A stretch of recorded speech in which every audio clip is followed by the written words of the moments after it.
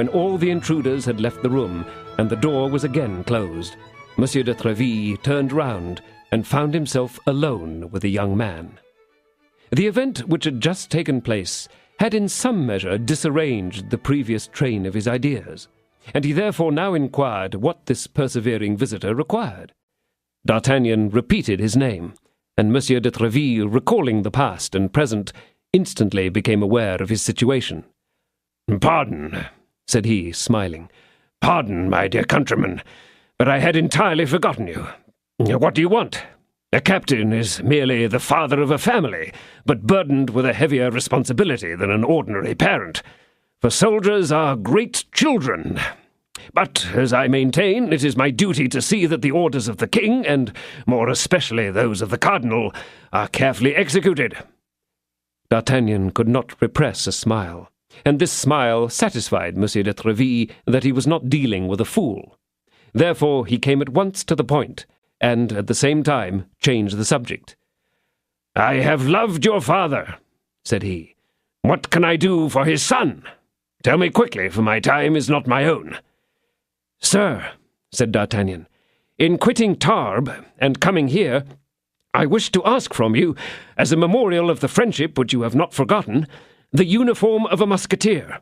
But from what I have seen during these last 2 hours, I more fully comprehend the extreme importance of the favour, and tremble lest I may not be deemed a fit recipient." "It is truly a great favour, young man," said Monsieur de Treville, "but it cannot be so far above you as you believe, or at least seem to believe.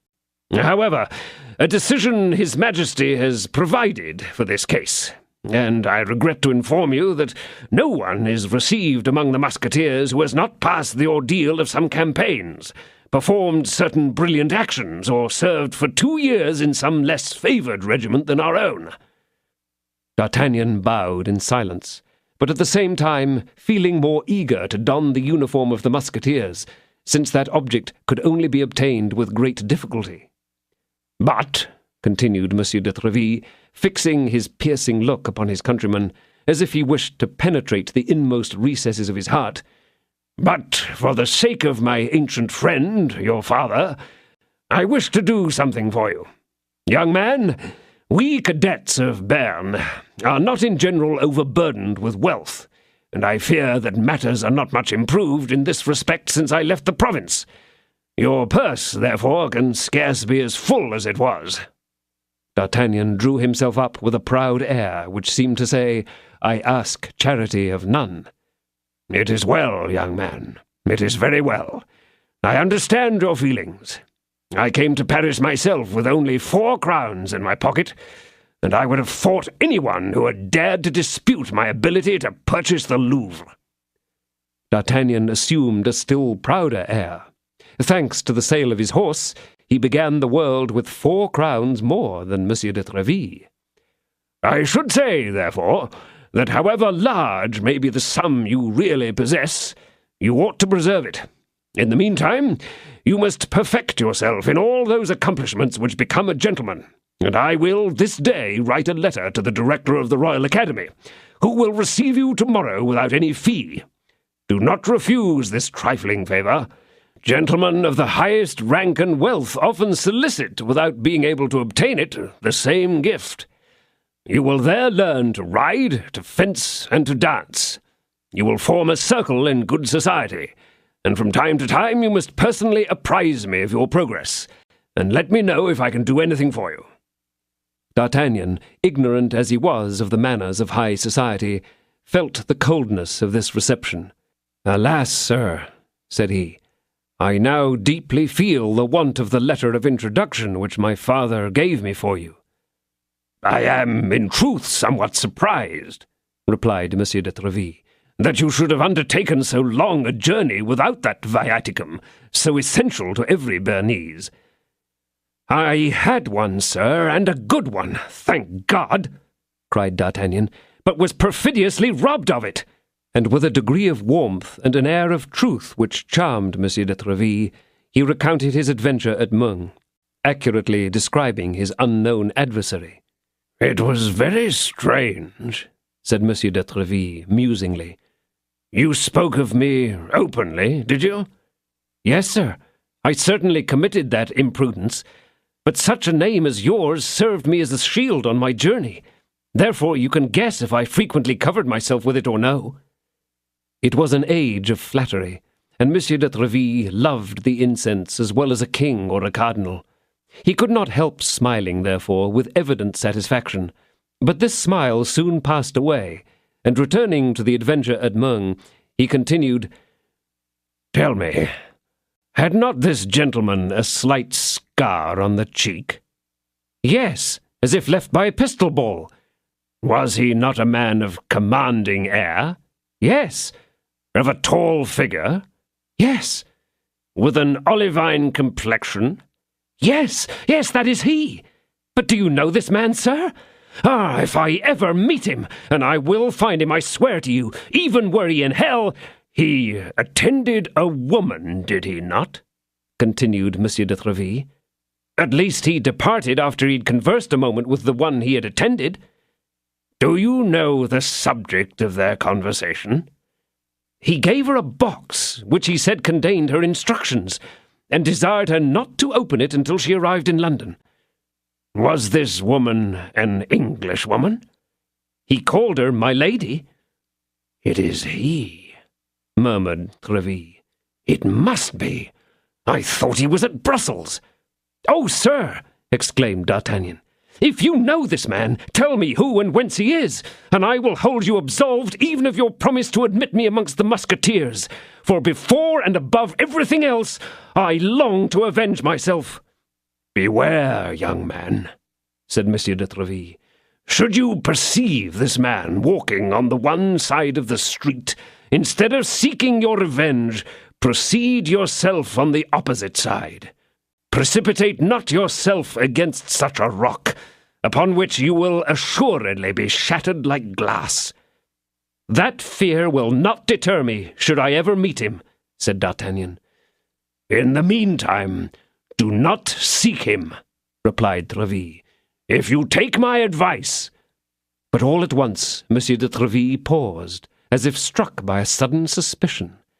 The deadly hatred which the young traveller so openly avowed for this man who had deprived him of his father's letter, which was in itself a very improbable circumstance, might not this apparent enmity conceal some perfidy?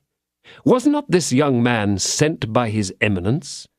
Did not he come to lay a trap for him?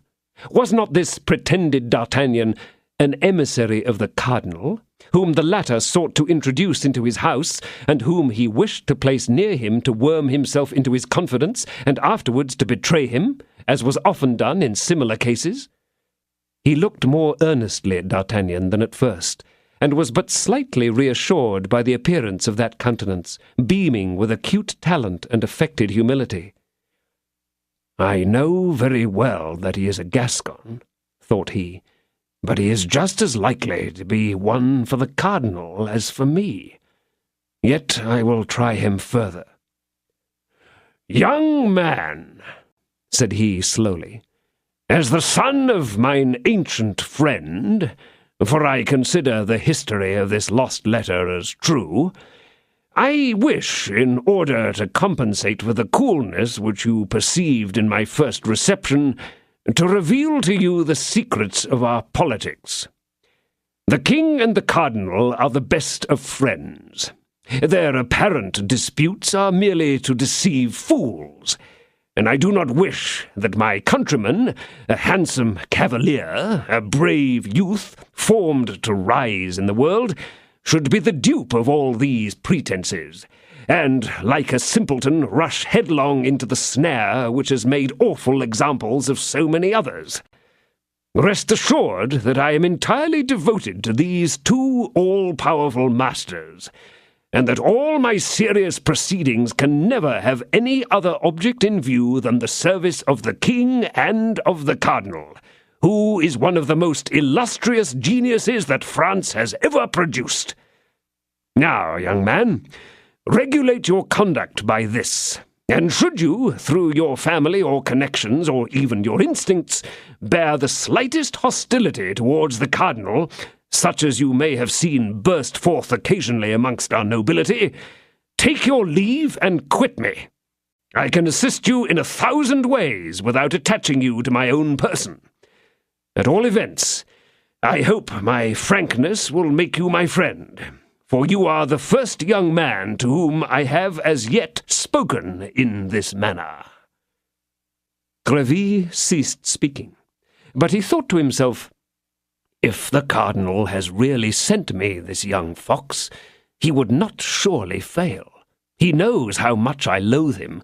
To tell his spy that the best way of paying court to me is to rail at himself. Therefore, in spite of my protestations, the cunning fellow will doubtless say that he holds his eminence in detestation." The result, however, was far different from Monsieur de Tréville's anticipations. D'Artagnan replied with the utmost simplicity, "Sir, I am come to Paris with sentiments and intentions exactly similar to those you have just expressed. My father charged me to obey no one but the king, the cardinal, and yourself, whom he considers the 3 greatest men in France." D'Artagnan, it will be perceived, added Monsieur de Tréville to the others, but he considered that this addition would do no harm. "Hence," he continued, "I have the greatest veneration for the cardinal, and the most profound respect for his actions.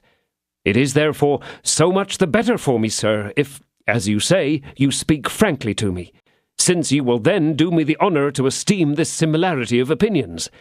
But if, on the contrary, as may be very natural, you entertain any feelings of distrust respecting me, so much the worse, as I shall then feel that I am ruined by speaking the truth. But in any case, you will at least honour me with your esteem, which I value more than anything else." Monsieur de Tréville was astonished. So much penetration and yet so much candour excited his admiration, although they failed in wholly removing his doubts. The more superior this youth was to other young men, the more formidable a traitor would he make. Nevertheless, he grasped D'Artagnan's hand and said to him, "You are an honest fellow, but at present I can only do for you what I have promised. In the meantime, my hotel shall always be open to you, so that, having access to me at all times and being ready to take advantage of every opportunity, you will probably hereafter obtain what you desire." "That is to say," replied D'Artagnan, "that you will wait till I have become worthy of it. Very well," he added, with Gascon familiarity, "rest assured that you will not have to wait long." And he bowed to retire, as if the future lay with himself. "But wait a moment," said Monsieur de Tréville, stopping him. "I promised you a letter to the director of the Academy. Are you too proud to accept it, my little gentleman?" "No, sir," replied D'Artagnan, "and I will answer for it that the same fate that overtook my father's letter shall not occur to this, which I will take good care shall reach its destination, and woe be to him who shall attempt to deprive me of it." Monsieur de Tréville smiled at this gasconade, and leaving his young countryman in the embrasure of the window, where they had been talking, sat down to write the promised letter of introduction. In the meantime, D'Artagnan, who had nothing better to do, beat a march on the window, looking at the Musketeers, who had followed each other, and watching them rounding the corner of the street. Monsieur de Tréville, having written the letter and sealed it, approached the young man to give it to him. But at the very moment when D'Artagnan held out his hand to receive it, Monsieur de Tréville was astonished to perceive his protégé spring up, redden with anger, and rush out of the cabinet, exclaiming, "Odds blood! He shall not escape me this time!" "And who is he?" demanded Monsieur de Tréville. "It is he, the robber!" replied D'Artagnan. "Oh, what a traitor!" And he vanished. "Deuce take the madman!" murmured Monsieur de Tréville, "unless it is, after all, a clever mode of giving me the slip, seeing that he has failed in his attempts." 4. The shoulder of Athos, the belt of Porthos, and the handkerchief of Aramis. D'Artagnan, quite furious, had passed through the antechamber in 3 bounds and reached the staircase, which he was about to descend by 4 steps at a time, when he suddenly ran full butt against a Musketeer who was leaving Monsieur de Tréville's suite of rooms by a private door, and butting his shoulder made him utter a cry, or rather a howl. "Excuse me," said D'Artagnan, trying to continue his course. "Excuse me, I'm in a great hurry." But he had hardly descended the first step before a hand of iron seized him by the scarf and stopped him. "You are in a hurry," exclaimed the Musketeer, as pale as a sheet, "and under this pretext you dash against me. You say, 'Excuse me,' and think that is sufficient. But it is not so, my young man. Do you imagine, because you heard Monsieur de Tréville address us somewhat bluntly today, that any one may speak to us as he speaks? Undeceive yourself, comrade. You are not Monsieur de Tréville."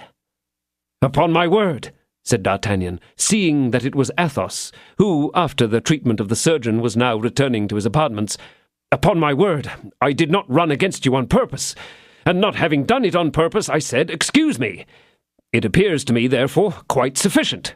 Nevertheless, I repeat, and this time perhaps it is an excess of courtesy, that upon my honour I am in a hurry, a confounded hurry. Loose me, therefore, I beseech you, and permit me to go about my business." "Sir," said Athos, releasing him, "you are by no means polite.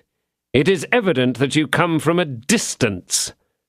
D'Artagnan had already descended 3 or 4 steps, but at the remark of Athos he stopped short. "Sir," said he, "from whatever distance I may come, I assure you that you are not the individual to give me a lesson in good manners." "Perhaps I am," replied Athos. "Ah, would that I were not in such a hurry!" exclaimed D'Artagnan, "and that I were not running after someone." "Monsieur in a hurry. You will find me without running, do you understand? Near the Carme Deschaux." "At what hour?"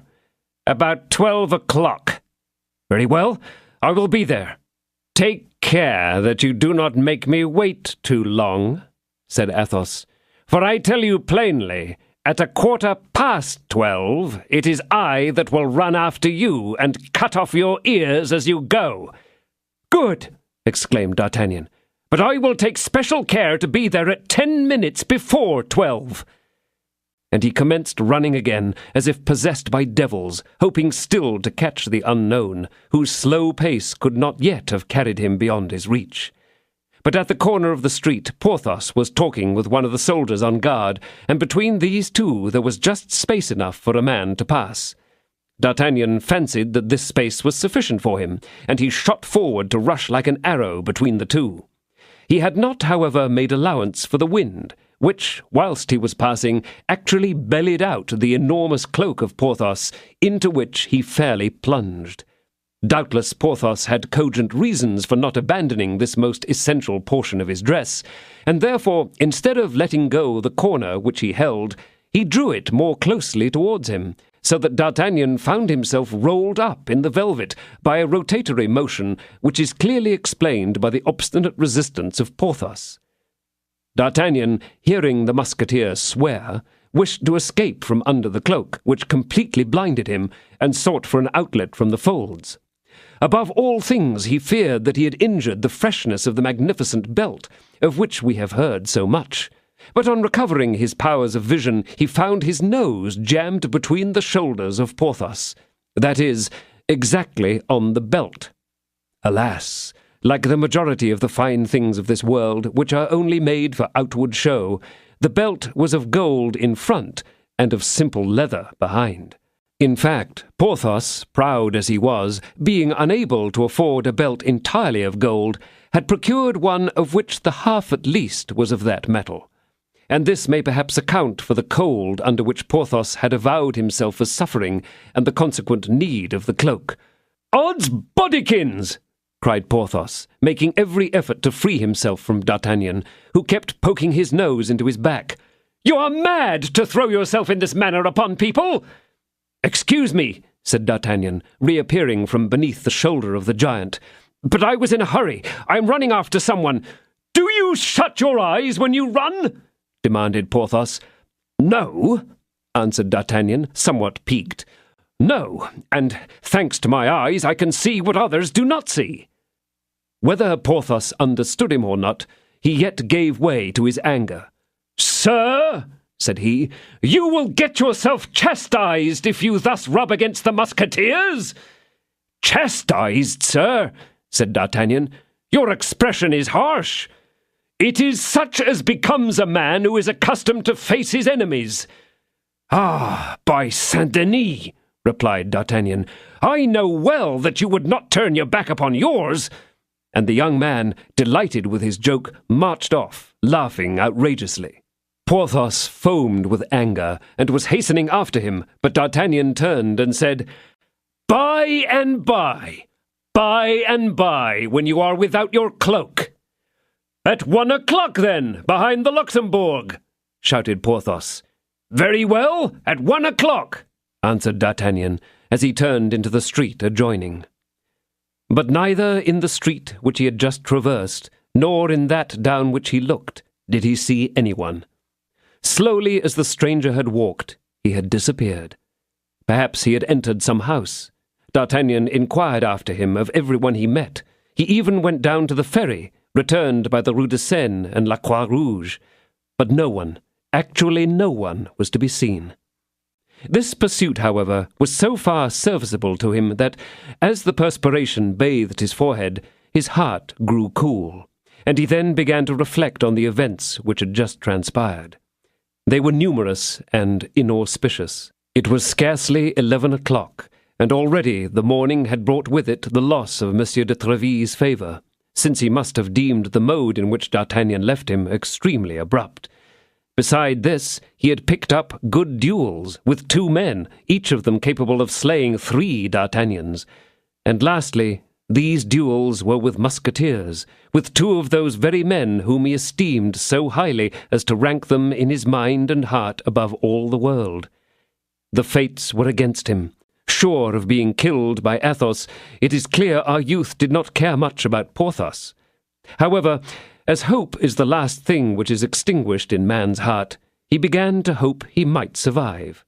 It might be, to be sure, with some terrible wounds, and under the impression that he should survive, he gave himself the following rebukes as a guard for the future. What a hare-brained fellow I am! What a booby! This brave and unlucky Athos was wounded on the shoulder, against which I must therefore run full butt like a ram. The only thing which surprises me is that he did not kill me at once. He would have been justified in doing so, for the pain I caused him must have been excruciating. As for Porthos, upon my word, it is even more droll. And in spite of all his efforts to restrain himself, the youth began to laugh, at the same time looking round lest this solitary merriment, which to those who might see him must appear without cause, should offend anyone passing. As to Porthos, he continued, it is more droll. But I am not the less a miserable giddy-pate to throw myself thus upon people without saying take care. And besides, does anyone look under a person's cloak to search for what no one supposes to be there? He would doubtless have pardoned me had I not spoken to him of that cursed belt. It was, it is true, only by insinuation. Yes, but a neat insinuation. I'faith, a pretty business. Foolish Gascon that I am. A pretty kettle of fish I shall make. Come, my friend D'Artagnan, he continued, addressing himself with all the amenity to which he thought himself entitled. Should you escape, which is not very probable, you must practice courtesy for the future. Hereafter, everyone must admire you and must quote you as a model. To be obliging and polite is not to be cowardly. Observe Aramis. He is softness and grace personified. And yet did anyone ever pretend to say that Aramis was a coward? No. And for the future, I will in all points make him my model. Ah, singular enough. Here he is. D'Artagnan, thus walking and soliloquizing, had arrived within a few paces of the Hôtel d'Aiguillon, and before this hotel he perceived Aramis talking gaily with 3 gentlemen of the king's guards. On the other hand, although Aramis perceived D'Artagnan, he had not forgotten that it was before this young man that Monsieur de Tréville had given way to passion, and a witness of the reproaches that the Musketeers had received was by no means agreeable to him. He therefore pretended not to see him. But D'Artagnan, full of his new-formed plans of conciliation and courtesy, approached the 4 young men, making them a profound obeisance, accompanied by a gracious smile. Aramis bowed slightly, but did not smile. Silence fell upon the group. D'Artagnan had acuteness enough to perceive that he was an intruder, but he was not sufficiently skilled in the ways of polite society to withdraw himself dexterously from a false position, such as is generally that of a man who joins those he scarcely knows and intrudes himself into a conversation in which he has no interest. He therefore sought within himself for some means of retreat which might be the least awkward, when he suddenly perceived that Aramis had dropped his handkerchief, and, inadvertently, no doubt, had put his foot upon it. The moment appeared to be favourable for repairing his ill-timed intrusion. He therefore stooped down with the most graceful air imaginable, drew the handkerchief from under the Musketeer's foot, notwithstanding the efforts he made to retain it there, saying, as he presented it to Aramis, "I believe, sir, this is a handkerchief which you would be sorry to lose." The handkerchief was, in fact, richly embroidered, and had a coronet and arms in one of its corners. Aramis blushed excessively, and snatched, rather than took, the handkerchief from the hands of the Gascon. Ah, said one of the guards. "Will you still insist, most discreet Aramis, that you are on bad terms with Madame de Bois Tracy, when that gracious lady condescends to lend you her handkerchief?" Aramis threw such a glance at D'Artagnan as makes a man understand that he has gained a mortal enemy. Then, resuming his soft air, "You guess wrong, comrades," said he. "This handkerchief is not mine, and I know not why this gentleman has had the fancy to give it to me, rather than to one of you. And as a proof of what I say, here is my own in my pocket." So saying, he drew from his pocket his own handkerchief, a very handsome one of fine cambric, although cambric at that time was very dear. But it was without embroidery, without arms, and adorned with a simple cipher, that of its owner. This time D'Artagnan was silent. He had discovered his mistake. But the friends of Aramis would not allow themselves to be convinced by his denial, and one of them, addressing the young musketeer with an affected air of solemnity, said, "If the fact is as you assert, my dear Aramis, I shall be compelled to demand possession of the handkerchief, de Bois Tracy being, as you are aware, one of my most intimate friends, and I should not wish anyone to display his wife's property by way of a trophy." "You make this demand with a bad grace," replied Aramis, "and on this ground alone, even were I to admit its justice fundamentally, I should still refuse compliance with your request." "The fact is," modestly observed D'Artagnan, "I did not see the handkerchief fall from the pocket of Monsieur Aramis. He had his foot upon it, however, and hence my reason for supposing that it belonged to him." "And you were mistaken, sir," coldly replied Aramis, not very grateful for the apology. Then, turning to the guardsman who had avowed himself the friend of de Bois Tracy, he added, "Besides, on reflection, my worthy comrade, I am the friend of de Bois Tracy as well as yourself, and this handkerchief, strictly speaking, might have come from your pocket as well as from mine." "No, upon my honour," said the musketeer. "You swear by your honour, and I pledge my word. Therefore one of us must evidently lie.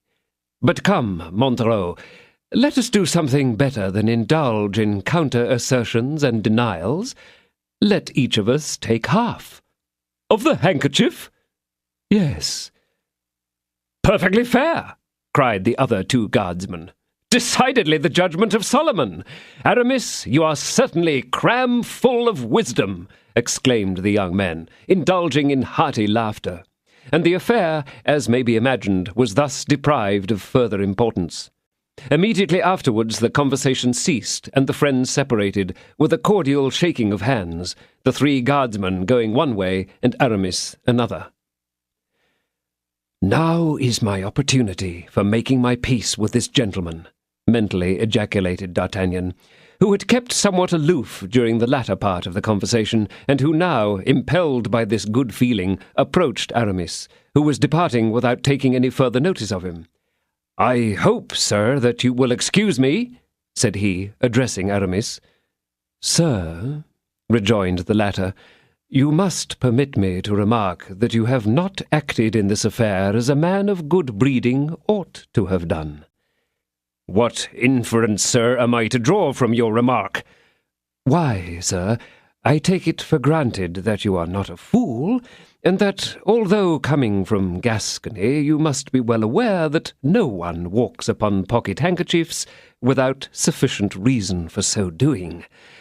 Zounds, sir, Paris is not paved with cambric." "You do me injustice, sir, in thus endeavouring to mortify me," said D'Artagnan, in whom the inherent love of quarrelling began to operate much more forcibly than his previous pacific intentions. "I am a Gascon, it is true, and as you do not require to be informed, the Gascons are not very long-suffering. Therefore, when they have once apologized, even should it be for some imprudence, they consider that they have done one half more than they ought to do." "What I have said to you, sir," retorted Aramis, "is not for the purpose of seeking a quarrel with you. Thank God I am no bully, and being a musketeer only temporarily, I never fight except when I am compelled, and then with the utmost reluctance. This, however, is a serious affair, for a lady here is compromised by you." "Say rather by us!" cried D'Artagnan. "Why did you perpetrate such a stupid blunder as to give me this handkerchief?" "Why were you so stupid as to let it fall?" "I have declared, and I repeat, sir, that this handkerchief did not come from my pocket." "Well, then, you have twice lied, for I myself saw it fall from your pocket." "Ah, is this the tone you choose to assume, Sir Gascon? Well, I must teach you how to behave better." "And I will send you back to your missal, Monsieur Abbé. So draw, if you please, this instant." "No, I thank you, my fine fellow, not here, at any rate. Do you not perceive that we are opposite the Hôtel d'Aiguillon, which is full of the cardinal's creatures? In fact, who can say that it is not his Eminence who has commissioned you to procure my head for him? Now, as it happens that I entertain what may appear to you a ridiculous affection for my head, provided it remains tolerably firm on my shoulders, I wish, before parting with it, to kill you. But keep yourself quite easy on that score. I will kill you at leisure, in a retired and secret spot, where you may not be able to boast of your death to anyone." "I am quite agreeable," replied D'Artagnan, "but do not be puffed up. And here, take away your handkerchief, whether it belongs to you or not. Probably you may have tears to dry." "Spoken like a true Gascon, sir," said Aramis. "Yes, but that is no reason why you should delay our little affair, unless, indeed, you are influenced by more prudential motives." "I know well that prudence, although indispensable to churchmen, is a virtue unknown to the Musketeers," replied Aramis, "and being, as I have informed you, only a soldier temporarily, I am resolved to remain prudent. At 2 o'clock I shall have the honour of awaiting you at the hotel of Monsieur de Tréville, whence I will conduct you to a more convenient spot." The two young men then bowed to each other and parted.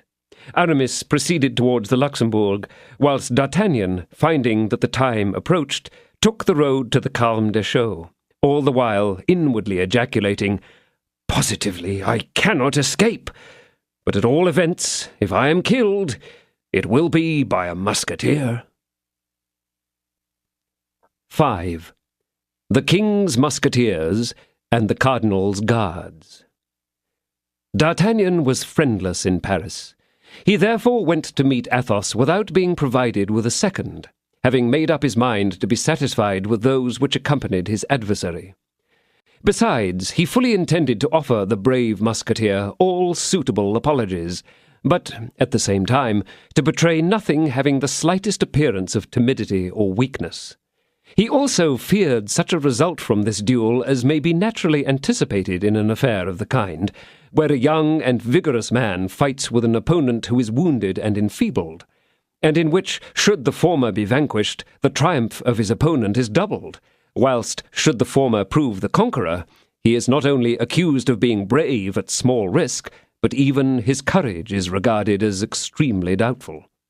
Moreover, unless we have been unsuccessful in our attempt to portray the true character of our adventurer, the reader must have already remarked that D'Artagnan was no common type.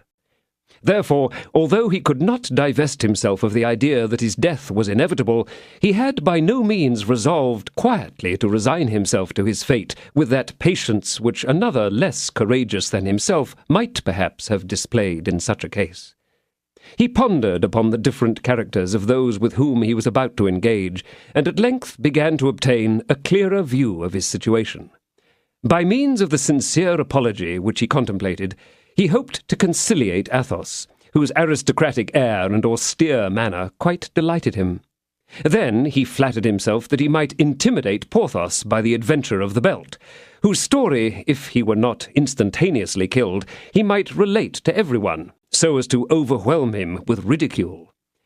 Lastly, as regarded the quiet Aramis, he entertained very slight apprehensions. For supposing that he should survive to fight him, he entertained no doubt of his ability to make short work of him, or at all events by wounding him in the face, as Caesar recommended his men to do with Pompey's soldiers, to spoil for ever that beauty of which he was so vain. In fine, D'Artagnan now brought into action those principles of unconquerable and steady resolve which the counsels of his father had implanted in his heart, counsels which, as we know, had instructed him to submit to nothing like indignity, unless it proceeded from the king, the cardinal, or Monsieur de Tréville.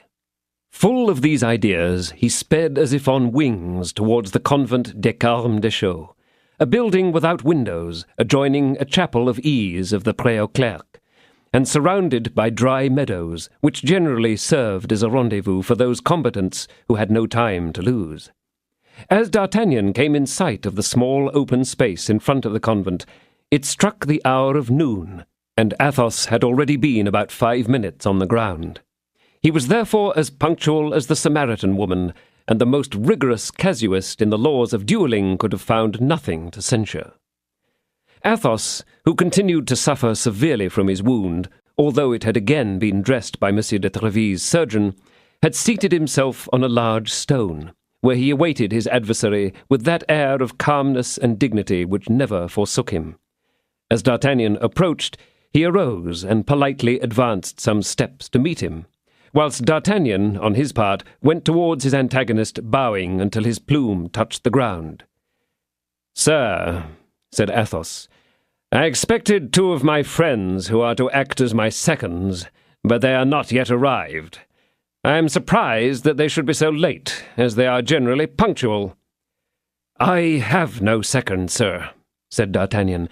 "I only arrived in Paris yesterday. Consequently, I am unknown to anyone here except Monsieur de Tréville, to whom I was introduced by my father, who has the honor to claim his friendship." Athos mused for an instant, and then said, "So, Monsieur de Tréville is your only acquaintance?" "Yes, sir. I know no one but him." "Oh, then," continued Athos sotto voce, "if I should kill you, I shall acquire the reputation of a child-eater."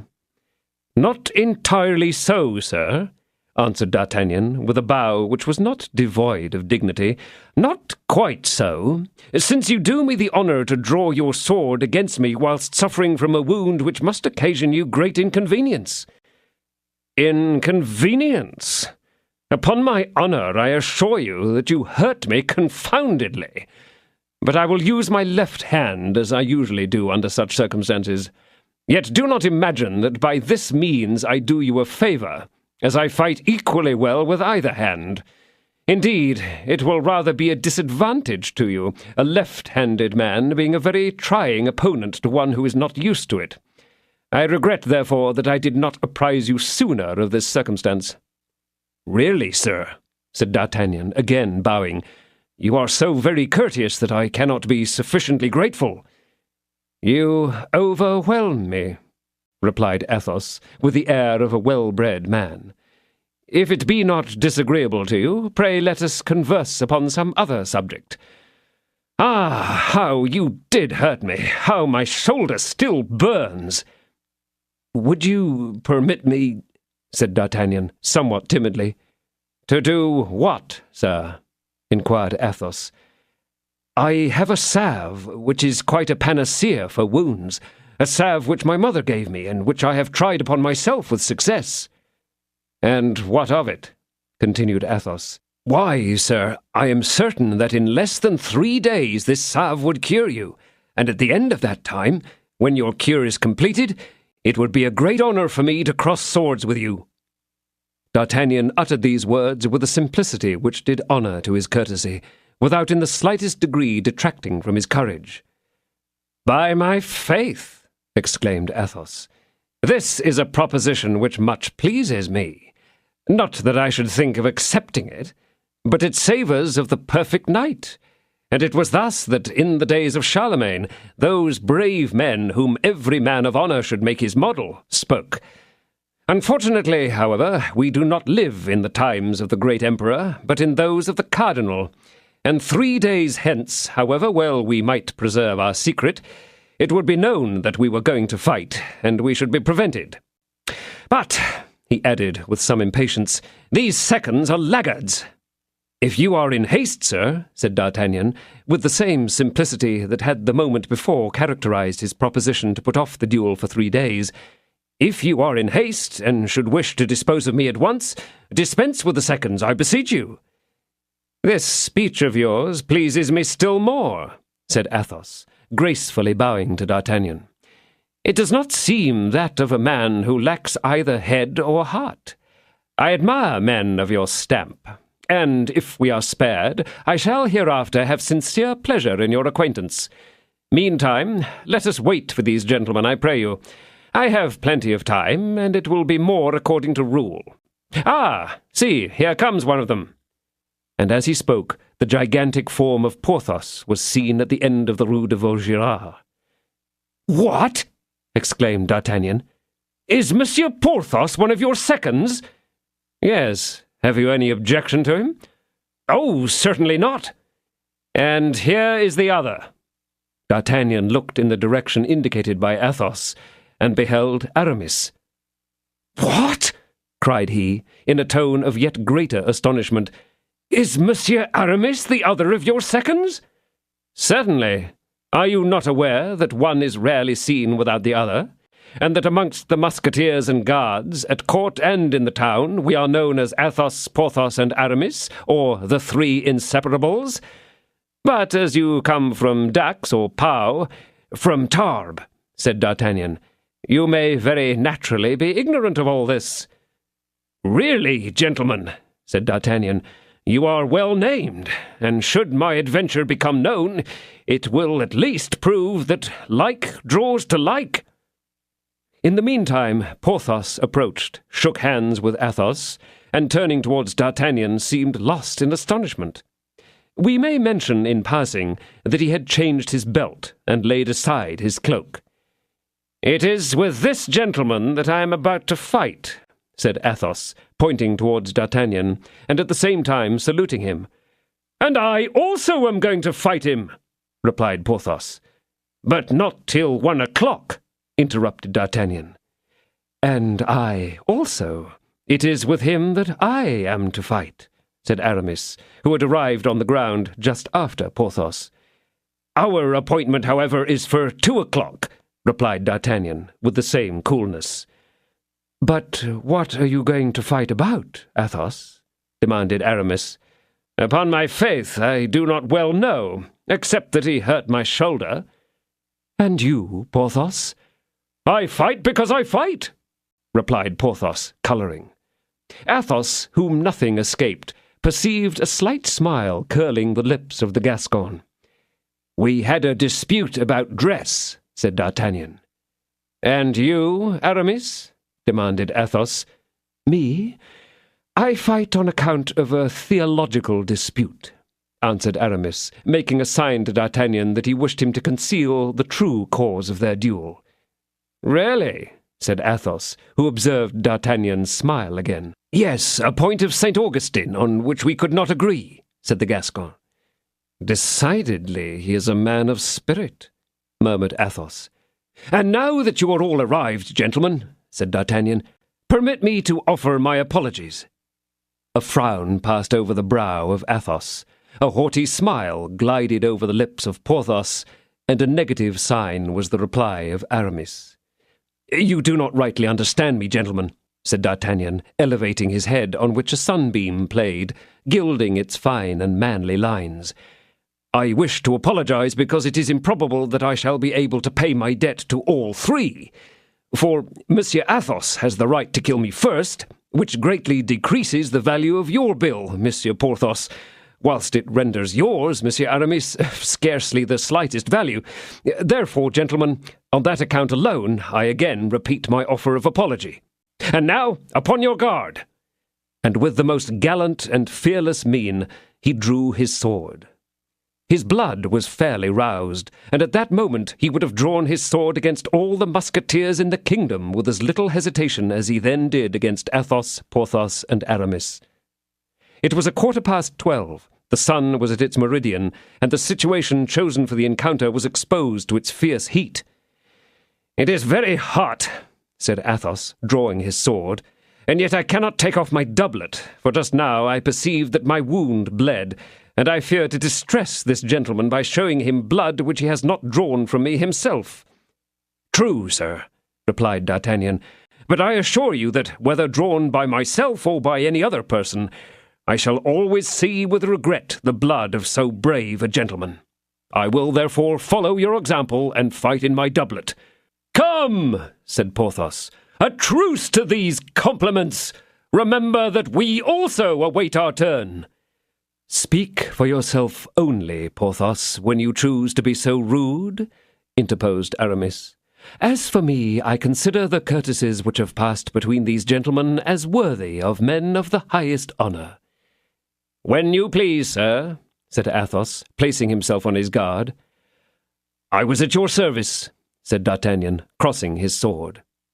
But the two rapiers had scarcely met when a party of the cardinal's guards, commanded by Monsieur de Jussac, appeared at the corner of the convent. "The cardinal's guards!" exclaimed Porthos and Aramis at the same moment. "Sheathe swords, gentlemen, sheathe swords!" But it was too late. The combatants had been seen in a position which left no doubt of their intentions. "Hallo!" cried Jussac, advancing towards them and giving a signal to his men to do the same. "Hallo, Musketeers! What, fighting here? And the edicts? Are they forgotten, eh?" "You are extremely generous, gentlemen of the guards," said Athos in a tone of the most bitter animosity, for Jussac had been one of the aggressors on the night before last. "If we saw you fighting, I promise you that we should not prevent it. Therefore let us alone, and you will enjoy the spectacle without any of the pain." "Gentlemen," answered Jussac, "it is with regret I declare that what you request is impossible. Duty must take precedence of everything else. Sheathe, therefore, if you please, and follow us." "Sir," said Aramis, parodying Jussac's manner, "if it depended upon ourselves, we should accept your polite invitation with the utmost pleasure, but unfortunately the thing is impossible. Monsieur de Treville has forbidden it. Move on, therefore. It is the best thing you can do." This mockery exasperated Jussac. "We will charge you," said he, "if you disobey." "They are 5, said Athos in a low voice, "and we are only 3. We shall be beaten again, and we must die here, for I positively swear that I will not again appear before the captain of vanquished man." Athos, Porthos, and Aramis closed up to each other, while Jussac drew up his men. This moment of delay sufficed for D'Artagnan to form his resolution. It was one of those moments weighed with a man's whole destiny. It was a choice, once made, must be adhered to. To fight was to disobey the law, to risk his head, and by one blow to make an enemy of a minister more powerful than the king himself. All this the young man plainly perceived, and we must do him the justice to declare that he did not hesitate a single instant. "Gentlemen," said he, "you must allow me to correct one thing which you have said. You affirmed that you were but 3, but it appears to me that there are 4 of us." "You are not one of us," said Porthos. "True," replied D'Artagnan. "I have not the dress, but I have the heart and soul of a musketeer. I feel it, sir, and it impels me along, as it were, by force." "Hark ye, young man," cried Jussac, who, doubtless from D'Artagnan's gestures and the expression of his countenance, had divined his intentions. "You may retire, we permit you. Save your skin, and that quickly." But D'Artagnan moved not a step. "You are unquestionably a man of spirit," said Athos, pressing the young man's hand. "Come, come, decide, decide!" exclaimed Jussac. "We must make up our minds," said Porthos and Aramis. "You are truly generous," said Athos to D'Artagnan. But all 3 thought of D'Artagnan's youth, and feared his inexperience. "We are but 3, and one of us wounded, exclusive of this boy," remarked Athos, "and yet it will be said that we were 4 men." "Aye, but to retreat," said Porthos. "It is difficult," said Athos. "Quite impossible," said Aramis. D'Artagnan comprehended the cause of their irresolution. "Gentlemen," said he, "only try me, and I pledge you my honor that I will not leave this spot except as a conqueror." "What is your name, my fine fellow?" said Athos. "D'Artagnan, sir." "Well then, Athos, Porthos, Aramis, and D'Artagnan. Forward!" exclaimed Athos. "So, you have made up your minds, gentlemen?" cried Jussac for the 3rd time. "Quite so," replied Athos. "And what is your resolve?" demanded Jussac. "We are about to have the honor of charging you," replied Aramis, raising his hat with one hand and drawing his sword with the other. "Ah, you resist!" cried Jussac. "Mordieu! Does that surprise you?" And the 9 combatants rushed upon each other with a fury which did not, however, exclude a kind of method. Athos took Cahusac, one of the cardinal's favourites, Porthos selected Biscarat, and Aramis found himself opposed to 2 adversaries. As for D'Artagnan, he sprang towards Jussac himself. The heart of the young Gascon throbbed violently, not with fear, but with eagerness. He fought with the fury of an enraged tiger, turning round his adversary and every moment changing his guard and position. Jussac, as we have before said, was a most skilful and experienced swordsman. Nevertheless, he found the utmost difficulty in defending himself against his adversary, who, active and nimble, perpetually deviated from all the received rules of fencing, attacking on all sides at once, and yet at the same time guarding himself like one who had the greatest respect in the world for his own person. At length, the struggle was brought to a conclusion by Jussac's rashness. Furious at being thus held at bay by one whom he regarded as a mere boy, he became less cautious and committed various indiscretions, whilst D'Artagnan, who, although deficient in practice, had a profound knowledge of the theory of the art, redoubled his agility. Jussac, eager to dispatch him, made a tremendous lunge, at the same time breaking ground. But D'Artagnan parried the thrust, and whilst Jussac recovered himself, he glided like a serpent under his weapon and passed his sword through his body. Jussac fell heavily on the ground. D'Artagnan now cast a rapid and anxious glance over the field of battle. Aramis had already killed one of his adversaries, but the other pressed him sharply. He was, however, in very good trim, and could well defend himself. Biscarat and Porthos had both received wounds, Porthos in the arm and his adversary in the thigh. But as neither of these wounds was severe, they only fought the more fiercely. Athos, wounded afresh by Cahusac, looked more and more pale, but did not yield an inch. He had merely changed hands and fought with his left. According to the laws of duelling at that period, D'Artagnan was at liberty to assist any one of his companions, and whilst he sought to ascertain which of them most required his aid, he caught a glance from Athos, which served instead of speech. Athos would have died sooner than call for assistance, but his look plainly denoted how much he required support. D'Artagnan at once comprehended his meaning, and with a single bound he fell on Cahusac's flank, exclaiming, "Turn, Sir Guardsman, or I kill you!" Cahusac did turn, just as Athos, whom his extreme courage had alone sustained, sunk upon one knee. "Hollo, young man!" exclaimed Athos. "Do not kill him, I beseech you. I have an old affair to settle with him when I am cured. Disarm him only. Deprive him of his sword. That's it. Good, very good." This exclamation escaped Athos on perceiving the sword of Cahusac flying from his hand a distance of 20 paces. D'Artagnan and Cahusac both rushed forward to secure the weapon, but D'Artagnan, being the most active, reached it first and placed his foot upon it. Cahusac then went to the guardsman killed by Aramis, seized his rapier, and was returning to D'Artagnan. But on his way he encountered Athos, who, during this momentary pause, had recovered his breath, and fearing that D'Artagnan might kill his opponent, wished to renew the contest. D'Artagnan perceived that he would offend Athos if he did not permit him to have his own way, and in a few minutes Cahusac fell pierced in the throat. At the same moment Aramis placed the point of his sword at the breast of his fallen adversary, and compelled him to sue for mercy. Porthos and Biscarat alone remained fighting.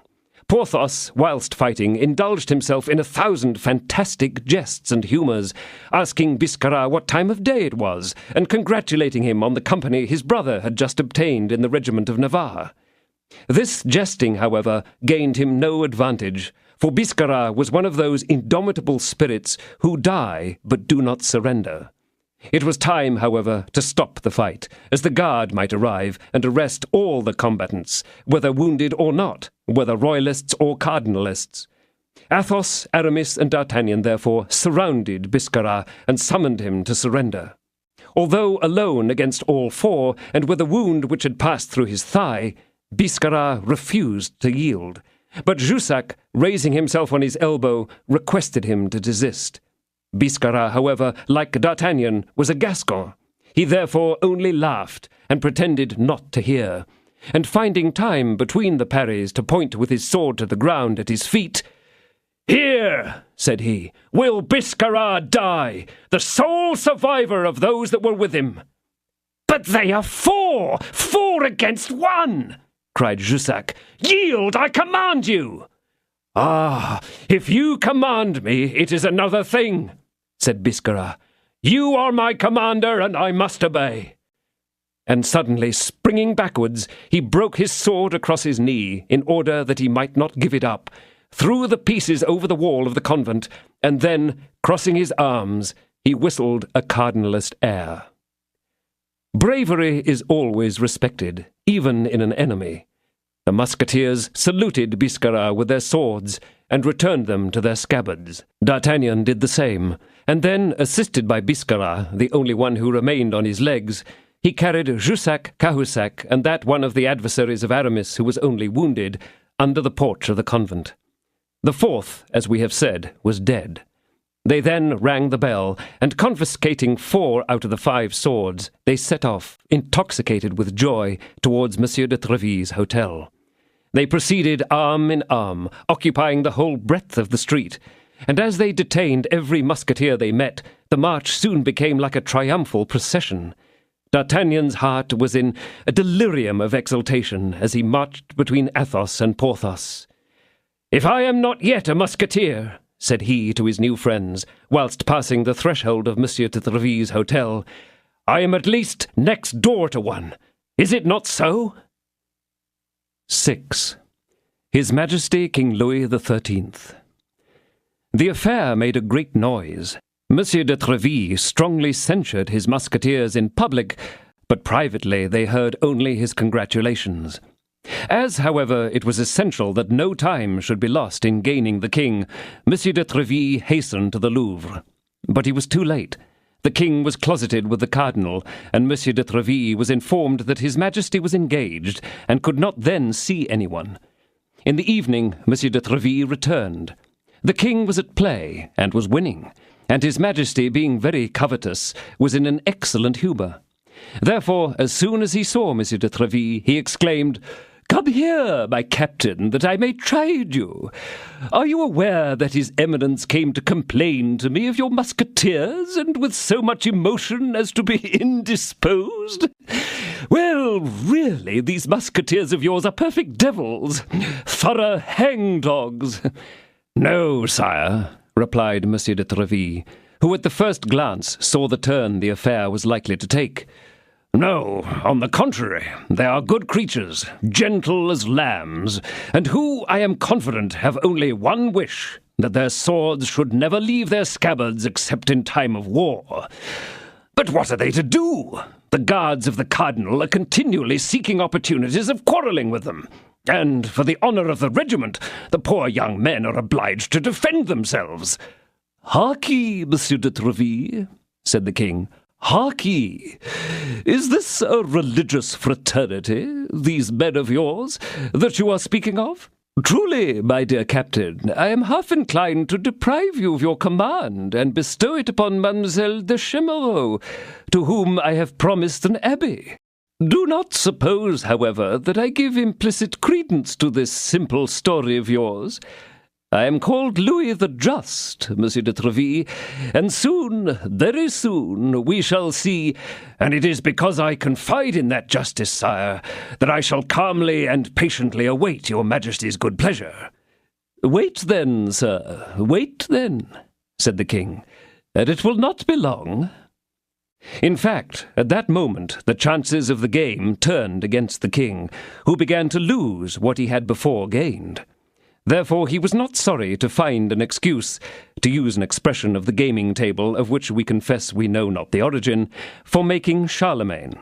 The king therefore rose, and putting into his pocket the money which was before him, and most of which he had won, "La vieux vie," said he, "take my place. I must talk with Monsieur de Treville on an affair of importance. I had 80 louis before me. Lay down the same sum, that those who have lost may not want their revenge. Justice above all things." Then, turning towards Monsieur de Treville, and walking with him towards a recess in one of the windows, "Well, sir," continued he, "you affirm that it is the guards of his eminence who seek quarrels with your musketeers?" "Yes, sire, invariably." "Well, and how did this affair happen? Relate the facts, for you know, my dear captain, a judge must hear both parties." "Oh, by my faith, in the most simple and natural manner. 3 of my best soldiers, whom your majesty knows by name, and whose services you have often appreciated, and who, I can assure your majesty, are wholly devoted to your service, 3 of my best soldiers, Athos, Porthos, and Aramis, had made a party of pleasure with a young Gascon, a volunteer, whom I had introduced to them the same morning.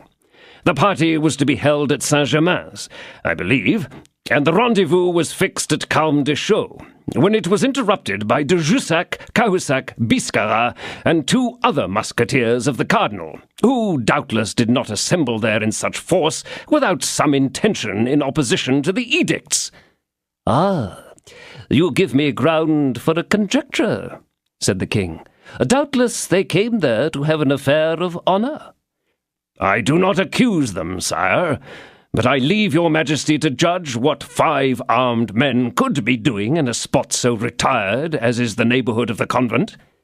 "Very true, Treville. Yes, you are right." "But when they saw my musketeers, they changed their intentions, and forgot their individual and personal hatred to indulge their enmity towards our corps. For your majesty well knows that the Musketeers, who are wholly for the king and nothing but the king, are the natural enemies of the guards, who are for the cardinal alone." "Yes, Tréville," said the king sorrowfully, "and it is a sad thing, believe me, thus to see two parties in France, two royal heads, as it were, under one crown. But this must be brought to an end. You say, then, that the guards sought a difference with the Musketeers?" "I say it is probable that this was the case, but I do not swear to it, sire.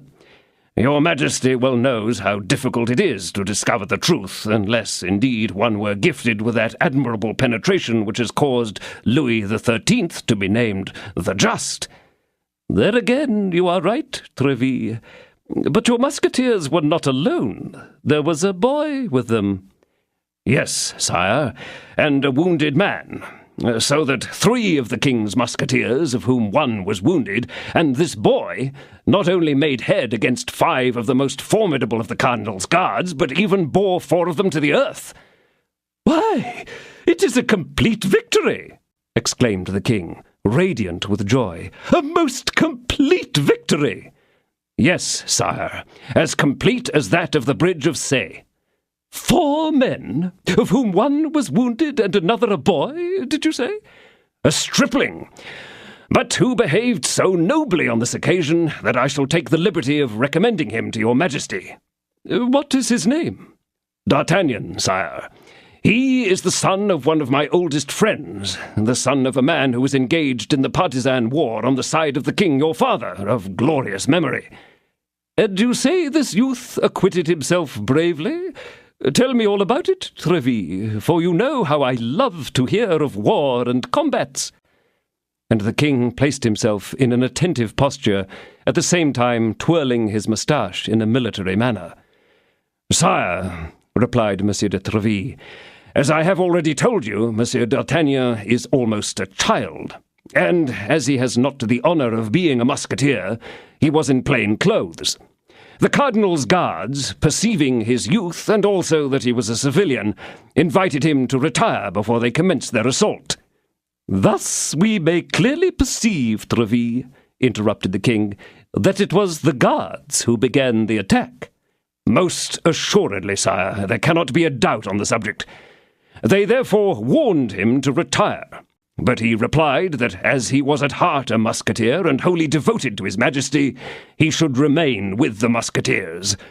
"Brave youth," murmured the king.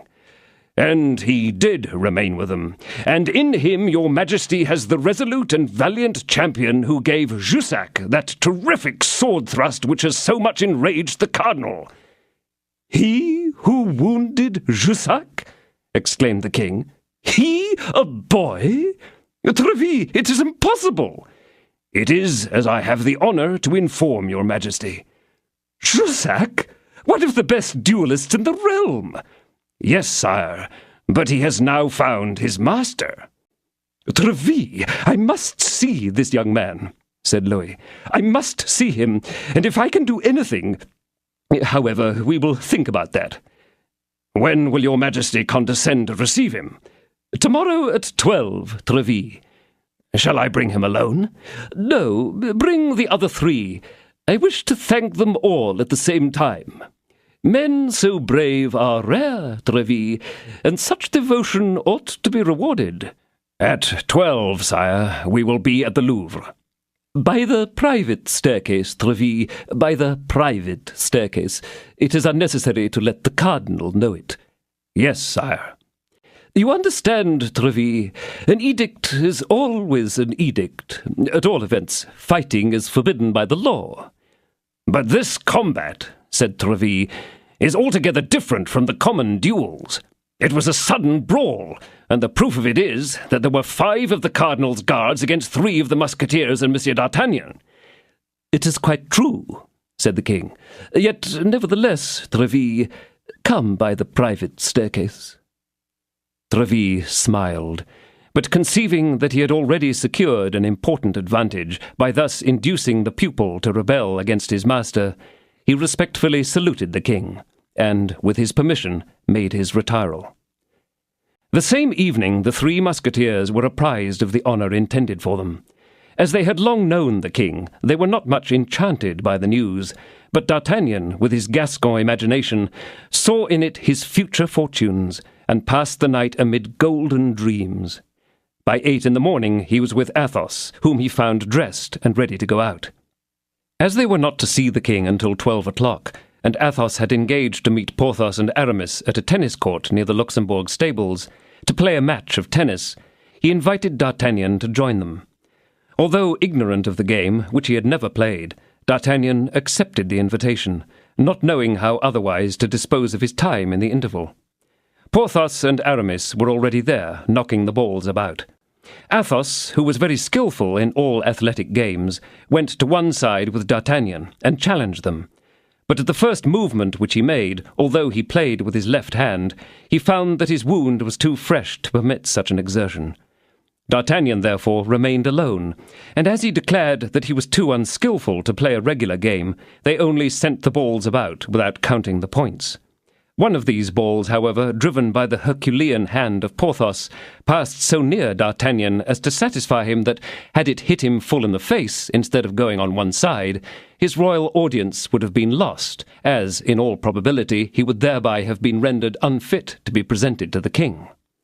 Now, since in his Gascon imagination all his fortune depended upon this audience, he politely saluted Porthos and Aramis, declaring that he would not renew the game until he was up to their standard, and then took his station near the ropes in the gallery. Unfortunately for D'Artagnan, amongst the spectators there was one of the cardinal's guards, who was irritated by the previous night's defeat of his companions, and had resolved to take the first opportunity of avenging it. He now believed that this opportunity had arrived, and, addressing a bystander, "It is no wonder," said he, "that this young man is afraid of the ball. He is, doubtless, a musketeer recruit." D'Artagnan turned as if bitten by a serpent, and looked fiercely at the guardsman who had uttered this insolent remark. "I'faith," continued the latter, proudly curling his moustache, "you may look at me as much as you please, my little gentleman. What I have said, I mean."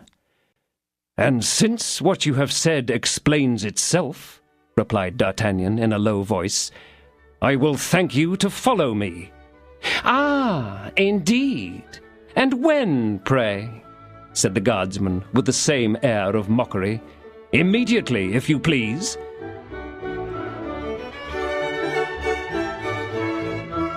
This is the end of disc number 2. Please insert disc number 3.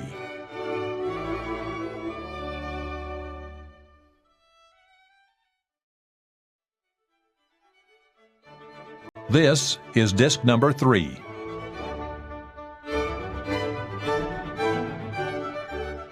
"And since what you have said explains itself," replied D'Artagnan in a low voice, "I will thank you to follow me." "Ah, indeed. And when, pray?" said the guardsman with the same air of mockery. "Immediately, if you please." "Doubtless you know who I am." "I have not the slightest idea, and what is more, I do not care." "And yet you are wrong, for if you knew my name, perhaps you would be less courageous." "Indeed? And pray, what is your name?" said D'Artagnan.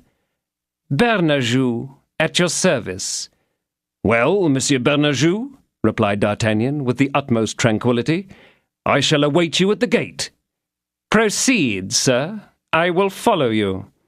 "But do not be in too great haste, sir," said D'Artagnan, "lest it should be perceived that we go out together. For considering how we are about to be engaged, you must be aware that too many witnesses might prove inconvenient." "There is some sense in that," replied the guardsman, much surprised that his name had not produced a greater effect on the young man. The name of Bernajoux was indeed known to everyone, except D'Artagnan, for he was one of those who constantly figured in the daily brawls which all the edicts of the king and the cardinal could not suppress.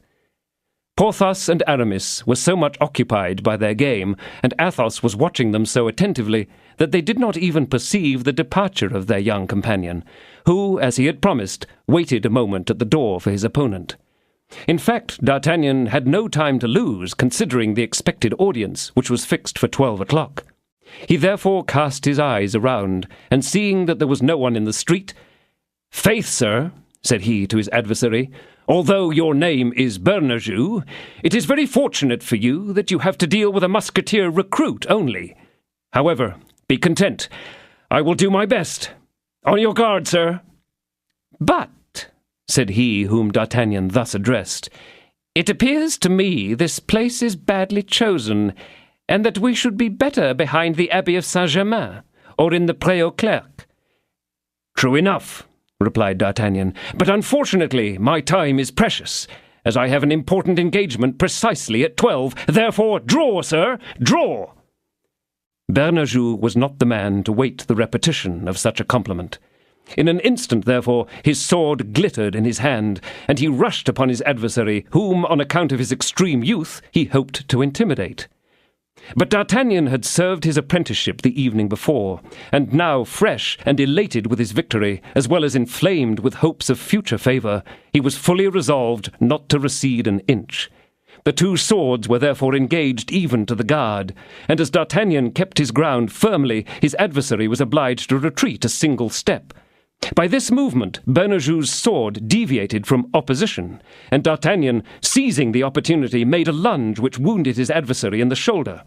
He immediately stepped back one pace and raised his sword, but Bernajoux, declaring that it was nothing, made a blind thrust at D'Artagnan and impaled himself upon his sword. Nevertheless, as Bernajoux neither fell nor declared himself vanquished, but merely retreated towards the hotel of Monsieur de la Trémouille, in whose service he had a relative, D'Artagnan, ignorant of the severity of his adversary's wound, pressed him closely, and doubtless would have dispatched him by a third thrust, had not the clash of the rapiers reached the tennis court, from which now rushed, sword in hand, two of the guardsman's friends, who had heard him exchange words with D'Artagnan, and fell upon the conqueror. But Athos, Porthos, and Aramis now also joined the fray, and at the moment when the two guardsmen attacked their young comrade, forced them to turn. At that instant Bernajoux fell, and as the guards were then only 2 against 4, they began to cry out, "To our aid! Hotel de la Trémouille!" At this cry, all the inmates of the hotel rushed out and fell upon the 4 friends, who, on their side, exclaimed, "Help! Musketeers!" The latter cry was very common, for it was known that the Musketeers hated the cardinal, and they were beloved for the very hatred they bore towards his eminence. Hence, in those quarrels, the guards of all the other regiments, excepting those actually belonging to the Red Duke, as Aramis had designated the cardinal, generally sided with the king's Musketeers. Of 3 guardsmen who were passing of the company of Monsieur des Essarts, 2 came to the assistance of the 4 friends, whilst the 3rd ran to the hotel of Monsieur de Tréville, crying, "Help, Musketeers, help!" As usual, Monsieur de Tréville's hotel was full of soldiers, who ran to the assistance of their comrades, and the battle became general. But the superiority of force was with the Musketeers, and the cardinal's guards, with Monsieur de la Trémouille's people, retired into the hotel, the doors of which they secured in time to exclude their opponents. As for the wounded man, he had been carried away at first, and, as we have said, in very bad plight. Excitement amongst the Musketeers and their allies was at its height, and they deliberated whether they should not set fire to the hotel, to punish the insolence of Monsieur de la Trémouille's retainers, who had presumed to charge the king's Musketeers. The proposition had been made and received with enthusiasm, when fortunately it struck 11 o'clock, and D'Artagnan and his companions, remembering their audience, and not wishing a feat so daring to be performed without their aid, succeeded in quelling the commotion. They therefore contented themselves with throwing some stones at the door, and then left the place. Besides, those whom they regarded as their leaders had just left them to proceed towards the hotel of Monsieur de Tréville, who, already aware of this fresh insult, awaited their arrival. "Quick, to the Louvre," said he, "to the Louvre, without losing one moment, and let us endeavour to see the king before the cardinal prejudices him. we will narrate the affair as a consequence of that of yesterday, and the two will be disposed of together." Monsieur de Treville, accompanied by the 4 young men, hastened towards the Louvre. But, to the great surprise of the captain of the Musketeers, he was informed that the king had gone to the chase in the forest of Saint-Germain. Monsieur de Treville caused this intelligence to be twice repeated, and each time his companions observed his countenance become darker. "Had his Majesty formed the intention of hunting yesterday?" demanded he. "No, your Excellency," replied the valet. "The master of the hounds came this morning to announce that he had roused a stag. At first the king said he would not go, but subsequently he could not resist the pleasure which the chase promised him, and he set out after dinner." "And has the king seen the cardinal?" demanded Monsieur de Treville. "In all probability," replied the valet. "For this morning I saw the horses harnessed to the cardinal's carriage. I inquired where it was going, and was told to Saint-Germain." "We are anticipated," said Monsieur de Treville. "I shall see the king this evening, but as for you, I would not counsel you at present to attempt it." The advice was too reasonable, especially as that of a man who knew the king too well to be opposed by the young men. Monsieur de Treville therefore requested them to return to their respective homes and await his orders. On reaching his hotel, it occurred to Monsieur de Treville that it would be prudent to be in advance with his complaint. He therefore dispatched a letter to Monsieur de la Trémouille, requesting him to dismiss from his house the cardinal's guards, and further to reprimand his own people for charging the Musketeers. Monsieur de la Trémouille, however, being already prejudiced by his equerry, whose relative Bernajoux was, replied that neither Monsieur de Treville nor his Musketeers had a right to complain, but on the contrary, he himself. The Musketeers, having not only attacked and wounded his people, but also threatened to burn his mansion. Now, as a dispute between 2 such great men might last a long time, each being likely to adhere obstinately to his opinion, Monsieur de Treville thought of an expedient to bring it to a close, and this was to go himself to Monsieur de la Trémouille. He therefore repaired to his hotel, and caused himself to be announced. The 2 noblemen saluted each other politely, for although they were not friends, they yet esteemed each other. They were both brave and honourable men, and as Monsieur de la Trémouille was a Protestant, and therefore rarely saw the king, he intrigued on no side, and had contracted few prejudices in his social relations. On the present occasion, however, his reception of his visitor, though polite, was colder than usual. "Sir," said Monsieur de Treville, "we each believe that we have cause of complaint against the other, and I am now here to see if we cannot together clear up the matter." "Most willingly," replied Monsieur de la Trémouille. "But I tell you beforehand that I have full information, and I am satisfied all the blame rests with your Musketeers." "You are too just a man, sir, and too reasonable," observed Monsieur de Treville, "not to accept the proposition I shall now make to you." "Proceed, sir. I will hear it." "How is Monsieur Bernajoux, the relative of your equerry?" "Why, sir," replied Trémouille, "he is very ill indeed. Besides the wound which he received in the arm, and which is not dangerous, he has also received another, which has passed through his lungs, so that the physician gives but a poor account of him." "But does the wounded man retain his senses?" inquired Treville. "Perfectly. Can he speak?" "With difficulty, but still he can speak." "Well then, sir, let us interview him. Let us adjure him in the name of that God before whom, perhaps, he is about to appear, to tell the truth. I will acknowledge him as the judge, even in his own cause, and I will abide by his explanation." Monsieur de la Trémouille reflected for a moment, and as it would have been difficult to conceive a more reasonable proposition, he agreed to it. They therefore proceeded together to the chamber of the wounded man, who, when he saw them enter his apartment, endeavoured to raise himself in bed, but being too feeble and exhausted by the effort, he fell back almost insensible.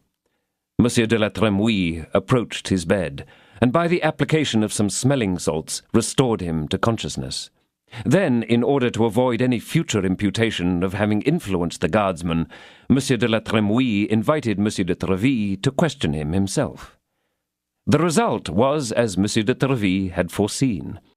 Lingering as he was between life and death, Bernajoux had not the slightest idea of concealing the truth, and therefore gave a true narration of the occurrence. This was all that Monsieur de Treville required. So, wishing Bernajoux a speedy recovery, he took leave of Monsieur de la Trémouille, and having regained his own hotel, he immediately summoned the 4 friends to dine with him. Monsieur de Treville received the best company, but of course all were anti-cardinalists. It may be readily imagined, therefore, that the conversation turned upon the 2 defeats which the cardinal's guards had sustained, and as D'Artagnan had been the hero of the last 2 days, he received all the congratulations, which Athos, Porthos, and Aramis yielded to him with pleasure, not only as true comrades, but as men who had had their turn too often not to let him have his. About 6 o'clock, Monsieur de Treville announced his intention of proceeding to the Louvre. But as the original hour of audience was past, instead of obtaining admission by the private staircase, he placed himself in the antechamber with the 4 young men. The king was not yet returned from the chase, but our friends had scarcely waited half an hour amongst the crowd of courtiers before the doors were opened and his Majesty was announced. This announcement caused D'Artagnan to shudder with emotion. The important moment was arrived upon which, in all probability, his future fate depended.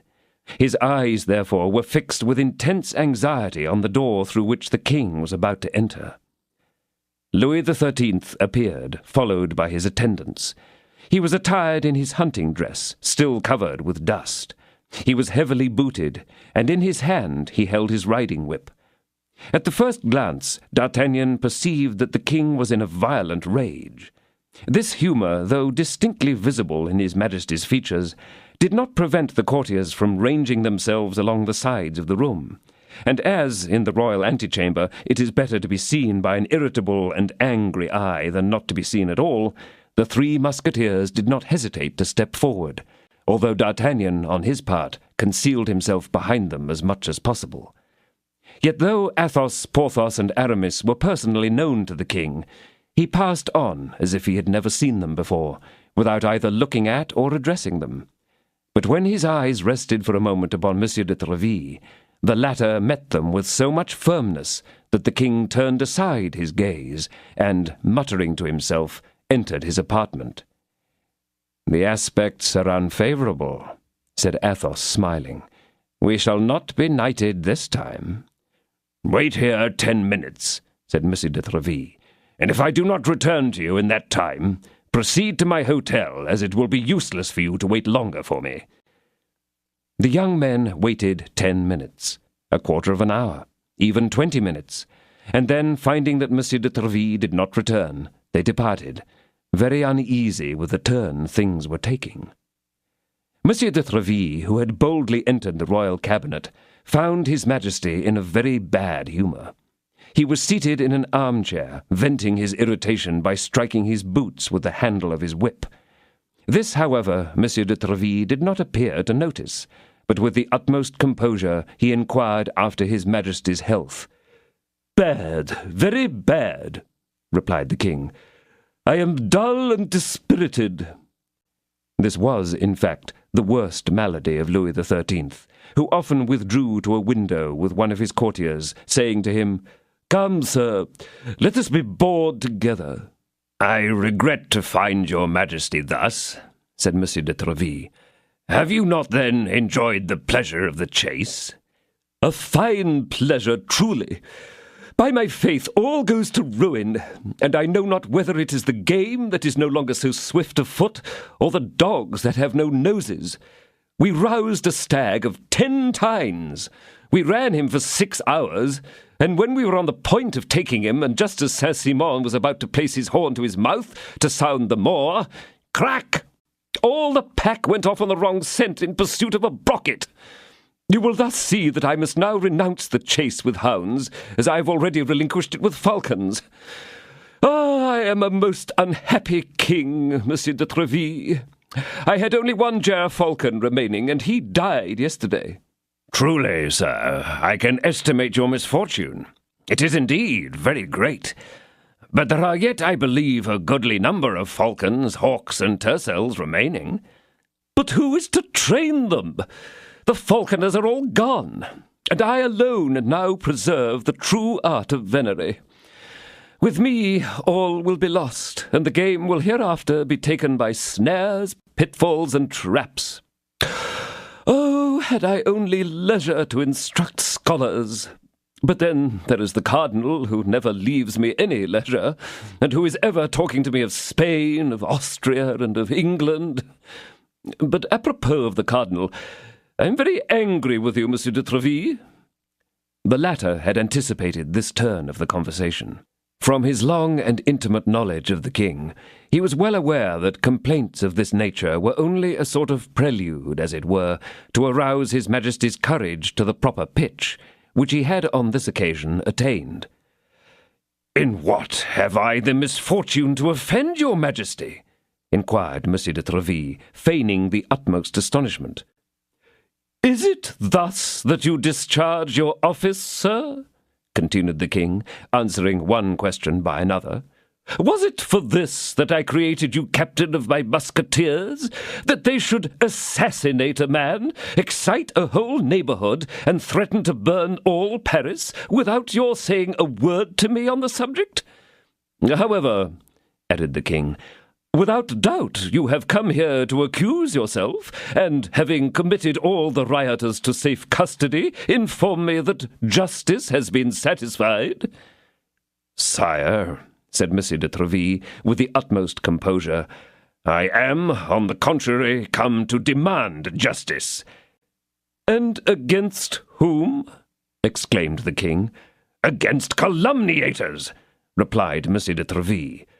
"Ah, this is something quite new," rejoined the king.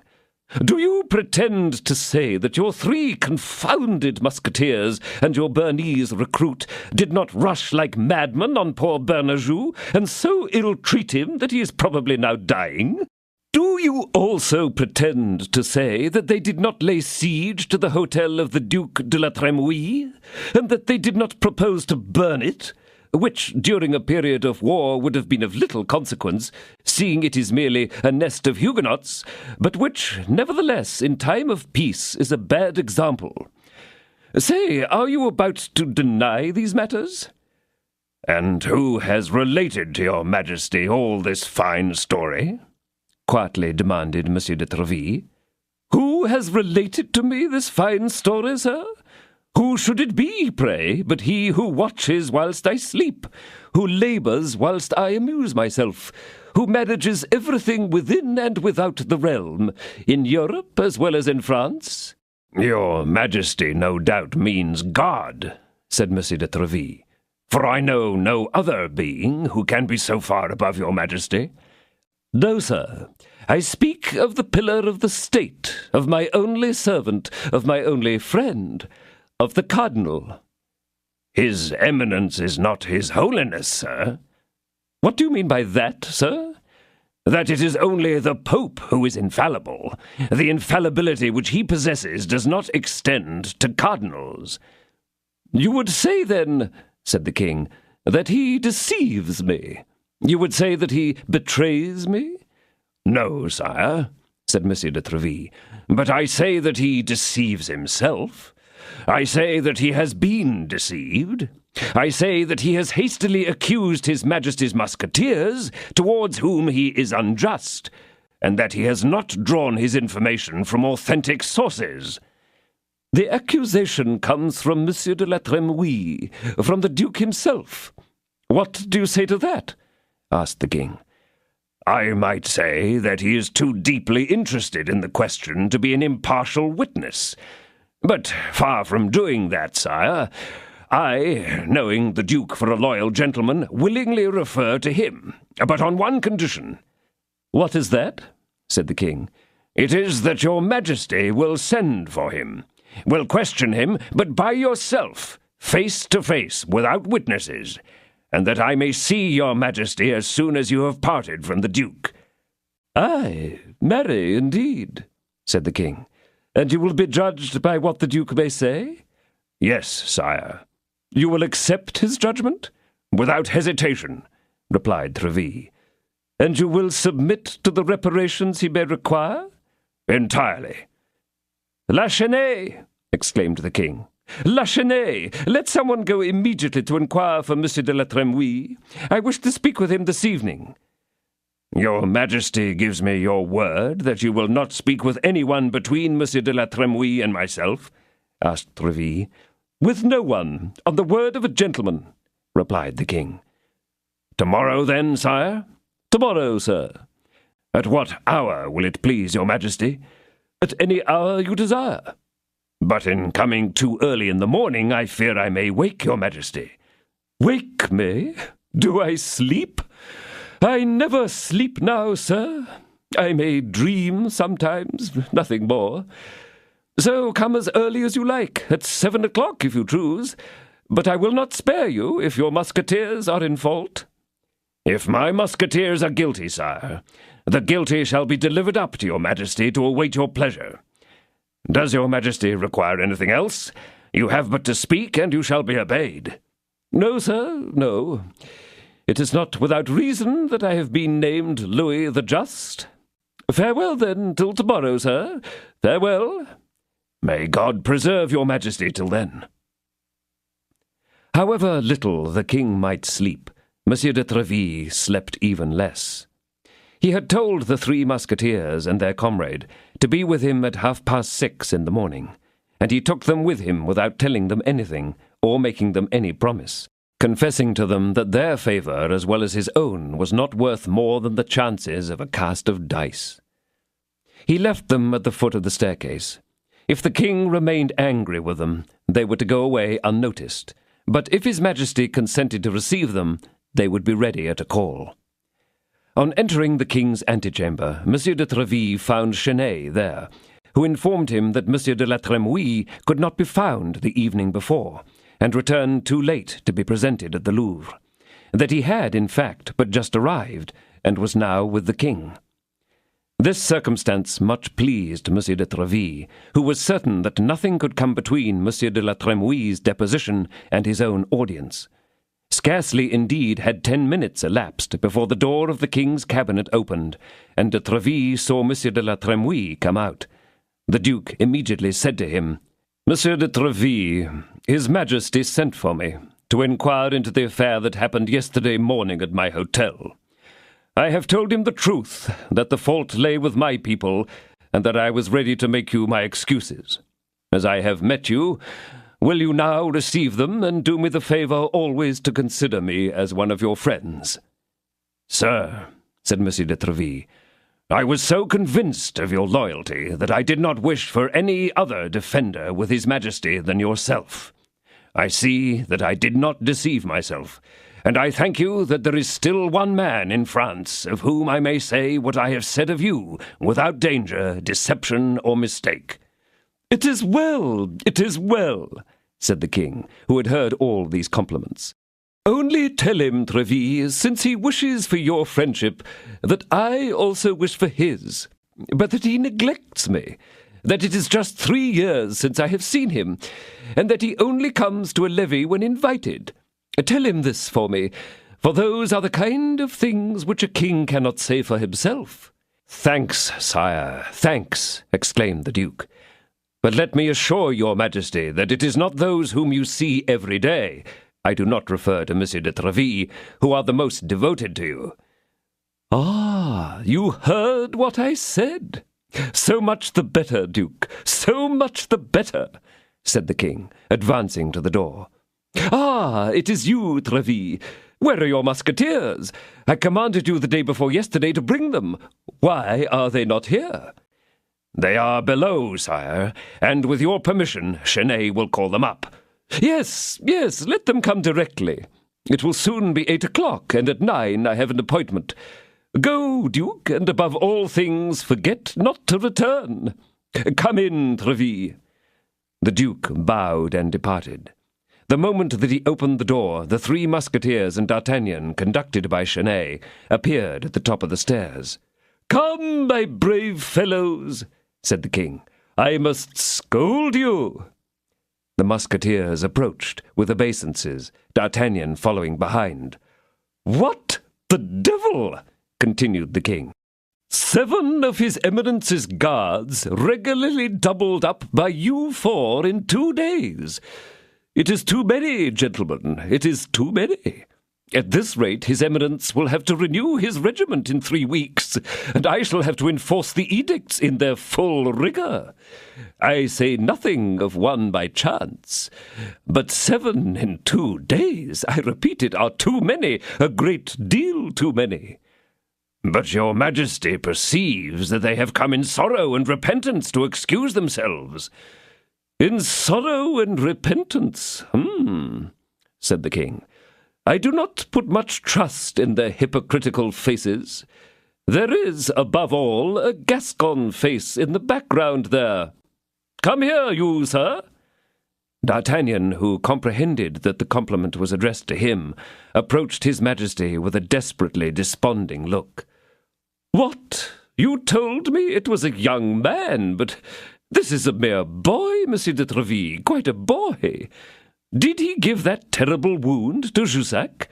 "Yes, and those 2 beautiful sword thrusts to Bernajoux," said Monsieur de Treville. "Really?" "Without reckoning," said Athos, "that if he had not rescued me from the hands of Biscarat, I should certainly not have had the honour of paying my very humble reverence to your Majesty." "Why, Monsieur de Treville, this Bernese must be the very devil. Ventre Saint Gris, as the king, my sire, would have said. At this rate, many doublets must be riddled and lots of swords broken. Now, the Gascons are always poor, are they not?" "Sire, I must say that they have found no mines of gold in their mountains, though the Almighty owed them that recompense for the manner in which they supported the cause of your father." "Which is to say, is it not, Treville, that it was the Gascons who made me king, as I am my father's son? Well, let it be so. I will not contradict it. La Chesnaye, go and see if by rummaging my pockets you can find 40 pistoles, and if you find them, bring them to me. And now let me hear, young man, with your hand on your heart, how this affair happened." D'Artagnan told all the circumstances of the adventure, how, not being able to sleep from the expectation of seeing his Majesty, he went to his friend's house 3 hours before the time of the audience, how they went together to the tennis court, and how, on account of the fear he betrayed of being struck upon his face by the ball, he had been rallied by Bernajoux, who had narrowly escaped paying for his raillery with his life, and Monsieur de Trémouille, who was innocent with the loss of his hotel. "It is exactly so," murmured the king. "Yes, it is exactly as the Duke recounted the affair. Poor Cardinal! 7 men in 2 days, and 7 of his most valued soldiers, too. But this is sufficient, gentlemen. Do you understand? You have taken your revenge for the Rue Ferou, and more than enough. You ought now to be satisfied." "So we are, if your Majesty is," said Treville. "Yes, I am," replied the king, and taking a handful of gold from the hand of Chesnaye, and putting it into D'Artagnan's, he added, "There is a proof of my satisfaction." At this period, the independent notions which are now current were not yet in fashion. A gentleman received money from the king's hand without being humiliated. D'Artagnan, therefore, put the 40 pistoles into his pocket without any other ceremony than that of warmly thanking his Majesty for the gift. "There," said the king, examining his watch. "Now that it is 8:30, retire. I have told you that I have an appointment at 9. Thanks for your devotion, gentlemen. I may rely upon it, may I not?" "Oh, sire," replied the 4 at once, "we will allow ourselves to be cut in pieces in your defence." Well, but it will be much better to remain whole, and you'll be far more useful to me in that state.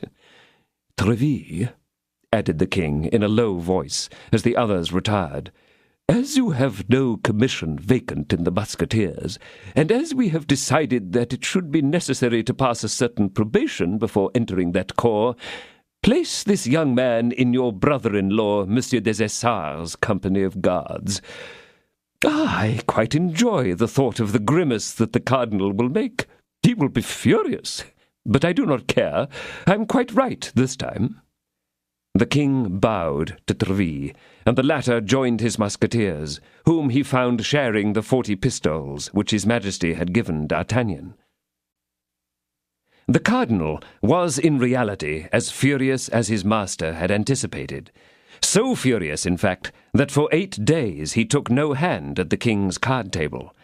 But this did not prevent the king from putting on the most charming face, and asking every time he met him, in a most insinuating tone, "Well, Monsieur le Cardinal, how is your poor Bernajoux, and your poor Jussac?" 7. The domestic manners of the Musketeers. When D'Artagnan had left the Louvre, and had consulted his friends what he ought to do with his portion of the 40 pistoles, Athos advised him to order a good dinner, and Porthos and Aramis to hire a lackey. The dinner was accomplished on the same day, and the lackey waited at table. The dinner had been ordered by Athos, and the lackey, who had been provided by Porthos, was a Picard, whom the glorious musketeer had enlisted on that very day for that occasion, whilst he was sauntering about on the bridge of La Tournelle, spitting into the stream. Porthos pretended that this occupation was a proof of meditative organization, and had hired him without any other testimonial. The magnificent appearance of the gentleman on whose account he had been hired seduced Planchet, for that was the name of the Picard. He had, indeed, been slightly disappointed when he found, on his arrival, that the situation he expected was already held by a brother lackey of the name of Mousqueton, and when Porthos told him that his menage, though on a large scale, did not admit of 2 servants, and that he must therefore wait on D'Artagnan. But when he attended at the dinner which his master gave, and saw him, when paying, draw from his pocket a handful of gold, he believed his fortune made, and thanked heaven that he had fallen into the possession of such a Croesus. In that opinion he remained until the feast was ended, and he had made up for his long abstinence by an attack upon the remnants. But on making his master's bed, the visions of Planchet all vanished. There was only that one bed in the chambers, which consisted merely of an anteroom and bedroom. Planchet slept upon a coverlet, with which D'Artagnan from that time forward dispensed, taken from D'Artagnan's bed. Athos, on his part, had a valet, whom he had drilled to his service in a manner peculiar to himself, and whom he called Grimaud.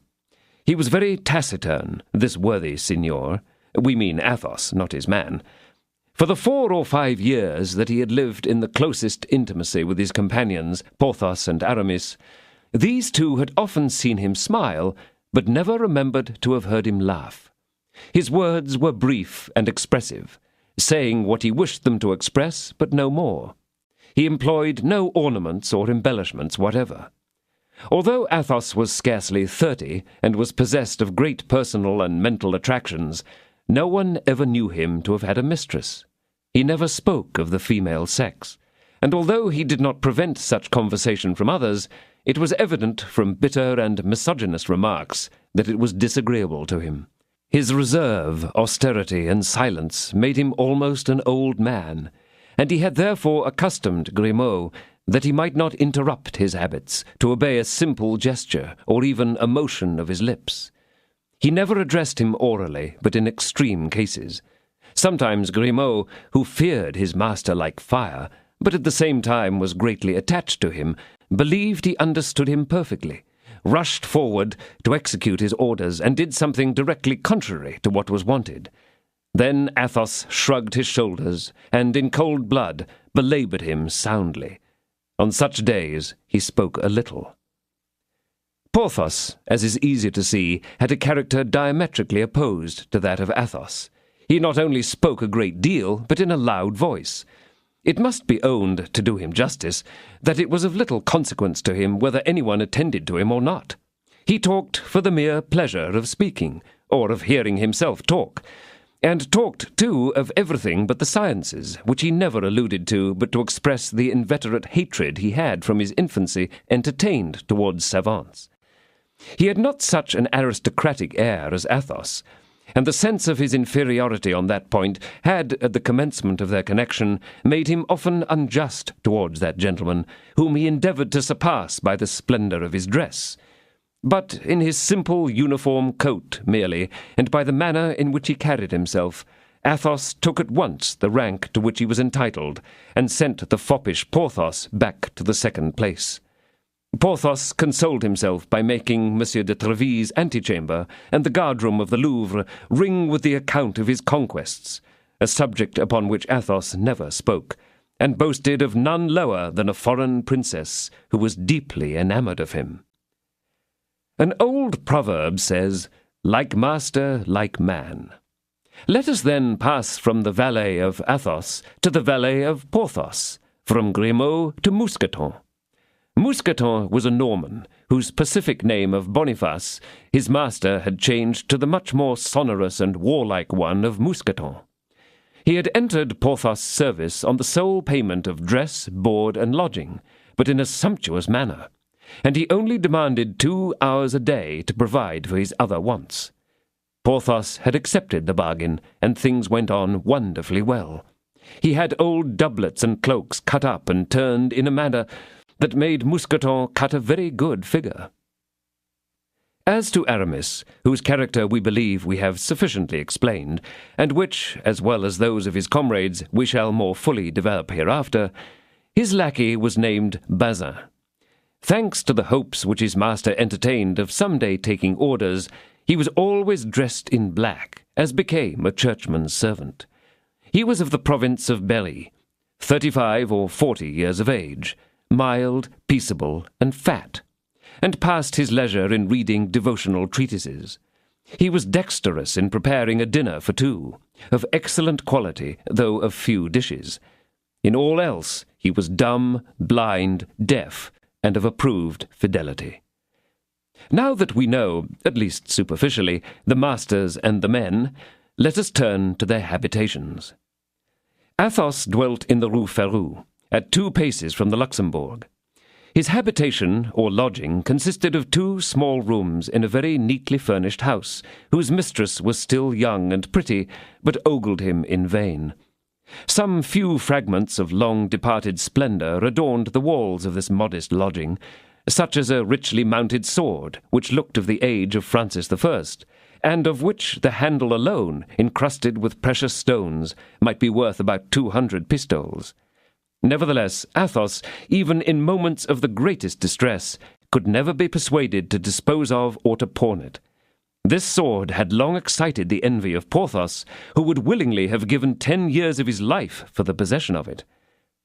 One day, when, as he said, he had an appointment with the Duchess, he endeavoured to borrow it of Athos.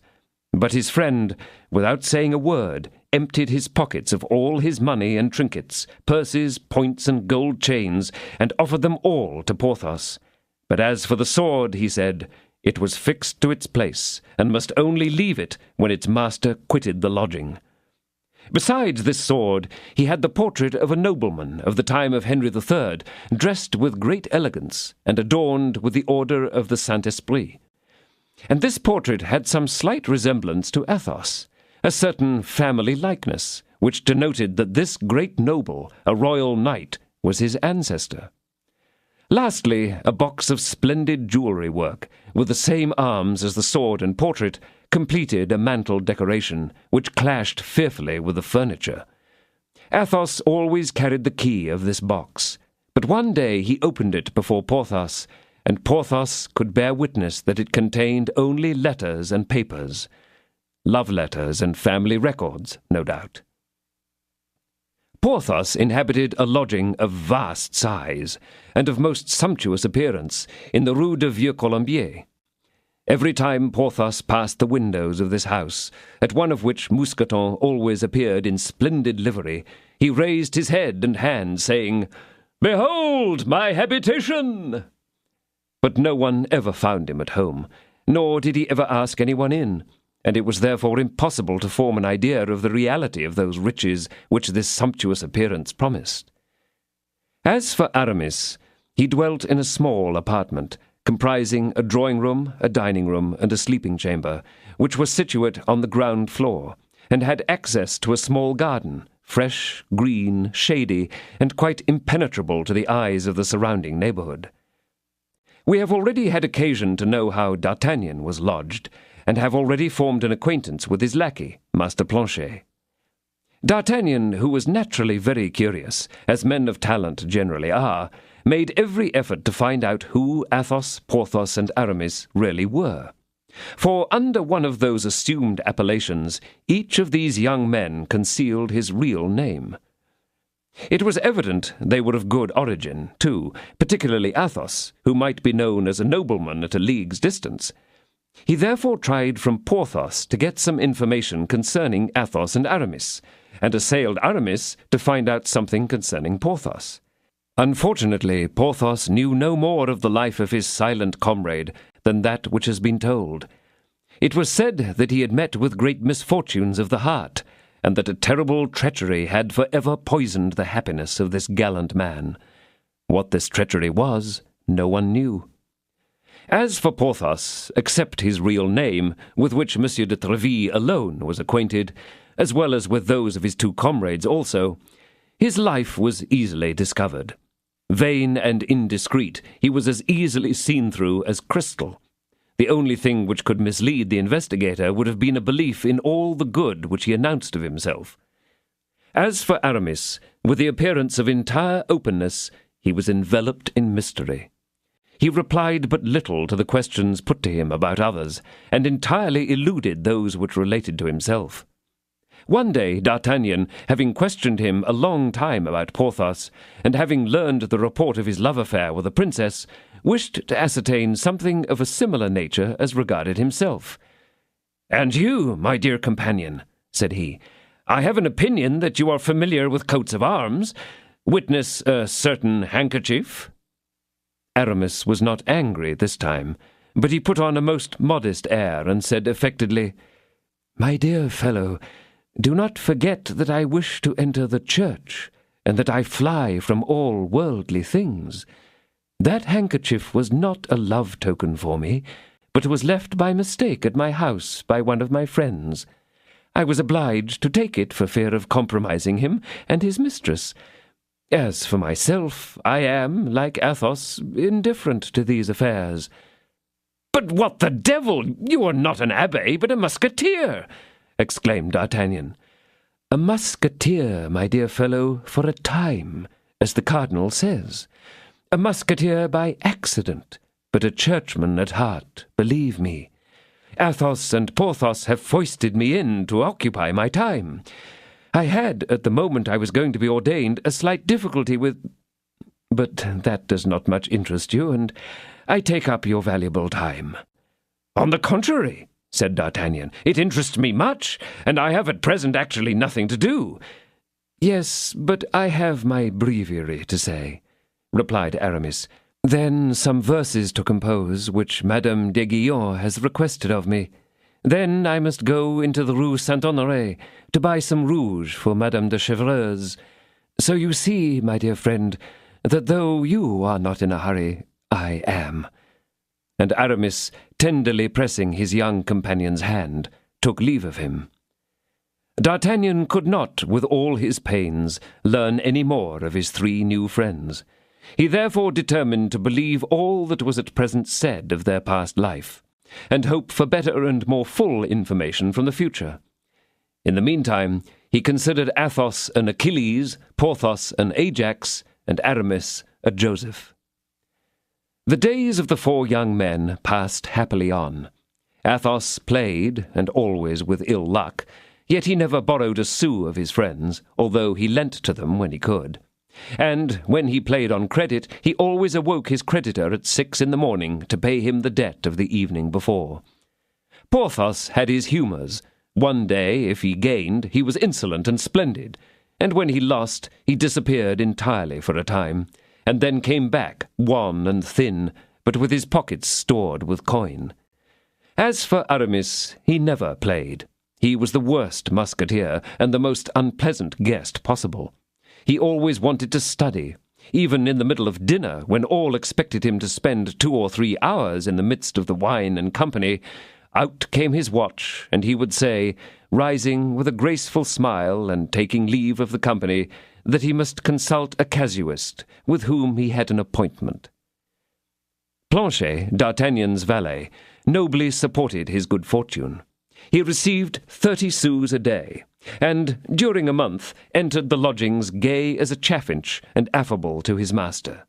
When the wind of adversity began to blow on the household of the Rue des Fossoyeurs, that is to say, when Louis XIII's 40 pistoles were eaten up, or nearly so, he began to utter complaints which D'Artagnan found very nauseous, Porthos indelicate, and Aramis ridiculous. On this account, Athos advised D'Artagnan to dismiss the rascal. Porthos wished him to thrash him first, and Aramis declared that a master should never listen to anything but his servant's compliments. "It is very easy for you to talk," replied D'Artagnan. "For you, Athos, who live mutely with Grimaud, and forbid him to speak, and consequently can never hear anything unpleasant from him. For you, Porthos, who live magnificently, and are a sort of demigod to your valet Mousqueton. For you, in fine, Aramis, who being always engaged in thought, make your servant Bazin, who is a mild, religious man, respect you. But I, who am without stability or resources, I, who am neither musketeer nor guardsman, what can I do to inspire Planchet with affection, terror, or respect?" "The thing is weighty," answered the 3 friends. "The discipline of your establishment is in the balance.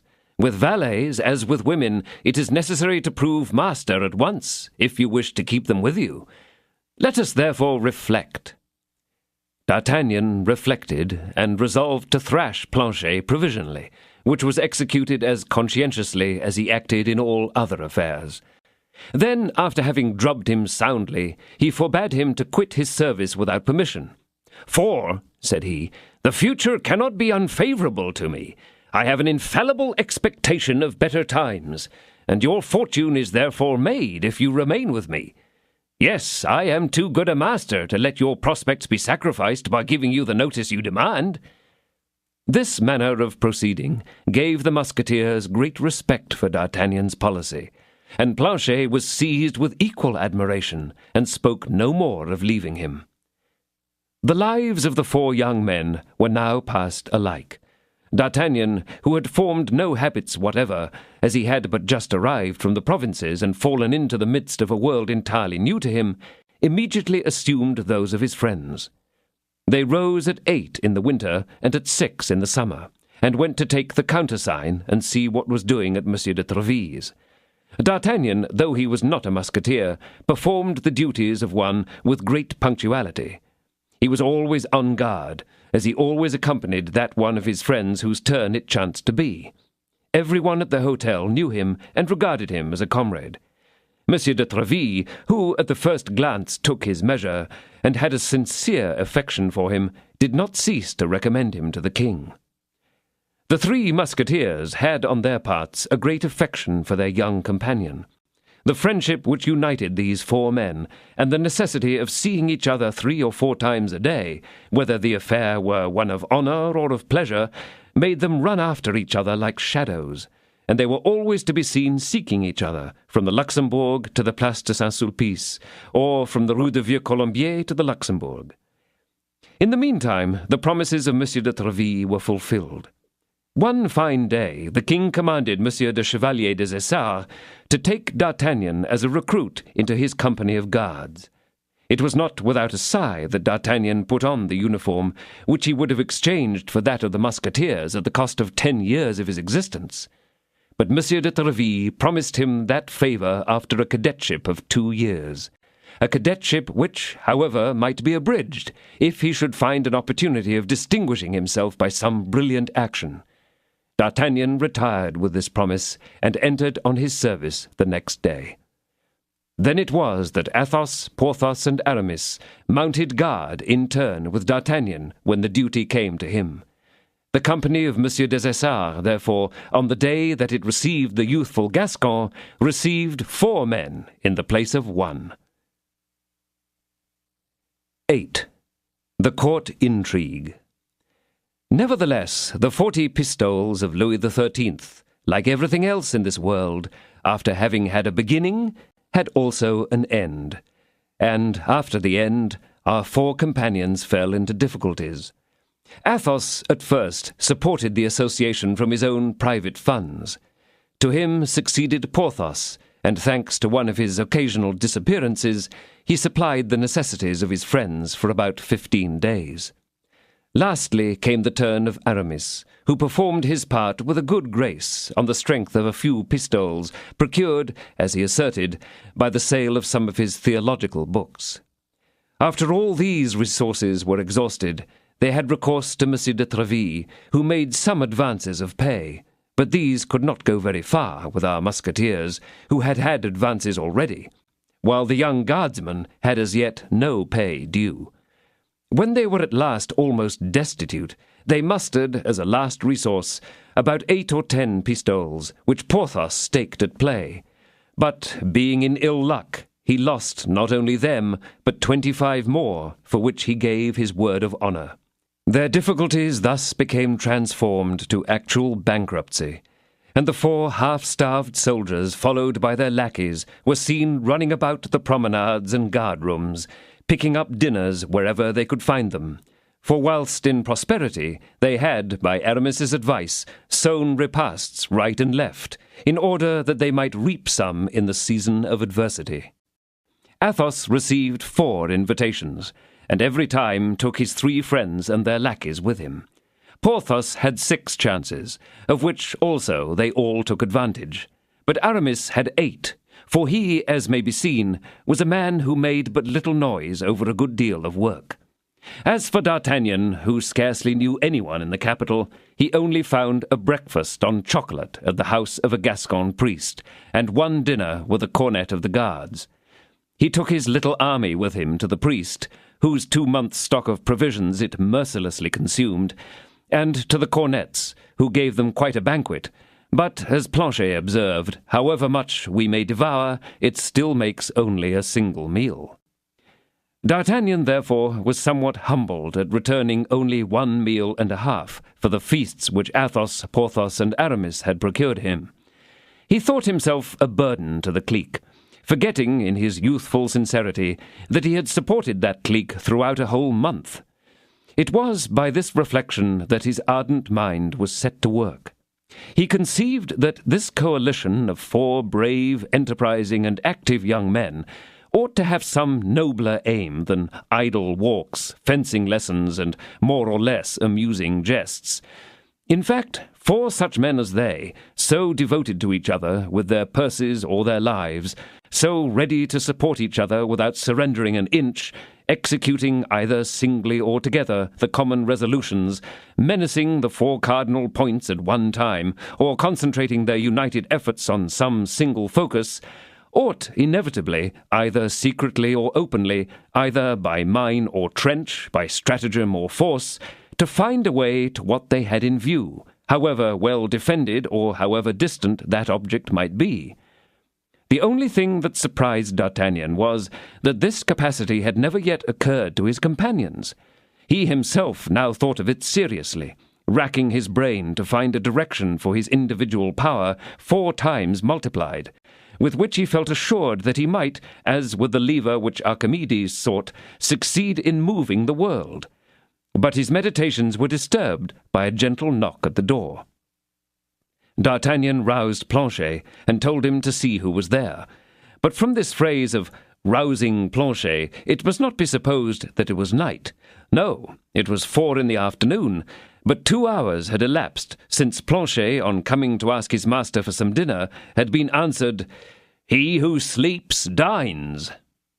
And Planchet was having dinner on this economical fare. A man of plain and simple appearance, who had a bourgeois air, was introduced. Planchet would have liked, by way of dessert, to hear the conversation, but the man declared to D'Artagnan that what he had to say being urgent and confidential, he would wish to be alone with him. D'Artagnan therefore dismissed Planchet, and begged his visitor to be seated. There was a momentary silence, during which the two men regarded one another inquisitively, after which D'Artagnan bowed as a signal of attention. "I have heard Monsieur D'Artagnan mentioned as a very brave young man," said the citizen, "and this it is that has determined me to confide a secret to him." "Speak, sir, speak!" exclaimed D'Artagnan, who instinctively suspected something profitable. The citizen paused, and then continued, "I have a wife who is seamstress to the Queen, and who is not without wit or beauty. I was induced to marry her 3 years ago, though she had but a small dowry, because Monsieur de la Porte, the Queen's cloak-bearer, is her godfather and patron." "Well, sir?" demanded D'Artagnan. "Well, sir," replied the citizen, "she was abducted yesterday morning as she left her workroom." "And by whom has she been abducted?" inquired D'Artagnan. "I do not know positively, sir," said the other, "but I suspect a certain person." "And who is this person whom you suspect?" "One who has for a long time pursued her." "The deuce he has! But allow me to tell you, sir, that there is less of love than of policy in all this." "Less of love than of policy?" exclaimed D'Artagnan, with an air of profound reflection. "And whom do you suspect?" "I scarcely know whether I ought to mention names." "Sir," said D'Artagnan, "permit me to observe that I have absolutely demanded nothing from you. It is you who have come to me. It is you who told me that you had a secret to confide to me. Do then as you please. There is yet time to draw back." "No, sir. You have the air of an honourable man, and I can trust you. I believe it is in consequence of no love affair of her own that my wife has been entrapped, but because of an amour of a lady of far more exalted station than her own." Ah, can it be on account of some amour of Madame de Bois Tracy?" asked D'Artagnan, who wished to appear familiar with court circles. "Higher, sir, higher." "Of Madame d'Aiguillon?" "Higher yet," said the citizen. "Of Madame de Chevreuse?" "Higher still, much higher." "Of the—" and here D'Artagnan paused. "Yes," answered the frightened citizen, in such a low voice as scarcely to be audible. "And who is the other party?" said D'Artagnan. "Who can it be, if not the Duke of—" replied the mercer. "With the Duke of—" "Yes, sir," replied the citizen, in a still lower tone. "But how do you know all this?" "How do I know it?" said the mercer. "Yes, how do you know it? You must tell me all or nothing, you understand," said D'Artagnan.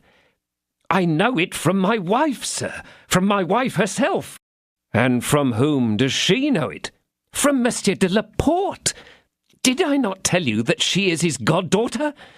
Well, Monsieur de la Porte, who is the confidential agent of the Queen, had placed her near Her Majesty, that the poor thing, abandoned as she is by the King, watched as she is by the Cardinal, and betrayed as she is by all, might at any rate have someone in whom she could confide." I begin to understand," said D'Artagnan. "Now, sir, my wife came home 4 days ago. One of the conditions of our marriage was that she should come and see me twice a week, for, as I have the honour to inform you, she is my love as well as my wife. Well, sir, she came to inform me in confidence that the Queen is at the present time in great alarm." "Really?" said D'Artagnan. "Yes, the Cardinal, as it appears, spies upon her and prosecutes her more than ever. He cannot pardon her the episode of the saraband. You know the story of the saraband, sir?" "Egad, I should think I do," replied D'Artagnan, who knew nothing at all about it, but would not for the world appear ignorant. "So that it is no longer hatred now, but revenge," said the citizen. "Really?" replied D'Artagnan. "And the Queen believes—" "Well, what does the Queen believe?" "She believes that they have forged a letter in her name to the Duke of Buckingham." "In Her Majesty's name?" Yes, to entice him to Paris, and when they have got him here, to lead him into some snare. The deuce! But your wife, my dear sir, what is her part in all this? They know her devotion to the Queen, and want to separate her from her mistress, and either to intimidate her into betraying Her Majesty's secrets, or seduce her into serving as a spy upon her. It seems probable, said D'Artagnan. But do you know her abductor? I have told you that I believe I know him. His name? I have not an idea what it is. All I know is that he is a creature of the cardinal, the minister's tool. But you know him by sight? Yes, my wife pointed him out one day. Has he any mark by which he may be recognized? Yes, certainly. He is a man of aristocratic appearance, and has a dark skin, a tawny complexion, piercing eyes, white teeth, and a scar on his forehead. A scar on his forehead? Cried D'Artagnan. And with white teeth, piercing eyes, dark complexion, and proud air? It is my man of Meung. Your man, do you say? Yes, yes, said D'Artagnan. But that has nothing to do with this affair. Yet I mistake. It has, on the contrary, a great deal to do with it. For if your man is mine also, I shall at one blow perform 2 acts of revenge. But where can I meet with him? I have not the slightest idea. Have you no clue to his abode? None whatever. One day, when I accompanied my wife to the Louvre, he came out as she entered, and she pointed him out to me. Plague on it, murmured D'Artagnan. This is all very vague. But how did you hear of the abduction of your wife? From Monsieur de la Porte. Did he tell you the details? He knew none. You have got no information from other quarters? Yes, I have received what? But I know not whether I should inform you. You return to your hesitation, but permit me to observe that you have now advanced too far to recede. I do not draw back, exclaimed the citizen, accompanying the assurance with an oath to support his courage. Besides, on the honour of Bonancieux. Then your name is Bonancieux? Interrupted D'Artagnan. Yes, that is my name. You say, on the honour of Bonancieux? Pardon this interruption, but the name appears not to be unknown to me. It is very possible, sir, for I am your landlord. Ah, said D'Artagnan, half rising. Ah, you are my landlord? Yes, sir, yes. And as for the 3 months that you have been in my house, diverted no doubt by your great and splendid occupations, you have forgotten to pay me my rent, and as, likewise, I have not once asked you for payment, I thought that you would have some regard on account of my delicacy in that respect. Why, I have no alternative, my dear Monsieur Bonancieux, answered D'Artagnan. Believe me, I am grateful for such a proceeding, and shall, as I have said, be most happy if I can be of use in any way. I believe you, interrupted the citizen, and, as I said, on the honour of Bonancieux, I have confidence in you. Then go on with your account. The citizen drew a paper from his pocket and gave it to D'Artagnan. A letter, exclaimed the young man, which I received this morning. D'Artagnan opened it, and as the light commenced to wane, he approached the window, followed by Bonancieux. "Do not seek for your wife," read D'Artagnan. "She will be returned to you when she is no longer required. If you make a single attempt to discover her, you are lost." "Well, this is pretty positive," continued D'Artagnan. "But after all, it is only a threat." "Yes, but this threat frightens me, sir. I am not at all warlike, and I fear the Bastille." Said D'Artagnan. "I do not like the Bastille any more than you do. If it was only a sword thrust now, it would be of no consequence." "And yet I had depended much on your assistance." "Quite right." "Seeing you always surrounded by musketeers of haughty carriage, and perceiving that those musketeers belonged to Monsieur de Treville, and consequently were the enemies of the cardinal, I thought that you and your friends, whilst gaining justice for our poor queen, would be enchanted at doing his eminence an ill turn." "Unquestionably." "And then I thought that, owing me 3 months' rent, which I have never demanded—" Yes, you have already mentioned that reason, and I consider it excellent." Reckoning, moreover, that as long as you will do me the honour of remaining in my house, I should make no reference to rent." "Good again," said D'Artagnan. "And added to that, calculating upon offering you 50 pistoles, should you be at all distressed at this time, which I don't say for a moment." "Wonderfully good! You are rich, then, my dear Monsieur Bonacieux." "Say, rather, in easy circumstances, sir. I have amassed something like 2,000 or 3,000 crowns a year in the linen drapery line, and more particularly by investing something in the last voyage of the celebrated navigator Jean Moquet. So that you understand, sir—" "Ah, but—" exclaimed the citizen. "What?" demanded D'Artagnan. "What do I see there?" "Where?" "In the street, opposite your windows, in the opening of that entry. A man wrapped in a cloak." "It is he!" cried D'Artagnan and the citizen in one breath, each having at the same moment recognized his man. "Ah, this time he shall not escape me!" exclaimed D'Artagnan, rushing out, sword in hand. On the staircase he met Athos and Porthos, who were coming to see him. They stood apart, and he passed between them like a meteor. "Ah, where are you running to?" cried the two Musketeers. "The man of Meung!" ejaculated D'Artagnan as he disappeared. D'Artagnan had more than once related to his friends his adventure with the stranger, and also the apparition of the fair traveller, to whom this man appeared to confide such an important missive. Athos was of opinion that D'Artagnan had lost the letter during the quarrel, since a gentleman, such as he had described the unknown to be, must have been incapable of theft. Porthos only saw in the affair an amorous appointment, which D'Artagnan and his yellow horse had disturbed. And Aramis had said these kind of things being mysterious had better not be searched into.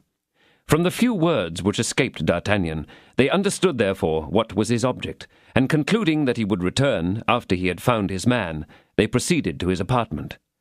When they entered the room which D'Artagnan had just quitted, they found it empty, for the landlord, fearing the consequences of the meeting and duel which he doubted not was about to take place between the young man and the stranger, had judged it most prudent to decamp. 9. D'Artagnan begins to show himself.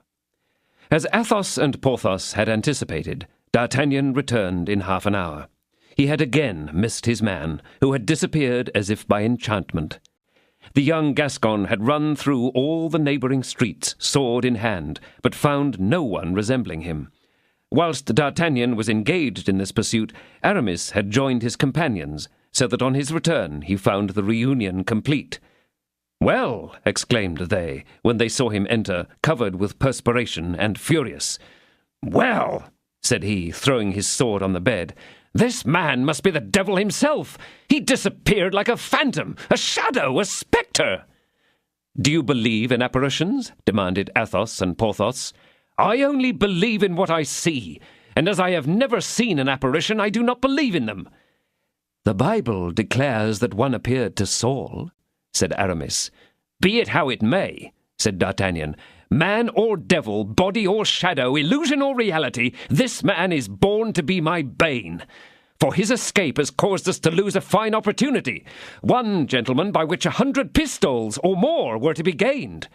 "How is that?" asked Aramis and Porthos. But Athos, true to his principle of silence, merely interrogated D'Artagnan by a look. "Planchet," said D'Artagnan, "go to my landlord, Monsieur Bonacieux, and tell him to send me 6 bottles of Beaugency, which is my favourite wine." "Ah, then you have credit with your landlord?" demanded Porthos. "Yes, from this day," said D'Artagnan, "and be assured that if the wine is bad, we will send to him for better." "You should use and not abuse," sententiously remarked Aramis. "I always said that D'Artagnan had the best head of the 4, said Athos, who, having delivered himself of this opinion, which D'Artagnan acknowledged by a bow, relapsed into his usual silence.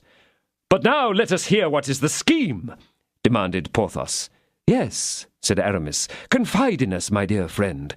At least, if the honour of some lady be not compromised." "Be easy," replied D'Artagnan. "The honour of no one shall be in danger from what I have to tell you." He then related, word for word, his intercourse with his landlord, and how the man who had carried off the worthy mercer's wife was the same with whom he had quarrelled at the Jolly Miller at Meung. "The thing looks well," said Athos, after he had tasted the wine like a connoisseur, and testified by an approving nod of the head that it was good, and had calculated also whether it was worth while to risk 4 heads for 60 or 70 pistoles. "But observe," said D'Artagnan, "that there is a woman in the case, a woman who is carried off, and no doubt threatened, perhaps tortured, merely on account of her fidelity to her royal mistress." "Take care, D'Artagnan, take care," said Aramis. "In my opinion, you are too interested in Madame Bonancieux. Woman was created for our destruction, and from her all our miseries arise." Athos frowned and bit his lip, whilst he listened to this profound opinion.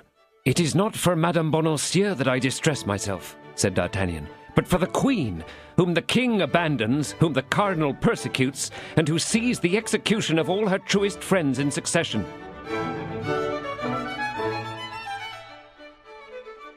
This is the end of disc number 3. Please insert disc number 4.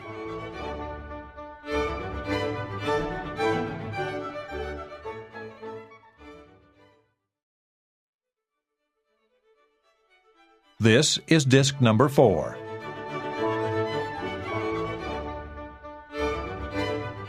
"It is not for Madame Bonancieux that I distress myself," said D'Artagnan, "but for the Queen, whom the king abandons, whom the cardinal persecutes, and who sees the execution of all her truest friends in succession."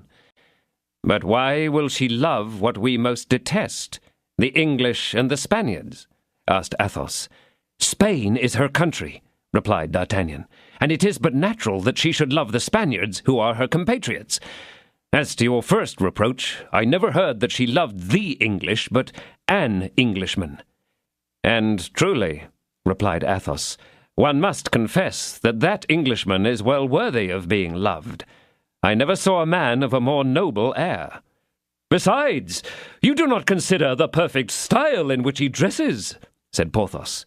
"I was at the Louvre the day he scattered his pearls, and I picked up 2 which I sold for 20 pistoles. Do you know him, Aramis?"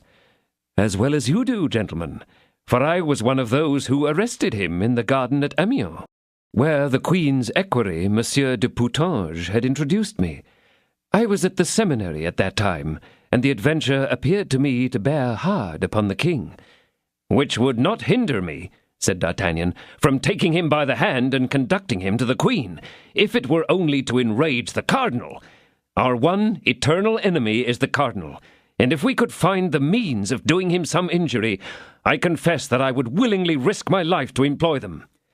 "And the mercer told you, D'Artagnan," said Athos, "that the Queen thought they had decoyed Buckingham into France by some false information?" "She fears so, and I am convinced," added D'Artagnan, "that the abduction of this woman, one of the Queen's suite, has some connection with the circumstances of which we are speaking, and perhaps with the presence of His Grace the Duke of Buckingham in Paris." "The Gascon is full of imagination," said Porthos. "I like to hear him talk," said Athos. "His dialect amuses me." "Gentlemen," said Aramis, "listen." "Let us attend to Aramis," exclaimed the 3 friends. "Yesterday I was at the house of a learned doctor of theology, whom I sometimes consult on technical difficulties." Athos smiled. "He lives in a retired spot, convenient to his tastes and his profession. Now, just as I was leaving his house—" Here Aramis hesitated. "Well," said his auditors, "just as you were leaving his house?" Aramis appeared to make an effort, like a man who, in the full swing of making up a story, finds himself suddenly arrested by an unforeseen obstacle. But as the eyes of his 3 friends were upon him, he could not by any means draw back. "This doctor has a niece," continued Aramis. "Oh, he has a niece?" interrupted Porthos. "Yes, a lady of the highest morality," said Aramis. The 3 friends began to laugh. "Ah, if you either laugh or make insinuations, you shall hear no more," said Aramis.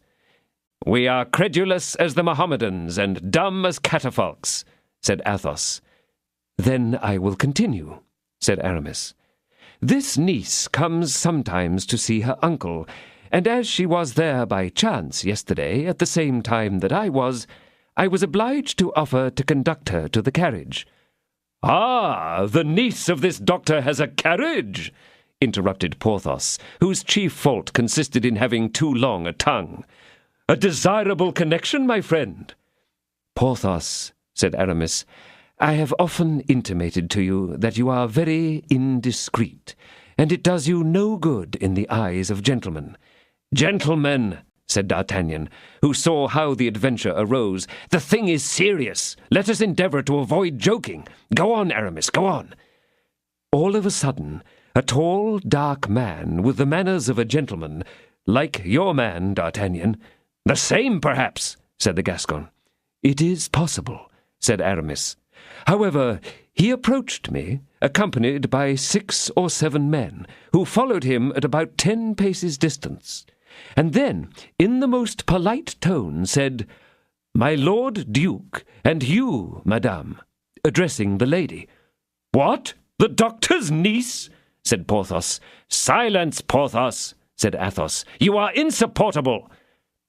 "Please to enter that carriage without resistance and in silence." "He took you for Buckingham?" said D'Artagnan. "Almost certainly," said Aramis. "But this lady?" said Porthos. "He took her for the Queen," said D'Artagnan. "Precisely," said Aramis. "The Gascon is the devil," said Athos. "Nothing escapes him." "The fact is," said Porthos, "that Aramis is about the height and has something of the figure of the handsome duke, and yet one would think that the uniform of a musketeer—" "I had on an enormous cloak." "In the month of July! Excellent!" cried Porthos. "Was the doctor afraid that you might be recognized?" "I can conceive," said Athos, "that the spy might be deceived by the figure. But the countenance—" "I had a large hat," replied Aramis. "Good heavens!" exclaimed Porthos. "What extraordinary precautions for studying theology!" "Gentlemen," said D'Artagnan, "do not let us lose our time in badinage. Let us rather make inquiries and discover the mercer's wife, who might prove a key to the intrigue." "What? A woman of such an inferior condition? Do you think it likely, D'Artagnan?" asked Porthos, with a derisive pout. "Have I not told you, gentlemen," said D'Artagnan, "that she is the goddaughter of Laporte, who is the confidential servant of the Queen? Perhaps it is Her Majesty's policy to seek assistance from a source so humble. Lofty heads are visible at a distance, and the cardinal has a good eye." "Well, then," said Porthos, "come to terms with the mercer immediately, and good terms." "It is unnecessary," said D'Artagnan. "If he should not pay us, we shall be well enough paid from another quarter." At this moment a noise of hasty steps was heard upon the stairs. The door opened with a crash, and the unhappy mercer rushed into the room in which this council had taken place. "Oh, gentlemen!" he exclaimed. "Save me! Save me! In the name of heaven, save me! There are 4 men come to arrest me!" Porthos and Aramis arose. "One moment!" cried D'Artagnan, making them a sign to sheathe their swords, which they had half drawn. "Wait 1 moment. It is not courage, but diplomacy that is necessary here." "Nevertheless," said Porthos, "we will not permit—" "Give D'Artagnan a free hand," said Athos. "He is the cleverest of the party, and, for my part, I declare that I will obey him. Do what you like, D'Artagnan." As this speech was uttered, the 4 guards appeared at the door of the anteroom. But seeing 4 musketeers standing there, with swords by their sides, they hesitated to advance any farther. "Enter, gentlemen, enter," said D'Artagnan. "You are in my apartment, and we are all the loyal subjects of the king and cardinal. Then, gentlemen, you will not oppose any obstacle to the execution of our orders?" demanded he who appeared to be the leader of the party. "On the contrary, we would assist you were it necessary." "What is he saying?" inquired Porthos. "You are stupid," said Athos. "Silence!" "But you promised to assist me," whispered the poor mercer. "We cannot assist you in prison," hastily replied D'Artagnan in an undertone.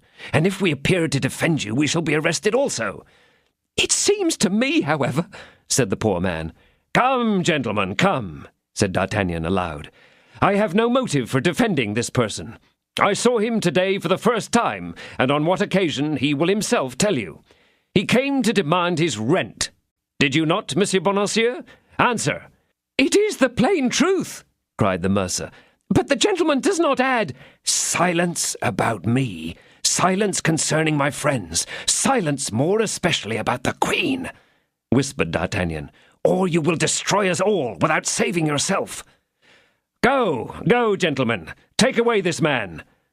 So saying, D'Artagnan pushed the poor bewildered mercer into the hands of the guard, at the same time exclaiming, "You are a rascally niggard. You come to demand money of me, a musketeer.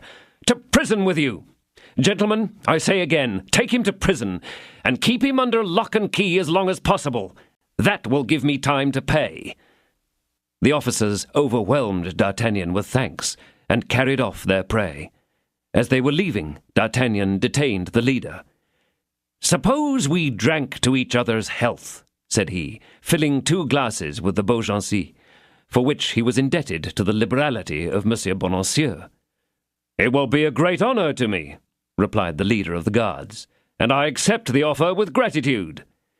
"Here's to you, then, Monsieur— You have the advantage of me, sir. Boisrenard. Monsieur Boisrenard." "I drink to you, sir, but in return you have the advantage of me. D'Artagnan." "To your health, Monsieur d'Artagnan." "And, above all," said D'Artagnan, as if carried away by his enthusiasm, "to the health of the king and the cardinal." The officer might have doubted D'Artagnan's sincerity had the wine been bad, but it was excellent, and he was satisfied. "But what devil's own villainy have you done now?" exclaimed Porthos, when the officer had joined his companions, and the 4 friends found themselves alone. "For shame!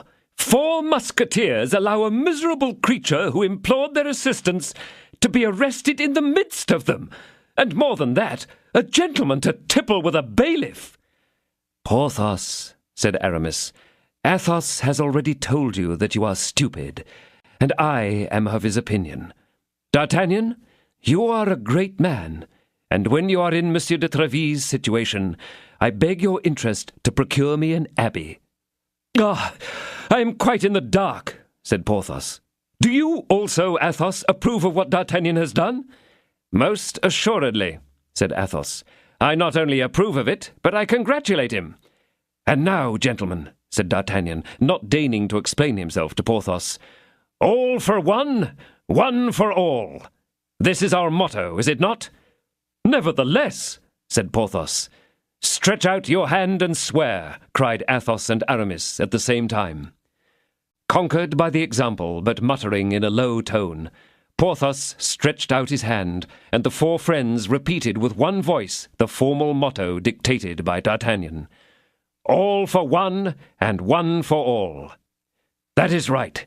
Now retire to your homes," said D'Artagnan, as if he had never been accustomed to anything but to command others. "But," he added, "be watchful, for remember that from this moment we are at issue with the cardinal." 10.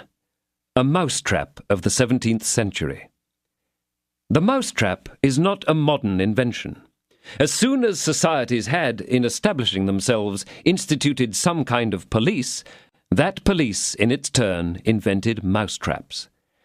As our readers are perhaps not familiar with the slang of the Rue de Jerusalem, and as it is, although we have been engaged in authorship for 15 years, the first time that we have used the word in this signification, let us explain to them what a mousetrap is. When an individual has been arrested, in any house whatever, on suspicion of some crime, his arrest is kept secret. 4 or 5 men are placed in ambush in the front room of this house. All who knock are admitted, and also locked in and detained. And in this manner, at the end of 3 or 4 days, they can lay their fingers on all the frequenters of the establishment. This, reader, is a mousetrap. And into such a one was Monsieur Bonacieux's apartment transformed. Whoever applied there was seized and examined by the cardinal's people. But as there was a private court leading to the first floor, which D'Artagnan occupied, his visitors were all exempt from this detention. The 3 Musketeers, however, were in fact the only visitors he had, and each of these had by this time commenced a separate search, but had discovered nothing. Athos had even gone so far as to question Monsieur de Tréville, a circumstance which, considering his habitual taciturnity, had greatly surprised his captain. But Monsieur de Tréville knew nothing about it, excepting that the last time he had seen either the king, the queen, and the cardinal was very morose, the king very uneasy, and the queen's eyes were red from watching or weeping. But this last circumstance had not attracted much of his notice, as the queen had, since her marriage, both watched and wept frequently. Furthermore, Monsieur de Tréville strongly advised Athos to be active in the king's service, and more particularly in the queen's, and requested him to transmit the advice to his companions. As to D'Artagnan, he did not stir out of his lodgings. He had converted his room into an observatory.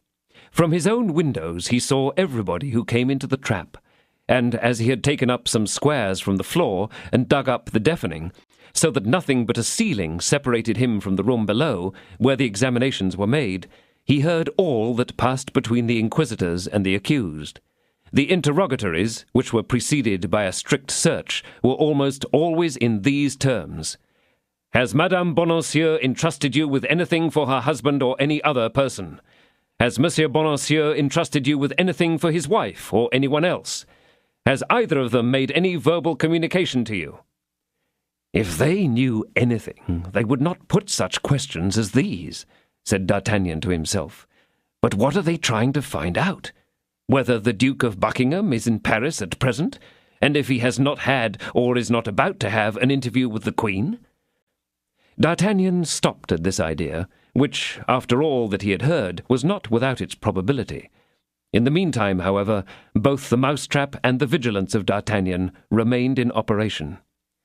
Just as it was striking 9 on the evening of the day after poor Bonacieux's arrest, and just as Athos had left D'Artagnan to go to Monsieur de Tréville's, whilst Planchet, who had not made the bed, was about to do so, there was a knocking at the street door, which was immediately opened and shut again. It was some new prey caught in the trap. D'Artagnan rushed towards the unpaved part of his room and laid himself down to listen. In a short time, cries were heard, and then groans, which someone endeavoured to stifle. There was no thought of examination. "The devil!" said D'Artagnan to himself. "It seems to me to be a woman. They are searching her, and she resists. The wretches are using violence." In spite of his prudence, D'Artagnan had some trouble to restrain himself from interfering in the scene which was being enacted underneath. "I tell you, gentlemen, that I am the mistress of the house. I am Madame Bonacieux. I tell you that I am a servant of the Queen's," exclaimed the unfortunate woman. "Madame Bonacieux," murmured D'Artagnan. "Shall I be so fortunate as to have found her whom everybody searches for in vain?" "You are the very person we were waiting for," replied the officers. The voice became more and more stifled. Violent struggling made the wainscot rattle. The victim was offering all the resistance that one woman could offer against 4 men. "Forgive me, gentlemen, murmured the voice, which then uttered only inarticulate sounds. "They are gagging her! They are going to abduct her!" ejaculated D'Artagnan, raising himself up with a bound. "My sword! Right, it is by my side. Planchet!" "Sir?" "Run and seek Athos, Porthos, and Aramis. One of the 3 must be at home, perhaps all. Tell them to arm themselves and hasten here. Ah, now I remember Athos is with Monsieur de Tréville." "But where are you going, sir? Where are you going?" "I shall get down through the window," said D'Artagnan, "that I may be there sooner. Replace the squares, sweep the floor, go out by the door, and hasten whither I have told you." "Oh, sir, you will be killed!" cried Planchet. "Hold your tongue, idiot!" exclaimed D'Artagnan. Then, grasping the window-sill, he dropped from the first story, which was fortunately not high, without giving himself even a scratch. He then went immediately and knocked at the door, muttering, "I in my turn am going to be caught in the mousetrap, but woe betide the cats who shall deal with such a mouse." Scarcely had the knocker sounded beneath the young man's hand, ere the tumult ceased, and footsteps approached. The door was opened, and D'Artagnan, armed with his naked sword, sprang sprang into the apartment of Monsieur Bonacieux. The door, doubtless moved by a spring, closed automatically behind him. Then might those who yet inhabited the unfortunate house of Monsieur Bonacieux, as well as the nearest neighbours, hear loud outcries, stampings, and the clashing of swords, and the continual crash of furniture. After a moment more, those who had looked from their windows to learn the cause of this surprising noise might see the door open, and 4 men clothed in black not merely go out, but fly like frightened crows, leaving on the ground and at the corners of the house their feathers and wings, that is to say, portions of their coats and fragments of their cloaks. D'Artagnan had come off victorious, without much difficulty, it must be confessed, for only one of the officers was armed, and he had only gone through a form of defence. It is quite true that the other 3 had endeavoured to knock down the young man with chairs, stools, and crockery, but 2 or 3 scratches from the Gascon's sword had scared them. 10 minutes had sufficed for their defeat, and D'Artagnan had remained master of the field of battle. The neighbours, who had opened their windows with the indifference habitual to the inhabitants of Paris at that season of perpetual disturbances and riots, closed them again when they saw the 4 men escape. Their instinct told them no more was to be seen for the time. Besides, it was getting late, and then, as well as now, people went to bed early in the quarter of the Luxembourg. When D'Artagnan was left alone with Madame Bonacieux, he turned towards her. The poor woman was reclining in an easy chair, almost senseless. D'Artagnan examined her with a rapid glance. She was a charming woman, about 22 or 23 years of age, with blue eyes, a nose slightly turned up, beautiful teeth, and a complexion of intermingled rose and opal. Here, however, ended the charms which might have confounded her with a lady of high birth. Her hands were white, but not delicately formed, and her feet did not indicate a woman of quality. Fortunately, D'Artagnan was not of an age to be nice in these matters. Whilst D'Artagnan was examining Madame Bonacieux, and had got, as we have said, to her feet, he saw on the ground a fine cambric handkerchief, which, naturally, he picked up, and at the corner of it he discovered the same cipher that he had seen on the handkerchief which had nearly caused him and Aramis to cut one another's throats. Since that time D'Artagnan had mistrusted all coroneted handkerchiefs, and he now put that which he had picked up into Madame Bonacieux's pocket, without saying a word. At that moment Madame Bonacieux recovered her senses. She opened her eyes, looked around her in a fright, and saw that the room was empty, and that she was alone with her deliverer. She immediately held out her hands to him with a smile, and Madame Bonacieux had the most charming smile in the world. "Ah, sir," said she, "it is you who have saved me. Allow me to thank you." "Madame," replied D'Artagnan, "I have only done what any gentleman would have done in my situation. You owe me no thanks." Yes, sir, I do, and I hope to prove to you that this service has not been for naught. But what did these men, whom I at first took for robbers, want with me? And why is not Monsieur Bonacieux here?" "Madame, these men were far more dangerous than any robbers would have been, for they are agents of the cardinal. And as for your husband, Monsieur Bonacieux, he is not here, because he was taken yesterday to the Bastille." "My husband in the Bastille?" cried Madame Bonacieux. "Oh, my God! What can he have done, poor dear man? Why, he is innocence itself." And something like a smile glanced across the yet alarmed countenance of the young woman. "As to what he has been doing, madame," said D'Artagnan, "I believe that his only crime consists in having at the same time the good fortune and the misfortune of being your husband." "Then, sir, you know?" "I know that you were carried off, madame." "But by whom? Do you know that? Oh, if you know, pray tell me." "By a man about 40 or 45 years of age, with dark hair, a brown complexion, and a scar on the left temple." Just so. But his name?" "Ah, his name. I don't know it myself." "And did my husband know that I had been carried off?" "He had been informed of it by a letter sent him by the ravisher himself." "And does he suspect," demanded Madame Bonacieux with some confusion, "the cause of this abduction?" "He attributes it, I believe, to some political cause." "At first I doubted whether it was so, but now, as I think, he does. And so, my dear Monsieur Bonacieux did not mistrust me for a single instant? Ah, so far from that, madame, he was too proud of your prudence and your love. A second smile, almost imperceptible, glided over the rosy lips of the beautiful young woman. But, continued D'Artagnan, how did you make your escape? I profited by a moment in which I was left alone, and as I learned this morning the cause of my abduction, by the help of my sheets I got out of the window and hurried here, where I expected to find my husband. To place yourself under his protection? Oh, no, poor dear man. I knew that he was incapable of protecting me, but as he might be of some service to us, I wished to put him on his guard. Against what?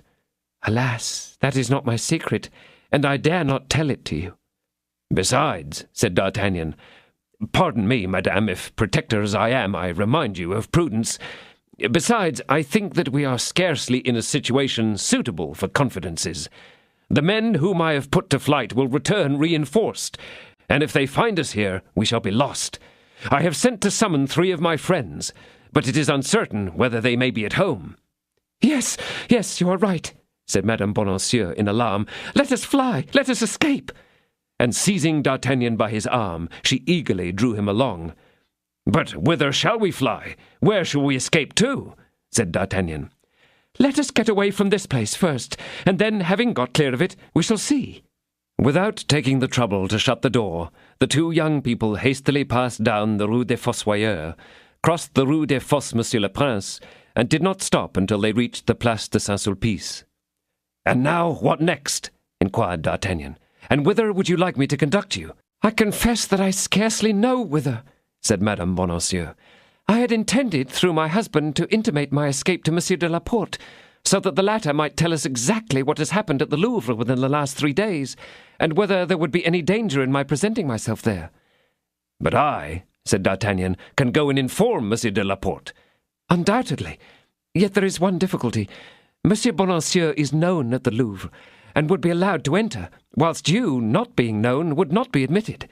Nonsense, said D'Artagnan. There is doubtless a porter at some wicket of the Louvre who is devoted to you, and who, thanks to some countersign— Madame Bonacieux looked earnestly at the young man.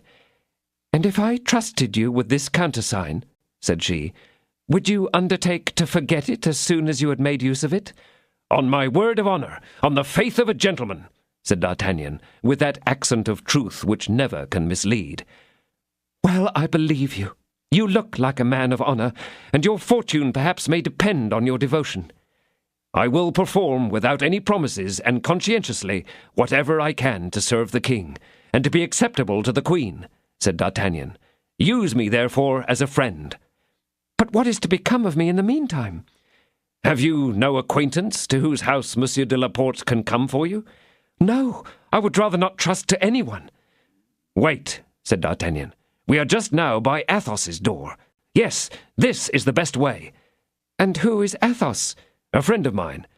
But if he is at home and sees me— But he is not there, and I will take away the key when I have placed you in his apartment. Suppose he should return? He will not return. Besides, if he should, he will be told that I have brought a woman here, and that she is now in his apartment. But don't you see this will compromise me very much? What need you care? No one knows you. Besides, we are not in a position to be particular. Well, let us go to your friend's house then. Where does he live? In the Rue Ferou, 2 steps from here. Come then. And the 2 proceeded on their way. As D'Artagnan had foreseen, Athos was not at home. So, taking the key, which they were in the habit of giving to him as a friend of the Musketeer, he ascended the stairs and introduced Madame Bonacieux into the little apartment which we have already described. You are now at home, said he. Lock the door inside, and do not open it to anyone, unless you hear 3 knocks, thus. And he tapped 3 times. 2 taps together, pretty hard, and after a short interval, a gentler tap. That will do, said Madame Bonacieux. And now let me give you my instructions. I am all attention. Present yourself at the postern of the Louvre, on the side of the Rue de l'Echelle, and ask for Germain. Very well. And what next? He will ask you what you want. You must answer by these words, Tours and Brussels, and he will immediately listen to your commands. And what shall I tell him to do? To go and find Monsieur de la Porte, the Queen's valet de chambre. And when Monsieur de la Porte has come? You will send him to me. Very well, but where and how shall I see you again? Do you feel particularly anxious to see me again?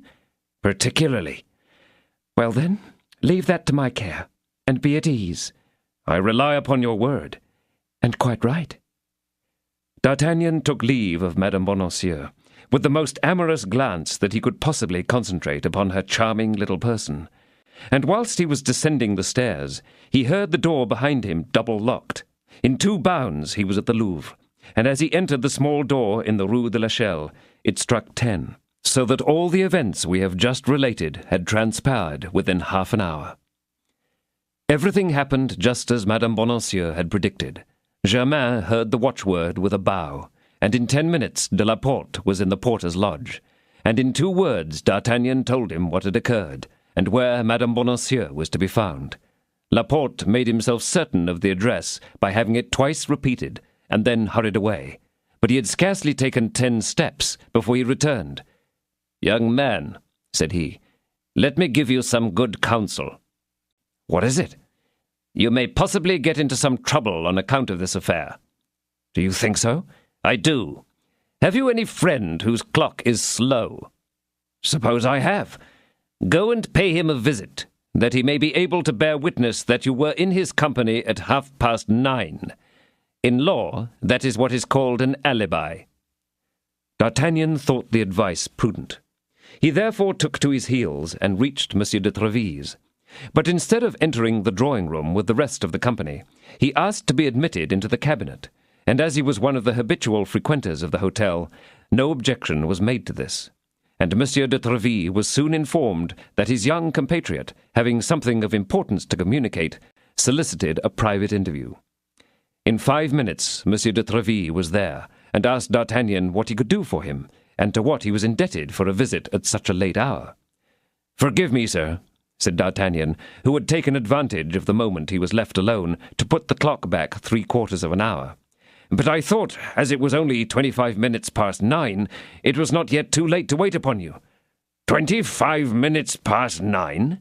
exclaimed Monsieur de Tréville, looking at the clock. "It is impossible." "Look for yourself, sir," said D'Artagnan. "The clock shows it." "You're right," replied Monsieur de Tréville. "I should have thought it was later. But what can I do for you?" Then D'Artagnan entered into a long story about the Queen, expressing all the fears that he had entertained upon Her Majesty's account, and recounting all that he had heard about the cardinal's designs against Buckingham, and this with a degree of tranquillity and consistency by which Monsieur de Tréville was the more readily duped, inasmuch as he had himself, as we have already said, remarked that something fresh was stirring between the cardinal, the king, and the Queen. Just as the clock was striking 10, D'Artagnan arose and took his leave of Monsieur de Tréville, who thanked him for his information, expressed on him an incessant earnestness in the service of the king and queen, and returned to his saloon. But D'Artagnan remembered, at the bottom of the stairs, that he had forgotten his cane. He therefore hastened up again, re-entered the cabinet, and with one touch of his finger put the clock to its right time, so that it might not be seen the next day to have been wrong. Then, satisfied that he had a witness there to prove his alibi, he again descended the stairs, and soon found himself in the street. 11. The intrigue becomes confused.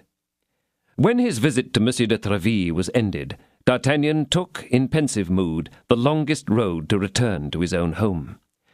But what were the meditations which thus led him from his way, contemplating with successive sighs and smiles the stars that glittered in the sky? Alas, he was intent on Madame Bonacieux. To an apprentice musketeer, the charms of that young person raised her almost into an ideal of love.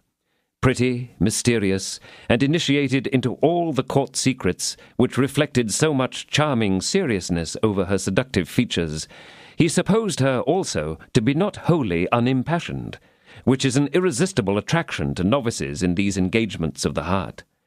He felt, moreover, that he had delivered her from the hands of miscreants who wished to search and maltreat her, and this important service had prepossessed her with a sentiment of gratitude towards him, which might easily be made to take a character of greater tenderness. So rapidly do our dreams travel on imagination's wings, that D'Artagnan already fancied himself accosted by some messenger from Madame Bonacieux, handing to him an appointment for an interview, or a diamond, or a chain of gold.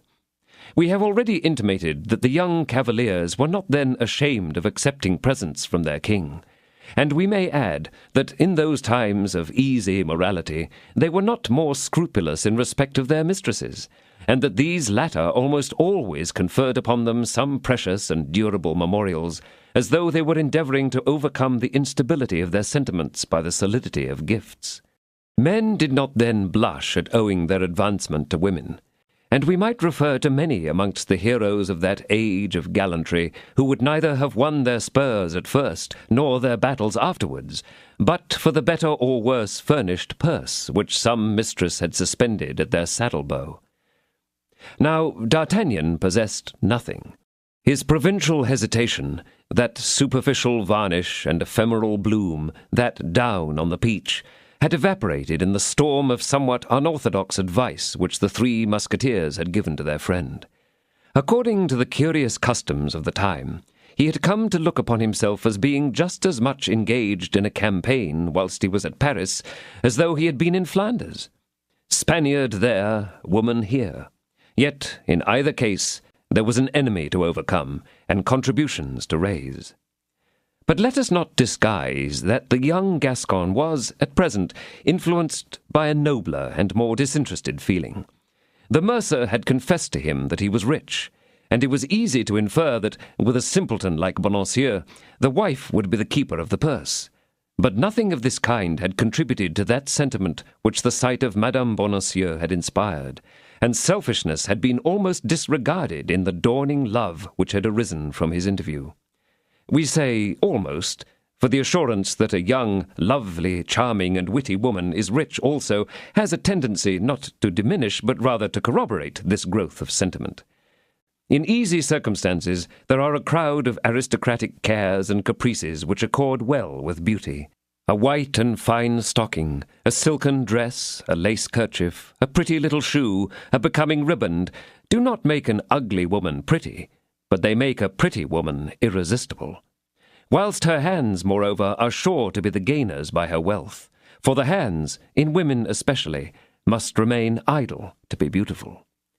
Now, as the reader very well knows, for we have made no secret of the state of his finances, D'Artagnan was not a man of large fortune.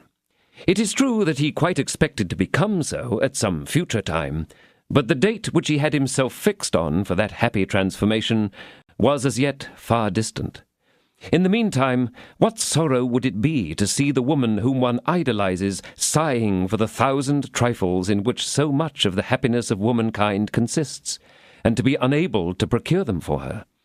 But when the woman is rich, although the lover is poor, the gifts which he cannot present she can provide for herself.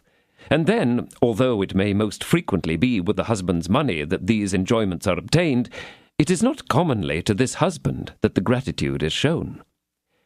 Thus disposed to become the most passionate of admirers, D'Artagnan had not ceased to be a devoted friend. In the midst of his more tender feelings towards the mercer's wife, he was not forgetful of his companions. The pretty Madame Bonacieux was the very woman to take on an excursion to the plain of Saint-Denis, or the fair at Saint-Germain, in company with Athos, Porthos, and Aramis, to whom he should be so proud to show his charming conquest. And then, as D'Artagnan had happened to remark of late, after a long walk one gets hungry, and they would have some of those pleasant little dinners, during which one touches on this side the hand of a friend, on that the foot of a mistress. Finally, in moments of emergency, in great extremities, might it not be his happiness to be the saviour of his friends? But what of Monsieur Bonacieux, whom D'Artagnan had given over to the keeping of the officers, disowning him aloud, whilst, in a whisper, he assured him of his care? We must confess to our readers that D'Artagnan had never thought of him at all. Or, if he did think of him, it was merely to congratulate himself that he was very well where he was, wherever that might be. Love is the most selfish of all our passions. Nevertheless, let our readers take comfort. Though D'Artagnan forgets his landlord, or pretends to forget him, under the excuse of not knowing where he has been taken, we have not forgotten him, and do know where he is. But for the present, let us act like the amorous Gascon. As for the worthy mercer, we will return to him by and by. D'Artagnan, whilst meditating on his future love, and conversing with the night, and smiling on the stars, proceeded along the Rue de Cherche-Midi, or Chasse-Midi, as it was then called. Being in Aramis's neighbourhood, he thought he might as well pay him a visit, to explain why he had sent Planchet with the invitation to come immediately to the mousetrap. If Planchet had found Aramis at home, the latter had probably hastened to the Rue des Fossoyeurs, and finding nobody there but his other two friends, perhaps they would all have been in ignorance of what the summons meant. This dilemma needed some explanation, or at least so said D'Artagnan aloud. But in his inner soul he thought that this call would give him an opportunity of talking of the pretty Madame Bonacieux, with whom his mind, if not his heart, was already quite occupied. It is not in regard to a first love that we must look for discretion. The joy with which such a love is attended is so exuberant that it must overflow, or it would suffocate us. For the last 2 hours Paris had been dark and nearly deserted. 11 o'clock was striking from all the clocks of the Faubourg Saint-Germain.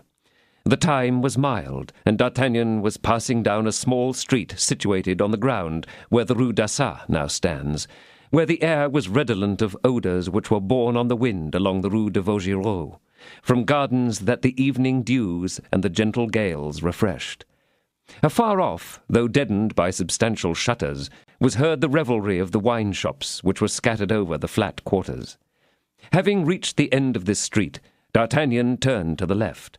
The house where Aramis lived was situated between the Rue Cassette and the Rue Servandoni. D'Artagnan had already passed by the Rue Cassette, and could just perceive the door of his friend's house, embosomed amidst sycamores and clematis, when he saw something like a shadow which came out of the Rue Servandoni. This something was enveloped in a cloak, and D'Artagnan at first thought it was a man, but from the smallness of its size, the irresolution of its manner, and its impeded step, he soon became convinced that it must be a woman. And, moreover, this woman, as though she was uncertain of the house she sought for, lifted up her eyes to examine, stopped, turned back, and then retraced her steps. D'Artagnan was at a loss. "Suppose I should go and proffer my services," thought he. "By her manner it is evident that she is young, and perhaps she is pretty. Oh, yes, but then a woman who runs about the streets at this hour seldom goes out except to meet a lover. Plague! If I should interrupt an appointment, it would be but a bad kind of introduction." The young woman, however, still came forward, counting the windows and the houses. This was not indeed a long or difficult operation.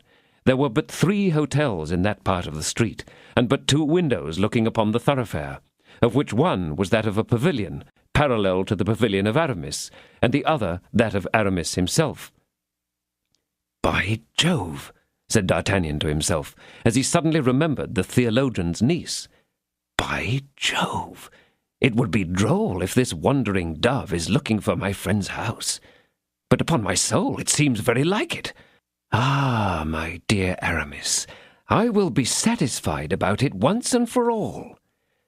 Making himself as small as possible, D'Artagnan concealed himself in the most obscure part of the street, near a stone bench placed at the back of a niche. The young woman continued to advance, for besides the lightness of her step which had betrayed her, a slight, small cough had also denoted a gentle voice. D'Artagnan concluded that this cough was a signal. Nevertheless, whether this cough had been answered by some corresponding signal which had ended the uncertainties of her nocturnal search, or whether, without any such external aid, she perceived herself to have found her journey's end, the lady advanced resolutely, and knocked 3 times at equal intervals, and with a bent finger, on the shutter of Aramis's window. "It is really at Aramis's house," muttered D'Artagnan. "Ah, Mr. Hypocrite, I catch you studying theology." Scarcely had the 3 taps been given before the inner casement opened and a light appeared. "Ah," "Ah," said the listener, "not at the door, but the window. The visit was expected. Come, the shutter will be opened presently, and the lady will get in by escalade. Good." But, to his great astonishment, the shutter continued closed, and, what was more, the light, which had flashed for an instant, disappeared, and all became dark again. D'Artagnan thought that this could not last, and continued to watch with all his eyes and ears. He was right. In a few seconds 2 knocks were heard from the inside, and when the young woman of the street answered by 1 knock, the shutter opened. It may be judged if D'Artagnan did not look and listen eagerly. Unfortunately, the light had been removed into some other room, but the eyes of the young man were accustomed to the darkness. Besides, it is said that the eyes of Gascons, like those of cats, have the faculty of seeing in the night. D'Artagnan was able, therefore, to see the young woman take from her pocket something white, which she unfolded quickly, and which took the form of a pocket handkerchief, and she then drew the attention of the person she addressed to the corner of the object she unfolded. This reminded D'Artagnan of the handkerchief he had found at the feet of Madame Bonacieux, which also had recalled to his recollection the one that he had drawn from under the foot of Aramis. What the deuce, then, could this handkerchief mean? Situated as he was, D'Artagnan could not see the countenance of Aramis. We say Aramis because the young man had no doubt that it was his friend who was conversing from the inside with the lady on the outside. His curiosity, therefore, overcame his prudence, and, profiting by the earnest attention which the sight of the handkerchief excited in the 2 persons whom we have described, he left his place of concealment, and, quickly as lightning, yet with cautious step, he placed himself near a corner of the wall, from which his eye could completely overlook the inside of Aramis's apartment. On reaching this spot, he was scarcely able to restrain an exclamation of surprise. It was not Aramis who was conferring with the midnight visitor, but a woman. D'Artagnan could just discern enough to recognize the general aspect of her vesture, but not to distinguish her features. At that moment, the woman in the room drew a handkerchief from her own pocket and exchanged it for the one which had been shown to her. A few words were then pronounced by the 2 women, the shutter was closed, and the woman in the street returned, and, lowering the hood of her cloak, passed within 4 paces of D'Artagnan. But her precaution had been taken too late. He had already recognized Madame Bonacieux. Madame Bonacieux! The suspicion had already crossed his mind when he saw her take the handkerchief from her pocket. But what probability was there that Madame Bonacieux, who had sent for Monsieur de la Porte, in order that he might conduct her to the Louvre, should be coursing through the streets of Paris at 11:30 at night, at the hazard of being carried off a second time? It must unquestionably be on some important affair, and what affair is of importance to a woman of 25 but love?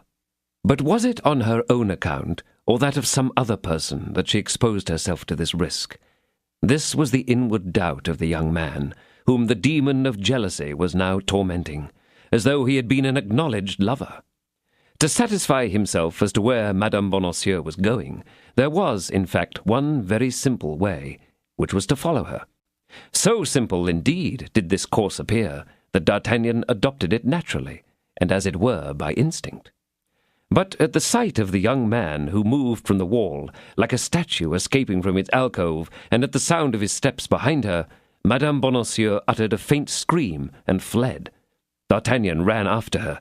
It was no great difficulty for him to catch a woman encumbered by a large cloak. He overtook her, in fact, before she had gone 1/3 of the length of the street. The poor woman was exhausted, not by fatigue, but terror, and when D'Artagnan put his hand upon her shoulder, she sunk upon one knee, exclaiming in a suffocated voice, "I will die before you learn anything." D'Artagnan raised her up by placing his arm round her waist, but perceiving by her weight that she was upon the point of fainting, he hastened to encourage her by protestations of devotion. These protestations were of no avail against Madame Bonacieux, for they may easily be made with the most mischievous intentions in the world. But the voice was everything. The young woman thought that she recognized that voice. She opened her eyes, threw one glance upon the man who had so frightened her, and seeing that it was D'Artagnan, gave utterance to a cry of joy. "Oh, it is you! It is you!" she said. "God be thanked!" "Yes, it is I," said D'Artagnan, "whom God has sent to guard you." "And was it with this intent that you followed me?" asked the young woman, with a smile full of coquetry. For all her fears had vanished, and her love of badinage had resumed its ascendancy, on the instant that she recognized a friend in him whom she had dreaded as a foe. "No," replied D'Artagnan. "No, I confess that it is chance which put me on your track. I saw a woman knocking at the window of one of my friends." "One of your friends?" interrupted Madame Bonacieux. "Yes, certainly. Aramis is one of my intimates." "Aramis? Who is he?" "Come now, do you pretend to tell me that you do not know Aramis?" "It is the first time that I ever heard his name." "Then it is the first time that you have visited this house?" "Yes, indeed." "And you did not know that a young man occupied it?" "No." "A Musketeer?" "By no means." "Then it was not him that you came to look for?" "Most assuredly not. Besides, you must have plainly seen that the person whom I talked to was a woman." "That is true. But then this woman is one of Aramis's friends." "I know nothing about that." "Why, she lodges at his house." "That is not my affair." "But who is she?" "Oh, that is not my secret." "My dear Madame Bonacieux, you are very charming, but you are at the same time the most mysterious creature." "Is that to my loss?" "No, on the contrary, it lends you enchantment." "As that is the case, give me your arm." "With great pleasure. What now?" "Now, take care of me." "Where to?" "Where I am going." "But where may that be?" "You will see, since you will leave me at the door." "May I wait for you there?" "That would be useless." "Then you will return alone?" "Possibly." "But the person who will accompany you afterwards, will it be a man or a woman?" "I do not know yet." "But I will find out." "And how so?" "I will wait to see you come out." "In that case, adieu." "But why?" "I do not want you." "But you claimed my protection." "I claimed the assistance of a gentleman, and not the vigilance of a spy." "You are severe." "How would you call those who follow people who don't want them?" "Indiscreet." "The term is too mild." "Come, madame, I see that one must obey you." "Why deprive yourself of the merit of doing so at once?" "Is there none in my repentance?" "But do you sincerely repent?" "I don't know that myself. But I do know that I promise to do just what you wish, if you will let me accompany you where you are going." "And you will leave me afterwards?" "Yes." "Without awaiting my exit?" "Certainly." "On your word of honor?" "On the word of a gentleman." "Then take my arm, and let us get on." D'Artagnan offered his arm, which Madame Bonacieux, half laughing and half trembling, accepted, and they reached the top of the Rue de la Harpe. But the young woman appeared to hesitate there, as she had hesitated before at the Rue Vaugirard. Nevertheless, by certain marks, she appeared to recognize a door, which she approached. "Now, sir," said she, "it is here that my business calls me. I return you 1,000 thanks for your good company, which has saved me from all the dangers to which I should have been exposed alone. But the time is now come for you to keep your word. You must leave me here." "And will you be exposed to no danger in returning?" "I shall only have to fear robbers." "Is that nothing?" "What could they take from me? I have not a farthing in my possession." "You forget that beautiful embroidered handkerchief with the arms on it." "Which?" "That which I found at your feet and replaced in your pocket." "Silence! Silence, you imprudent man! Would you ruin me?" "You see now that there is still some danger, since one word makes you tremble, and you confess that if this word was heard you would be ruined. Come now, madame," continued D'Artagnan, seizing her hand, "be more generous. Put some confidence in me. Have you not read in my eyes that my heart is full of sympathy and devotion?" "Yes," said Madame Bonacieux, "and do but ask me for my own secrets, and I will trust you with them all. But those of others are a different matter." "Very well," replied D'Artagnan. "Then I will find them out. Since these secrets have an influence on your life, it is necessary that they should become mine also." "Have a care!" exclaimed the young woman, in a tone of seriousness which made D'Artagnan shudder involuntarily. "Oh, do not interfere in anything that concerns me. Do not seek to aid me in any of my undertakings. Avoid them, I beseech you, in the name of the interest that you feel for me, and in the name of that service which you rendered to me, and which I never shall forget whilst my life lasts. Let me advise you rather to think of me no more. Let my existence be obliterated from your mind. Let me be to you as though you had never chanced to see me." "Would you like Aramis to do the same, madame?" asked D'Artagnan, full of jealousy. "This makes the second or third time that you have mentioned that name, sir, although I have already told you that I do not know the owner of it." "You do not know the man at whose window shutters you went to knock? Come, madame, you must think me credulous indeed." "Confess that it is to keep me talking here that you have invented this tale and this person." "I invent nothing, madame, nothing. I am telling the exact truth." "And you say that one of your friends lives in that house?" "I say it, and I repeat it for the third time. That house is inhabited by a friend of mine, and that friend is Aramis." "All this will be explained by and by," murmured the young woman. "And now, sir, be silent." "If you could see into my heart," said D'Artagnan, "you would discover so much curiosity that you would have pity on me, and so much love that you would directly satisfy my curiosity. You ought not to distrust those who love you." "You come quickly to love, sir," said the young woman, shaking her head. "It is because love has come quickly on me, and for the first time, and I am not yet 20 years of age." The young woman stole a glance at him. "Listen," continued D'Artagnan, "I am already on the track. 3 months ago I was near fighting a duel with Aramis on account of a handkerchief like that which you showed the lady who was at his house. It was on account of a handkerchief marked in the same manner, I am positive." "Sir," said the young woman, "you really bore me, I declare, with these questions." "But you, madame, prudent as you are, suppose you were arrested with this handkerchief upon you, and the handkerchief was seized. Would you not be compromised?" "How so? Are not the initials my own? C.B. Constance Bonacieux." "Or Camille de Bois Tracy." "Silence, sir! Again I say silence! Oh, since the dangers which I run do not deter you, think of those you may run yourself." "I?" "Yes, you! There is the danger of imprisonment and death in knowing me." "Then I will never leave you." "Sir," said the young woman, in a tone of supplication, clasping her hands as she spoke, "in the name of heaven, by the honor of a soldier, by the courtesy of a gentleman, I implore you to leave me. See, it is now striking 12, the very hour at which I am expected."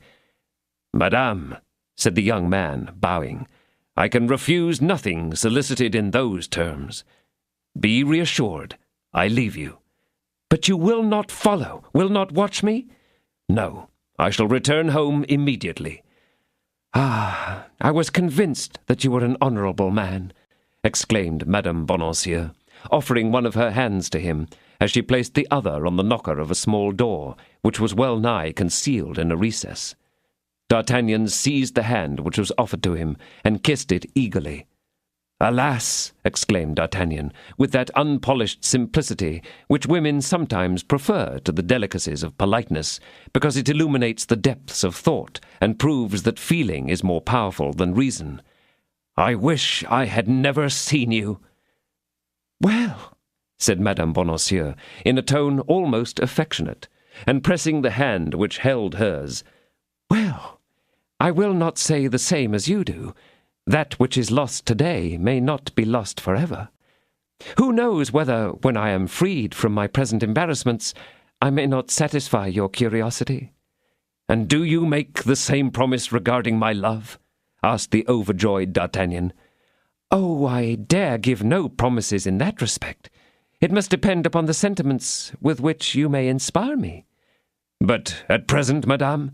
"At present, sir, I have not got beyond gratitude." "Alas, you are too charming, and only take advantage of my love." "No, I take advantage of your generosity, that's all. But believe me, with some people, nothing can be wholly lost. You make me the happiest of men.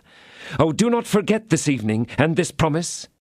Be assured, I will remember everything at the right time and place. But now go, in heaven's name. I was expected at midnight, and am behind my time. By 5 minutes. But under certain circumstances, 5 minutes are 5 ages. Yes, when one loves. Well, who has told you that this is not a love affair? It is a man who expects you, cried D'Artagnan. A man! There now, the discussion is about to be renewed, cried Madame Bonacieux, with a half-smile, which was not altogether exempt from impatience. No, I am going. I trust you. I wish to have all the merit of my devotion, even if I am a fool for it. Adieu, madame, adieu. Then, as though he felt himself too weak to relinquish the fair hand he held but by a shock, he hastily ran off, whilst Madame Bonacieux rapped 3 times at the door, slowly and regularly, as she had before done at the window shutter. At the corner of the street he turned, but the door had been opened and closed again, and the mercer's pretty wife had disappeared. D'Artagnan proceeded on his way. He had promised Madame Bonacieux not to watch her, and, had his life depended on a knowledge of the place that she was going to, or the person who went with her, he would still have gone home, as he had promised to do. In 5 minutes he was in the Rue des Fossoyeurs. "Poor Athos," said he, "he will not understand this. He will have fallen asleep waiting for me, or he will have returned home and will have learned that there has been a woman there, a woman at his house. After all," continued D'Artagnan, "there certainly was one at Aramis's. All this is very strange, and I shall be extremely curious to know how it will end." "Badly, sir, badly," replied a voice, which the young man recognized as that of Planchet, for in soliloquizing aloud, in the manner of persons who are deeply occupied, he had entered the passage, at the bottom of which was his own staircase. "How badly? What are you saying, you fool?" said D'Artagnan. "And what has happened?" "All sorts of misfortunes." "What misfortunes?" "In the first place, Monsieur Athos is arrested." "Arrested? Athos arrested? And what for?" "He was found in your lodgings, and they mistook him for you." "And by whom has he been arrested?" "By the guard which was brought by the men in black, whom you put to flight." "Why did he not give his name? Why not say that he was not concerned in this affair?" "He was very careful not to do that, sir. On the contrary, he came near me and said, 'Thy master wants his liberty just now, and I do not need mine. Since he knows all, and I know nothing. They will believe him to be in custody, and that will give him time. In 3 days I will declare who I am, and they will be obliged to let me go.'" "Brave Athos, noble heart," muttered D'Artagnan. "I recognize him well in that. And what did the officers do?" "4 of them took him either to the Bastille or to Fort l'Evêque, and the 2 remained with the men in black, rummaging everywhere and carrying away all your papers. The other 2 mounted guard at the door whilst all this was doing, and at last they went away, leaving the house empty and the door open." "And Porthos and Aramis?" "I could not find them. They have not been." "But they may come at any moment, for you left word that I was waiting for them." "Yes, sir." "Well, then, do not stir from here. If they should come, tell them what has happened, and that they must wait for me at the Pineapple Tavern. There might be some danger here. The house may be watched. I will run to Monsieur de Tréville's to tell him all this, and then will rejoin them there." "Very well, sir," said Planchet. "But you will remain? You will not be afraid?" said D'Artagnan, turning back a step to encourage his lackey. "Be easy, sir," said Planchet. "You do not know me yet. I am brave when I please to set about it. The great thing is to get me in the right mind. Besides, I come from Picardy." "Then it is all settled," said D'Artagnan. "You will rather die than desert your post." "Yes, sir, and I will stick at nothing to prove my attachment to you." "Good," said D'Artagnan to himself. "It is plain that the method I have followed with this lad is decidedly a proper one. I will adopt it henceforth on every occasion." And as fast as his legs, which were already somewhat fatigued, could carry him, he ran towards the Rue de Colombier. Monsieur de Tréville was not at home. His company was on guard at the Louvre, and he was at the Louvre with it. It was necessary, however, to see Monsieur de Treville. It was important that he should be informed of these events. D'Artagnan determined, therefore, to obtain an entrance at the Louvre. His uniform, as one of Monsieur des Essarts' guards, ought to be a passport for admission. He therefore went down to the Rue des Petits Augustins, and along the quay to reach the Pont Neuf. He had half a mind to cross the ferry, but on reaching the side of the river he mechanically put his hand into his pocket, and found that he had not enough to pay the ferryman. When he reached the top of the Rue Guénégaud, he saw two persons whose appearance struck him, coming out of the Rue Dauphine. They were a man and a woman. The woman resembled in figure Madame Bonacieux, and the man had such a look of Aramis that he might be mistaken for him. Besides, the woman had on the black mantle which D'Artagnan still seemed to see delineated on the shutter in the Rue Vaugirard, and on the door in the Rue de la Harpe. Moreover, the man wore the uniform of the Musketeers. The hood of the woman was lowered, and the man held his handkerchief before his face. This double precaution showed that they were both anxious to escape recognition. They went over the bridge, and this was also D'Artagnan's road, as he was going to the Louvre. He therefore followed them. Scarcely, however, had he taken 20 steps before he was convinced that the woman was Madame Bonacieux and the man Aramis. At the very instant he felt fermenting in his heart all the suspicious torments of jealousy. He was doubly betrayed both by his friend and by her whom he had already loved as a mistress. Madame Bonacieux had sworn to him that she did not know Aramis, and a quarter of an hour after she had made this oath, he found her hanging on his arm. D'Artagnan did not reflect that he had only known the mercer's pretty wife during the last 3 hours, that she only owed him a little gratitude for having delivered her from the men in black, who wished to carry her away, and that she had made him no promise. He looked upon himself as an outraged lover, as deceived and laughed at, and the flush of anger passed over his face as he resolved to ascertain the truth. The young couple perceived that they were followed, and they increased their haste. D'Artagnan, however, had made his determination. He passed by them, and then returned towards them just as they were opposite the Samaritan, which was lighted by a lamp that threw its radiance over all that part of the bridge. D'Artagnan stopped in front of them, and they stopped also. "What do you want, sir?" asked the Musketeer, recoiling a step, and in a foreign accent, which proved to D'Artagnan that he had at least deceived himself in one of his conjectures. "It is not Aramis!" exclaimed D'Artagnan. "No, sir, it is not Aramis, and as I find by your exclamation that you mistook me for another, I excuse you." "Excuse me, indeed," said D'Artagnan. "Yes," replied the unknown. "Now let me pass on, since it is not with me that you have anything to do." "You are right, sir," said D'Artagnan. "It is not with you that I have anything to settle. It is with the lady." "With the lady? You do not even know her," exclaimed the stranger. "You are mistaken, sir. I do know her." "Ah," said Madame Bonacieux in a reproachful tone, "I had your word of honour as a soldier, your promise as a gentleman, and I hoped I might have trusted to them." "And I," said D'Artagnan in confusion, "I had your promise."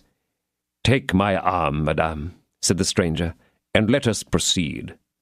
But D'Artagnan, stunned, overwhelmed, annihilated by all that had happened, remained standing, with his arms crossed, before the Musketeer and Madame Bonacieux. The former came forward 2 paces, and put D'Artagnan aside with his hand. D'Artagnan made 1 bound backwards and drew his sword. At the same moment, and with the quickness of lightning, the stranger drew his. "In God's name, my lord!"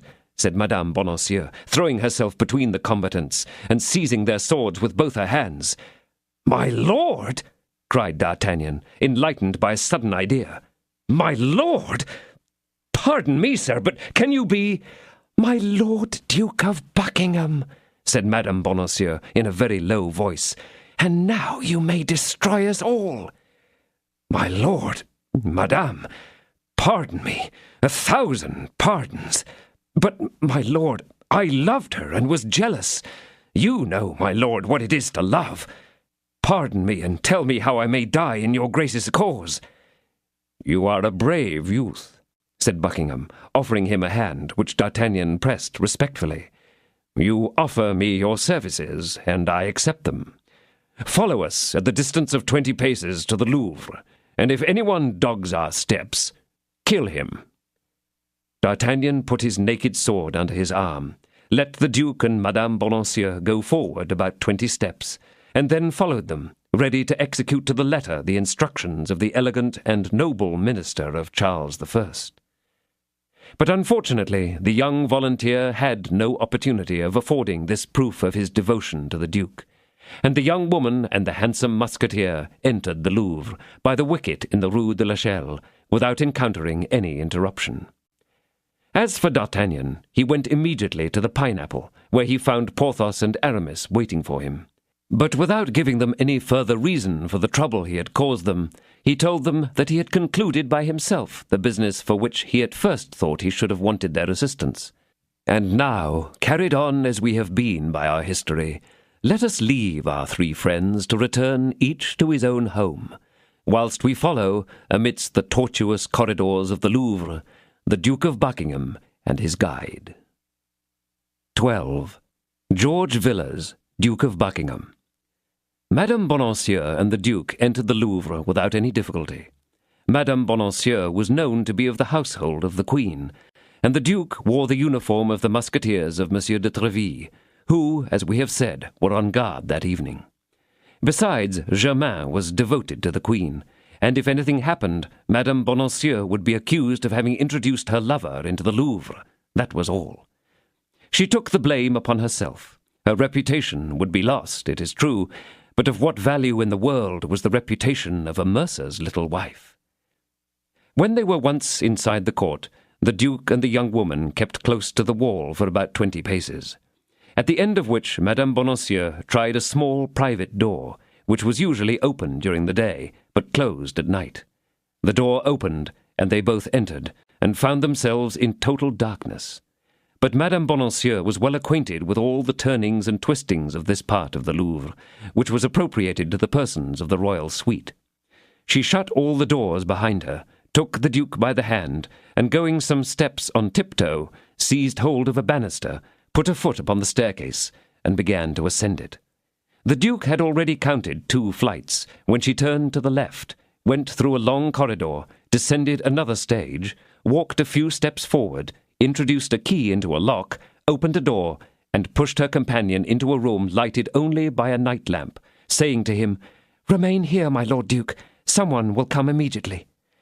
Then she went out by the same door, locking it after her, so that the Duke found himself literally a prisoner. Yet, though thus deserted, as it were, the Duke, it must be confessed, did not feel the slightest fear.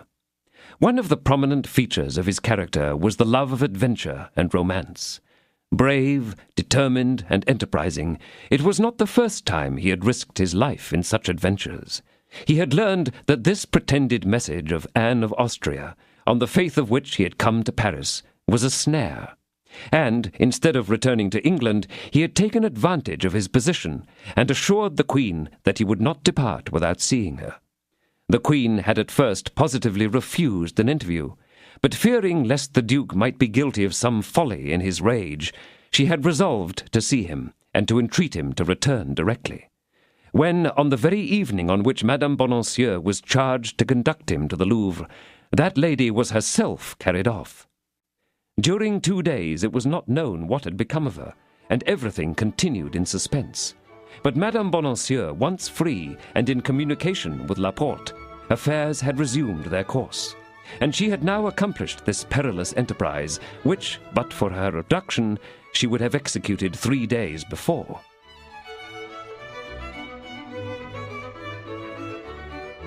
This is the end of disc number 4. Please insert disc number 5.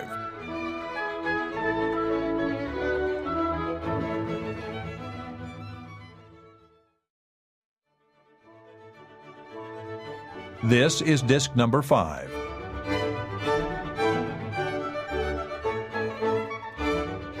During 2 days it was not known what had become of her, and everything continued in suspense. But Madame Bonancieux, once free and in communication with Laporte, affairs had resumed their course, and she had now accomplished this perilous enterprise, which, but for her abduction, she would have executed 3 days before. Buckingham, being left alone, approached a looking-glass. The dress of a musketeer became him wondrously. At 35 years old, he was justly considered as the handsomest man and the most complete gentleman of France or England. The favourite of 2 kings, rich as Croesus, all-powerful in a realm which he disturbed and tranquillized as he pleased, George Villiers, Duke of Buckingham, had engaged in one of those fabulous existences which remain, throughout the course of ages, an astonishment to posterity. Confident in himself, convinced of his power, and satisfied that the laws which restrain other people could not reach him, he went straight to the object he had fixed upon, even when that object was so elevated and so dazzling that it would have been madness in another to have even glanced towards it. It was thus that he had managed to approach the beautiful and haughty Anne of Austria many times, and to make her love him for his brilliant qualities. Placing himself before the glass, the Duke arrayed his beautiful fair hair, of which the pressure of his hat had disarranged the curls, and put his moustache in order. And then, his heart swelling with joy, happy and elated at having reached the moment he had so long desired, he smiled to himself, proudly and hopefully. At that moment, a door concealed in the tapestry opened, and a woman appeared. Buckingham saw the reflection in the glass. He uttered a cry. It was the Queen. Anne of Austria was at that time 26 or 27 years of age. That is, she was in all the glory of her beauty. Her deportment was that of a queen or a goddess. Her eyes, which shone like emeralds, were perfectly beautiful, but at the same time full of gentleness and majesty. Her mouth was small and rosy, and though her underlip, like that of the princes of the House of Austria, protruded slightly beyond the other, her smile was eminently gracious, but at the same time could be profoundly haughty in its scorn. Her skin was celebrated for its velvet softness, and her hand and arm were of such surpassing beauty as to be immortalized as incomparable by all the poets of the time. Admirably, too, did her hair, which in her youth had been fair, but had now become chestnut, and which she wore plainly dressed, and with a great deal of powder, shade a face on which the most rigid critic could have desired only a little less rouge, and the most fastidious sculptor only a little more delicacy in the formation of the nose. Buckingham remained an instant perfectly dazzled. Anne of Austria never had appeared to him so beautiful even in the midst of balls and festivals and entertainments as she now appeared, in her simple robe of white satin, and accompanied by Doña Estefana, the only one of her Spanish ladies who had not been driven from her by the jealousy of the king and the persecutions of the cardinal. Anne of Austria advanced 2 steps. The Duke threw himself at her feet, and before the Queen could prevent him, had kissed the hem of her robe. "My lord, you already know that it was not I who sent for you from England." "Oh, yes, madame, yes, your majesty," exclaimed Buckingham. "I know that I have been a fool, a madman, to believe that the snow could have been animated, that the marble could grow warm. But what would you expect? The lover easily believes in love, nor has my journey been entirely in vain, since I behold you now." "Yes," replied Anne, "but you know why and how I see you, my lord. I see you because, insensible to all my distress, you persist in remaining in a city where, by remaining, you risk your own life and my honor. I see you to tell you that everything separates us, the depths of the sea, the enmity of nations, the sanctity of vows. It is sacrilege to struggle against such things, my lord. And lastly, I see you to tell you that I must never see you more." "Speak, madame, speak, Queen," said Buckingham. "The softness of your voice repays the sternness of your words. You speak of sacrilege, but the sacrilege is in the separation of hearts which God had formed for one another." "My lord," cried the Queen, "you forget that I have never said I loved you." "But neither have you ever said that you did not love me. And indeed, to say so would be a proof of the greatest ingratitude on the part of your majesty. For tell me, where would you find a love like mine? a love which neither time, nor absence, nor despair can extinguish, and which is recompensed by a riband, by a glance, a word. It is now 3 years, madame, since I saw you for the first time, and for 3 years have I adored you thus. Will you allow me to describe to you your dress on that occasion, and to tell the detail of the ornaments you wore? Mark me. I seem to see you now, seated in the Spanish manner, upon cushions, wearing a dress of green satin, embroidered in silver and in gold, with pendant sleeves fastened around your beautiful arms by large diamonds. You wore also a close ruff, and a small hat of the same colour as your dress, and adorned with a heron's plume upon your head.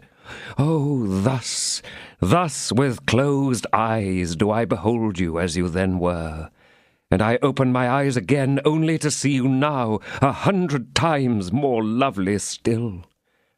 What folly!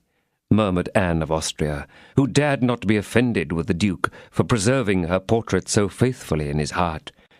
What folly to nourish so useless a passion on such memories as these! Alas, what would your Majesty exact? I have nothing but memories. They are my happiness, my treasure, and my hope. Each meeting with you is a new jewel that I enshrine within the casket of my heart. This is the 4th of them that you have let fall, and that I have eagerly secured. Yes, in 3 years, madame, I have seen you only 4 times. The first I have already recalled to you. The second was at Madame de Chevreuse's. The third was in the gardens of Amiens. My lord, exclaimed the Queen, blushing, do not refer to that evening. Oh, rather let me dwell upon it, madame, for it is the one radiant, blissful night of my existence. Does your Majesty remember how lovely a night it was? The air was laden with odoriferous sweetness, and the blue sky was studded with innumerable stars. Ah, madam, I was alone with you for an instant then, and you were about to make me the confidant of your griefs, of the isolation of your life, and the deep sorrows of your heart. You were leaning on my arm, on this one, madame, and when I bent my head towards you, I felt my face gently touched by your beautiful hair, and every time that I so felt it, I trembled through every vein. Oh, Queen, Queen, you know not the heavenly bliss, the joys of paradise comprised in such a moment. Goods, fortune, glory, life, gladly would I give them all for another interview like that on such a night. For, madame, I will swear that then, at least on that night, you loved me. My lord, it is possible that the influence of the place, the charm of that enchanted evening, the fascination of your looks, and the 1,000 circumstances which sometimes concur in leading a woman onwards to her fall, may have grouped themselves around me on that fatal night. But you are not ignorant, my lord, that the Queen gave succour to the weakness of the woman, and that at the first word that you presumed to say, at the first liberty that you dared to take, I summoned others to my presence there. Alas, it is but too true, and any feebler love than mine would never have survived the test. But my love, madame, came out from it more ardent and immortalized. You thought to escape from me by returning to Paris. You believed that I should never dare to quit the treasure which my master had commanded me to guard. But what cared I for all the treasures and all the kings upon the earth? In 1 week, madame, I was on my return. On that occasion, madame, you had nothing to complain of. I had risked favour and life to see you for a single second.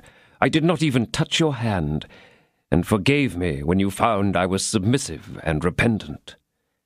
Yes, my lord, but you are well aware that calumny fastened even upon those follies in which I had so small a share.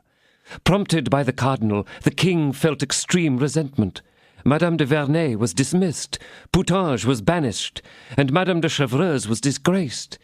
And do you not remember, my lord, that when you wished to return as an ambassador to France, it was His Majesty himself by whom you were opposed? Yes, and France is about to pay with a war for that opposition. I cannot see you again, madame. Well, I will take care that you shall continually hear of me.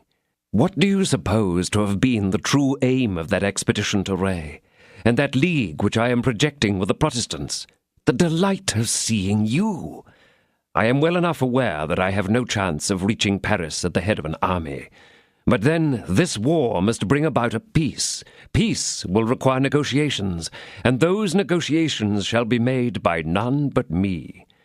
They will no longer dare to reject me then, and I shall return to Paris and behold you once again and be for an instant happy. It is but too true that my enjoyment will have been bought by the blood of thousands of human beings, but what will their lives be to me, provided that my eyes are blessed once more by seeing you? This may be folly, madame, perhaps madness, but tell me, pray, had ever woman a more impassioned lover? Had ever a queen a more enthusiastic servant? My lord, the witnesses you call for your defense accuse you.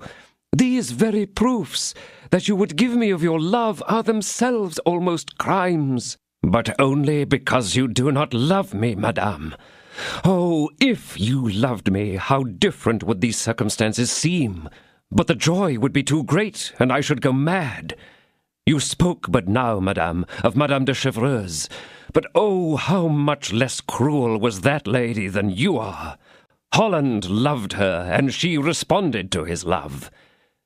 Madame de Chevreuse was not a queen, murmured Anne of Austria, subdued in spite of herself by the expression of a passion so profound.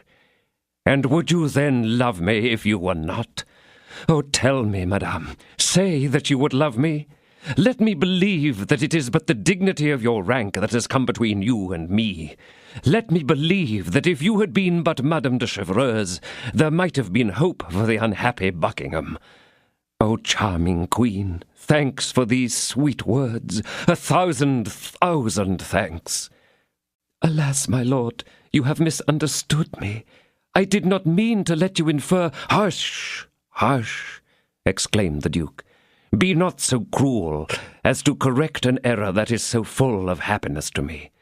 You have yourself told me that I have been drawn into a snare, and I perhaps shall leave my life in it, for strangely enough, for some time I have had presentiments of an approaching death. And the Duke smiled, with a sad yet winning smile. Oh, God! exclaimed the Queen, in a tone of terror, which manifested, more fully than she might have wished, her interest in the Duke. But I did not tell you this to alarm you, madame. No, it is even ridiculous to speak of it, and believe me, I do not give importance to such silly dreams. But the words which you have just uttered, the hope which you almost gave me, would be a recompense for everything, even for my life. Oh, but I— said Anne of Austria, I also have had my presentiments. I dreamed that I saw you stretched upon the earth, all bloody from a wound. On the left side, and inflicted by a knife, was it not? said the Duke. Yes, my lord, it was in the left side, and by a knife. But who could have told you of my dream? I have never spoken of it but in my prayers to God. I ask for no more. You love me, madame. Yes, you love me. I love you? Yes, you! Would God send to you the same dreams as to me if you did not love me? Should we be visited by the same presentiments if our two existences did not meet in our hearts? Yes, Queen, you love me and you weep for me. Oh, my God, exclaimed the Queen. This is more than I can bear. In the name of heaven, my lord, withdraw. I know not whether I love you or not. But this I know, that I will never break my vow at the altar. Have pity on me then, and leave this kingdom. Oh, if you should be wounded in France, if you should die in France, if I could imagine that your love for me had been the cause of your death, I should never be consoled. The thought would madden me. Depart then, depart, I beseech you. Oh, how beautiful you are now! How devotedly I love you! exclaimed Buckingham. Depart, I implore you, and return hereafter, continued the Queen. "Come back as an ambassador, as a minister. Come back surrounded by your guards who will defend you, and your servants who will watch over you, and then I shall have no fear for your life, and shall have some happiness in seeing you." "Oh, but is it really true what you now tell me?" "Yes." "Give me then some pledge of your regard, some object which has once been yours, to satisfy me that I have not been indulging in a dream. Something that you have once worn, and that I may wear now, a ring, a necklace, or a chain." "And will you go if I give you what you ask?" "Yes." "Immediately?" "Yes." "You will quit France, and will return to England?" "Yes, I swear I will." "Wait then. Wait, sir." And Anne of Austria returned to her chamber, and came back almost in an instant, holding in her hand a small casket of rosewood with her monogram encrusted in gold. "Here, my lord, here, keep this as a memorial of me." Buckingham took the casket, and again sank upon his knee.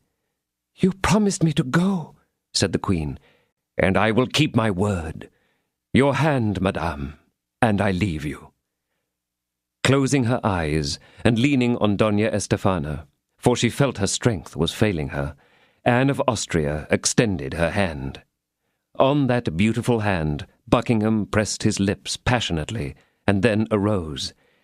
"Before 6 months have passed," said he, "if I be not dead, I will see you again, if I must turn the world upside down to accomplish it." And, true to his promise, he rushed out of the room. In the corridor he found Madame Bonancieux awaiting him, and, with the same precaution and the same good fortune, she led him forth out of the Louvre. 13. Monsieur Bonancieux. There was in all this affair, as might be remarked, a person of whom, in spite of his precarious situation, we have appeared to take very little notice. This person was Monsieur Bonancieux, a respectable martyr to the political and amorous intrigues which so thoroughly entangled themselves together in that chivalrous and gallant age.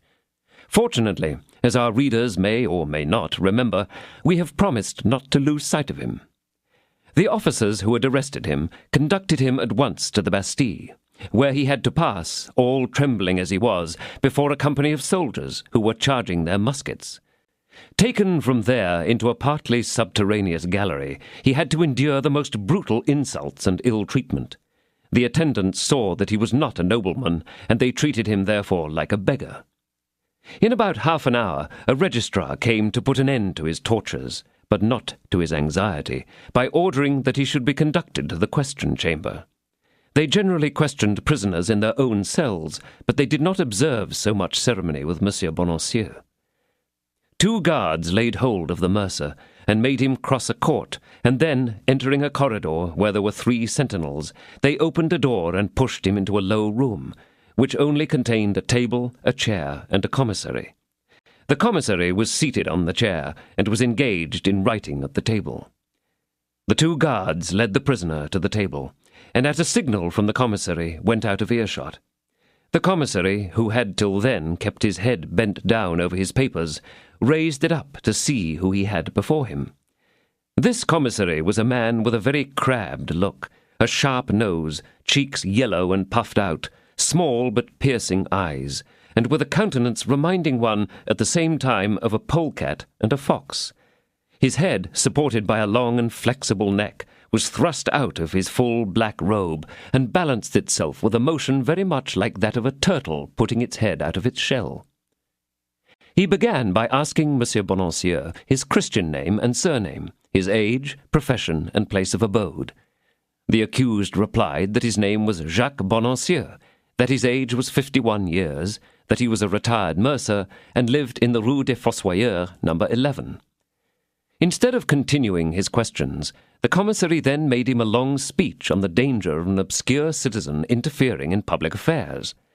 With this exordium he combined an exposition of the power and actions of the cardinal, that incomparable minister, the conqueror of all preceding ministers, and the example for all future ministers, whom no one could oppose or thwart with impunity.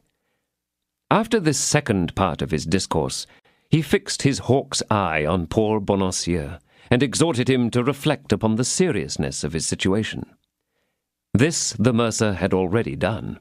He wished Monsieur de la Porte at the devil for having put it into his head to marry his goddaughter, and cursed the hour when that goddaughter had been received into the Queen's service. The foundation of Monsieur Bonacieux's character was profound selfishness, mingled with sordid avarice, the whole being seasoned with excessive cowardice. The love which he entertained towards his young wife was quite a secondary sentiment, and could not stand against those primary feelings which we have just enumerated. Bonacieux, in fact, reflected on what had been said to him. "But, Mr. Commissary," he timidly observed, "believe me that I know well and appreciate the incomparable merit of His Eminence, by whom we have the honour of being governed." "Really?" said the commissary, with a doubtful look. "But if this be true, how came you to be in the Bastille?" "How I am there, or rather, why I am there," replied Bonacieux, "is what it is utterly impossible for me to tell you, seeing that I do not know myself. But most certainly it is not for having offended the cardinal, consciously at least." "It is certain, nevertheless, that you must have committed some crime, as you are here accused of high treason." "Of high treason?" cried Bonacieux, confounded. "Of high treason? And how can you believe that a poor mercer who hates the Huguenots and abhors the Spaniards can be accused of high treason? Reflect, sir, the thing is a moral impossibility." "Monsieur Bonacieux," said the commissary, regarding the accused with his little eyes, as though he had the power of looking into the very depths of his heart. "Monsieur Bonacieux, you have a wife." "Yes, sir," replied the trembling mercer, perceiving that it was on her account that he was now about to be inculpated. "That is to say, I had one." "What? You had one? And what have you done with her that you have her no longer?" "Someone has carried her off, sir." "Someone has taken her from you?" said the commissary. "Ah." Bonacieux perceived by this that matters were getting worse and worse. "Someone has taken her from you," resumed the commissary. "And do you know who has been guilty of this abduction?" "I think I know." "Who is it?" "Remember that I affirm nothing, Mr. Commissary. I only suspect." "Whom do you suspect? Come, don't hesitate to speak." Monsieur Bonacieux was in the greatest perplexity. Ought he to deny everything, or to confess? From a total denial, it might be inferred that he knew too much to admit, and by a general confession, he might give evidence of his good faith. He determined, therefore, to have no concealments. "I suspect," said he, "a tall, dark man of lofty air, who has all the appearance of a man of rank. He followed us, I think, many times when I went to fetch my wife from the gate of the Louvre." The commissary appeared somewhat disturbed. "And his name?" said he. "Oh, as to his name, I do not know it. But if I should meet him, I could recognize him amongst 1,000 persons." The brow of the commissary grew dark. "You could recognize him amongst 1,000, you say?" continued he. "That is to say," replied Bonacieux, who saw that he had made a false step. "That is to say—" "You have said that you could recognize him," said the commissary. "Very well. That is enough for today. It is necessary, before we proceed any further, that someone should be informed that you know the person who has carried off your wife." "But I did not tell you that I knew him," cried Monsieur Bonacieux in despair. "I told you, on the contrary—" "Take away the prisoner," exclaimed the commissary to the 2 guards. "Where to?" asked the registrar. "To a dungeon." "To which?" "Oh, to the first that offers, provided it be secure," answered the commissary, with an indifference which filled the breast of poor Bonacieux with horror and dismay. "Alas, alas!" said he, "I am undone. My wife must have committed some frightful crime, and I am supposed to be an accomplice, and shall be punished with her. She must have said something, have confessed that I was her confidant. A woman is such a weak creature. A dungeon! The first that offers! That's it. A night is soon past, and then Tomorrow, to the wheel, to the gibbet. Oh, my God, have pity on me!" Without in the least attending to the lamentations of Master Bonacieux, that were of a kind to which they were tolerably well accustomed, the two guards took him by the arms and led him away, while the commissary hastily wrote a letter for which his officer waited. Bonacieux did not close an eye, not because his dungeon was very uncomfortable, but because his anxiety was very great. He sat upon his stool the whole night, trembling at every noise, and when the first rays of light penetrated his chamber, Aurora herself appeared to him to be dressed in funereal array. Suddenly he heard the bolts withdrawn, and gave a terrible start. He believed that they were coming to conduct him to the scaffold, and, therefore, when he saw that it was only the commissary and his attendant, he was almost ready to embrace them. "Your affair has become sadly complicated since last evening, my fine fellow," said the commissary. "I advise you to tell the whole truth, for your repentance alone can mitigate the anger of the cardinal." "But I am ready to tell everything," said Bonacieux. "Everything, at least, that I know. Question me, I beseech you." "In the first place, where is your wife?" "I've just told you that someone has carried her off." "Yes, but since 5 o'clock yesterday evening, thanks to you, she has escaped." "My wife escaped?" cried Bonacieux. "Oh, the wretch! Sir, if she has escaped, I assure you it is not my fault." "What were you doing, then, in the apartment of your neighbour, Monsieur d'Artagnan, with whom you had a long conference in the course of the day?" "Ah, yes, Mr. Commissary, yes, that is true. And I confess I was wrong in that. Yes, I was in Monsieur d'Artagnan's apartments." "And why?" "To entreat him to assist me in finding my wife. I thought I had a right to reclaim her. I was mistaken, it appears, and I humbly beg your pardon." "And what answer did Monsieur d'Artagnan give?" "Monsieur d'Artagnan promised me his assistance, but I soon perceived that he betrayed me." "You would mislead justice. Monsieur d'Artagnan made an agreement with you, and in virtue of that agreement he put to flight the officers who had arrested your wife, and has now secreted her from all our researches." "Monsieur d'Artagnan has hidden away my wife? Alas, what do you tell me?" "Fortunately, Monsieur d'Artagnan is in our power, and you shall be confronted with him." "Ah, faith, I desire nothing better," cried Monsieur Bonacieux. "I shall not be sorry to see the face of an acquaintance." "Bring in Monsieur d'Artagnan," said the commissary to the two guards. The guards brought in Athos. "Monsieur d'Artagnan," said the commissary, addressing Athos, "declare what passed between you and that other gentleman." "But," cried Monsieur Bonacieux, "that is not Monsieur d'Artagnan that you show me there." "What? Not Monsieur d'Artagnan?" cried the commissary. "By no means," answered Bonacieux. "What is the gentleman's name?" demanded the commissary. "I cannot tell you. I don't know him," replied Bonacieux. "What? You do not know him?" "No." "You have never set eyes on him?" "Yes, but I do not know his name." "Your name?" demanded the commissary of Athos. "Athos," answered the musketeer.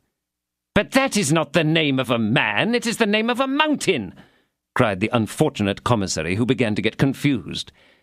"It is my name," calmly replied Athos. "But you said your name was D'Artagnan." "I said so?" "Yes, you." "The fact is that they said to me, 'You are Monsieur d'Artagnan.' I replied, 'Do you think so?' My guards said they were sure of it. I did not wish to contradict them. Besides, I might be mistaken." "Sir, you mock the majesty of justice." "Not at all," calmly replied Athos. "You are Monsieur d'Artagnan?" "You see that you still tell me so." "But," cried Monsieur Bonacieux, "I tell you, Mr. Commissary, that there is not the smallest doubt. Monsieur d'Artagnan is my lodger, and consequently, as he does not pay his rent, I know him only too well. Monsieur d'Artagnan is a young man of 19 or 20 years of age at most, and this gentleman is at least 30. Monsieur d'Artagnan is in the guards of Monsieur des Essarts, and this gentleman is in the company of Monsieur de Tréville's Musketeers. Observe the uniform." "By heavens, it is true," muttered the commissary. "It is true, by God!" At this instant the door was quickly opened, and one of the turnkeys of the Bastille introduced a messenger, who gave the commissary a letter. "Oh, the wretch!" exclaimed the commissary. "What? Of whom do you speak? It is not of my wife, I hope." "On the contrary, it is of her. Your affairs are in a nice state." "Do me the pleasure," said the exasperated mercer, "to tell me, sir, how my affairs can be made worse by what my wife does whilst I'm in prison." "Because what she does is the consequence of an infernal plan arranged between you." "I swear to you, Mr. Commissary, that you are in the most profound error, that I know nothing in the world of my wife's actions, that I am completely ignorant of what she has done, and that if she has committed follies, I renounce her, I give her the lie, and I curse her." "And now," said Athos, "if you have no further business with me, dismiss me. Your Monsieur Bonacieux is very tiresome." "Take the prisoners back to their dungeons," said the commissary, pointing to Athos and Bonacieux, "and guard them more strictly than ever." "Nevertheless," said Athos with his usual tranquillity, "your business is with Monsieur d'Artagnan. I do not well see how I can supply his place." "Do what I have ordered," cried the commissary, "and the most solitary confinement, do you hear?" The two followed the guards, Athos shrugging his shoulders, and Monsieur Bonacieux uttering lamentations which might have softened the heart of a tiger. They took the mercer into the same dungeon where he had passed the night, and left him there throughout the whole day. Hour after hour did poor Bonacieux weep like a very mercer. He was not at all a man of warlike soul, as he himself told us. About 9 o'clock in the evening, just as he had made up his mind to go to bed, he heard steps in his corridor. These steps approached his dungeon.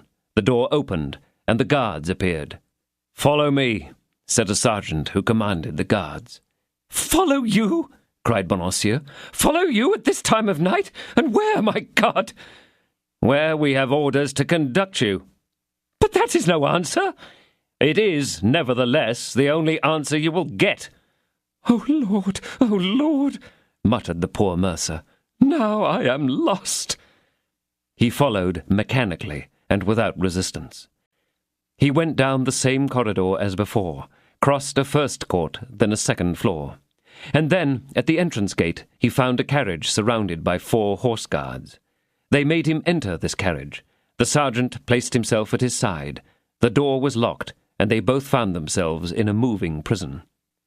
The carriage proceeded slowly, like a funeral coach.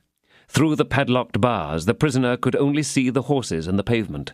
But, like a true Parisian as he was, Bonacieux recognized each street by its corners, its lamps, and its signs. At the moment they reached Saint-Paul, where the criminals of the Bastille were executed, he nearly fainted and crossed himself twice.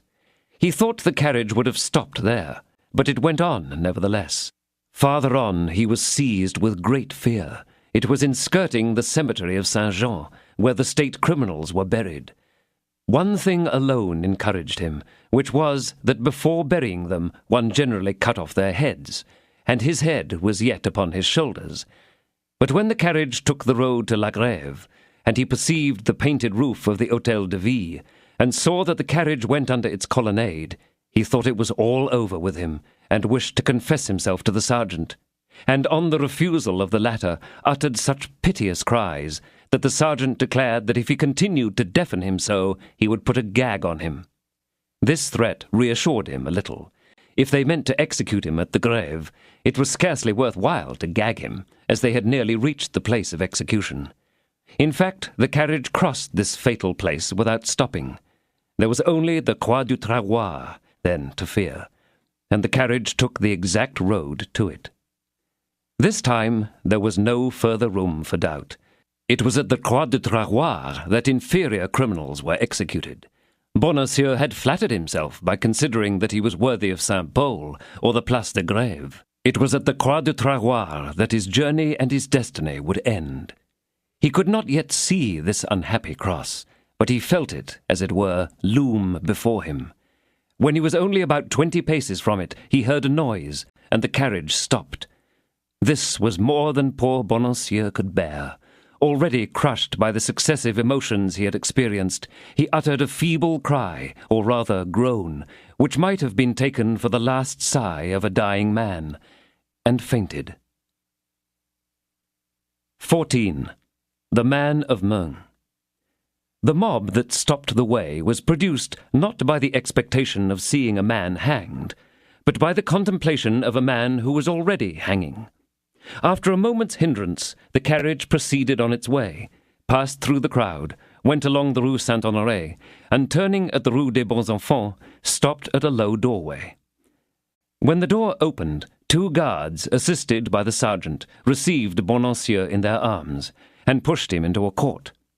They then made him ascend a staircase, and placed him in an antechamber. All these operations were performed nearly mechanically, as far as he was concerned. He had walked as in a dream. He had seen things as through a mist. He had heard without understanding, and they might have executed him then without his making the slightest resistance or uttering an appeal for mercy. He remained passive on the bench, with his back resting against the wall, and his arms hanging down on the very spot where his guards had placed him. And yet, as in looking around him he saw nothing threatening, as no real danger was indicated, as the bench was comfortably stuffed, as the wall was covered with beautiful Cordovan leather, and as long curtains of red damask, held by gilt brackets, hung before the windows, he became by degrees aware that his fears were exaggerated, and began to move his head from right to left, and vertically. At this motion, which no one opposed, he resumed a little courage, ventured to draw up one leg, and then the other, and, at last, supporting himself upon his hands, he raised himself on the bench, and found himself on his feet. At this moment an officer of pleasant appearance opened a door, exchanged a few words with some person in the next room, and then, turning towards the prisoner, said, "Is it you who are called Bonacieux?" "Yes, sir," stammered the mercer, more dead than alive. "At your service." "Enter." The officer bade the mercer precede him, and the latter, obeying without reply, entered a room where he appeared to be expected. It was a large cabinet, the walls of which were furnished with offensive and defensive weapons, a close and suffocating room in which there was already a fire, although it was scarcely yet the end of September. A square table loaded with books and papers, and on which there was unrolled an immense plan of the town of Rochelle, occupied the middle of the apartment. In front of the chimney-piece there stood a man of middle height, with a proud and haughty air, piercing eyes, a large forehead, and an emaciated countenance, which was yet further elongated by an imperial, surmounted by a pair of moustaches. Although this man was scarcely 36 or 37 years old, both imperial and moustaches were beginning to grow grey. His appearance, except that he wore no sword, was military, and his buff leather boots, which were yet slightly covered with dust, pointed out that he had been on horseback during the day. This individual was Armand Jean Duplessis, Cardinal de Richelieu. Not, as he is represented, broken down like an old man, suffering like a martyr, his body shattered, his voice extinguished, buried in an enormous easy-chair, no longer living but by the power of his genius, and no longer supporting the struggle against Europe but by the eternal energy of his extraordinary mind, but such as he really was at this period, that is, a skilful and gallant cavalier, already feeble in body, but upheld by that moral force which made him one of the most unparalleled of mankind, and now preparing, after sustaining the Duc de Nevers in his duchy of Mantua, and taking Nîmes, Castres, and Els, to drive the English from the Isle of Ré, and to undertake the siege of La Rochelle. At first sight, nothing denoted that it was the cardinal, and it was impossible for those who were unacquainted with his appearance to guess in whose presence they were. The poor mercer remained standing at the door, whilst the eyes of the person we have been describing fixed themselves upon him as if they would penetrate his most secret thoughts. "Is that this Bonacieux?" he demanded, after a moment's pause. "Yes, my lord," replied the officer. Very well. Give me those papers and leave us. The officer took the papers indicated, gave them to him who asked for them, bowed to the very ground, and left the room. In these papers, Bonacieux recognized his examinations at the Bastille. From time to time, the man by the chimney-piece lifted his eyes from the papers and plunged them like 2 poniards into the very heart of the poor mercer. At the end of 10 minutes' reading and 10 seconds' scrutiny of Bonacieux, he had made up his mind. "That head has never conspired," murmured the cardinal. "But never mind, let us see." Then he said slowly, "You are accused of high treason." "That is what they have already told me, my lord," said Bonacieux, giving his interrogator the same title that he had heard the officer give him. "But I give you my oath that I knew nothing about it." The cardinal suppressed a smile. "You have conspired with your wife, with Madame de Chevreuse, and with my Lord Duke of Buckingham." "I admit, my lord," replied the mercer, "I have heard all those names mentioned by her." "And on what occasion?" "She said that the Cardinal de Richelieu had enticed the Duke of Buckingham to Paris to destroy him and the Queen." "She said that, did she?" cried the cardinal with great violence. "Yes, my lord. But I told her that she was wrong in saying such a thing, and that His Eminence was incapable." "Hold your tongue! You are a fool!" replied the cardinal.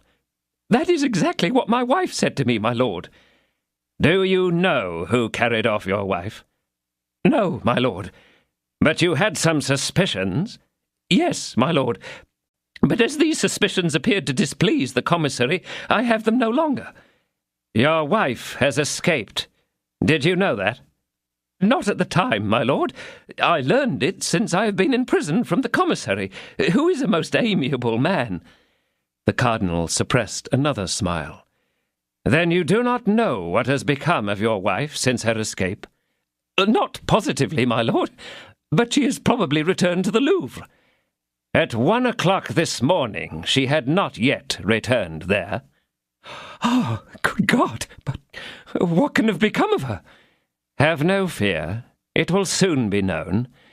Nothing escapes the cardinal. The cardinal knows everything." "In that case, my lord, do you believe that the cardinal will tell me what has become of my wife?" "Perhaps so. But it is necessary first that you should tell me all you know in relation to the connection of your wife with Madame de Chevreuse." "But, my lord, I know nothing about it. I never saw her." "When you went to fetch your wife from the Louvre, did she return directly to your house?" "Scarcely ever. She had business to transact with the Queen's drapers, to whom I convoyed her." "And how many linen drapers were there?" "2, my lord." "Where do they live?"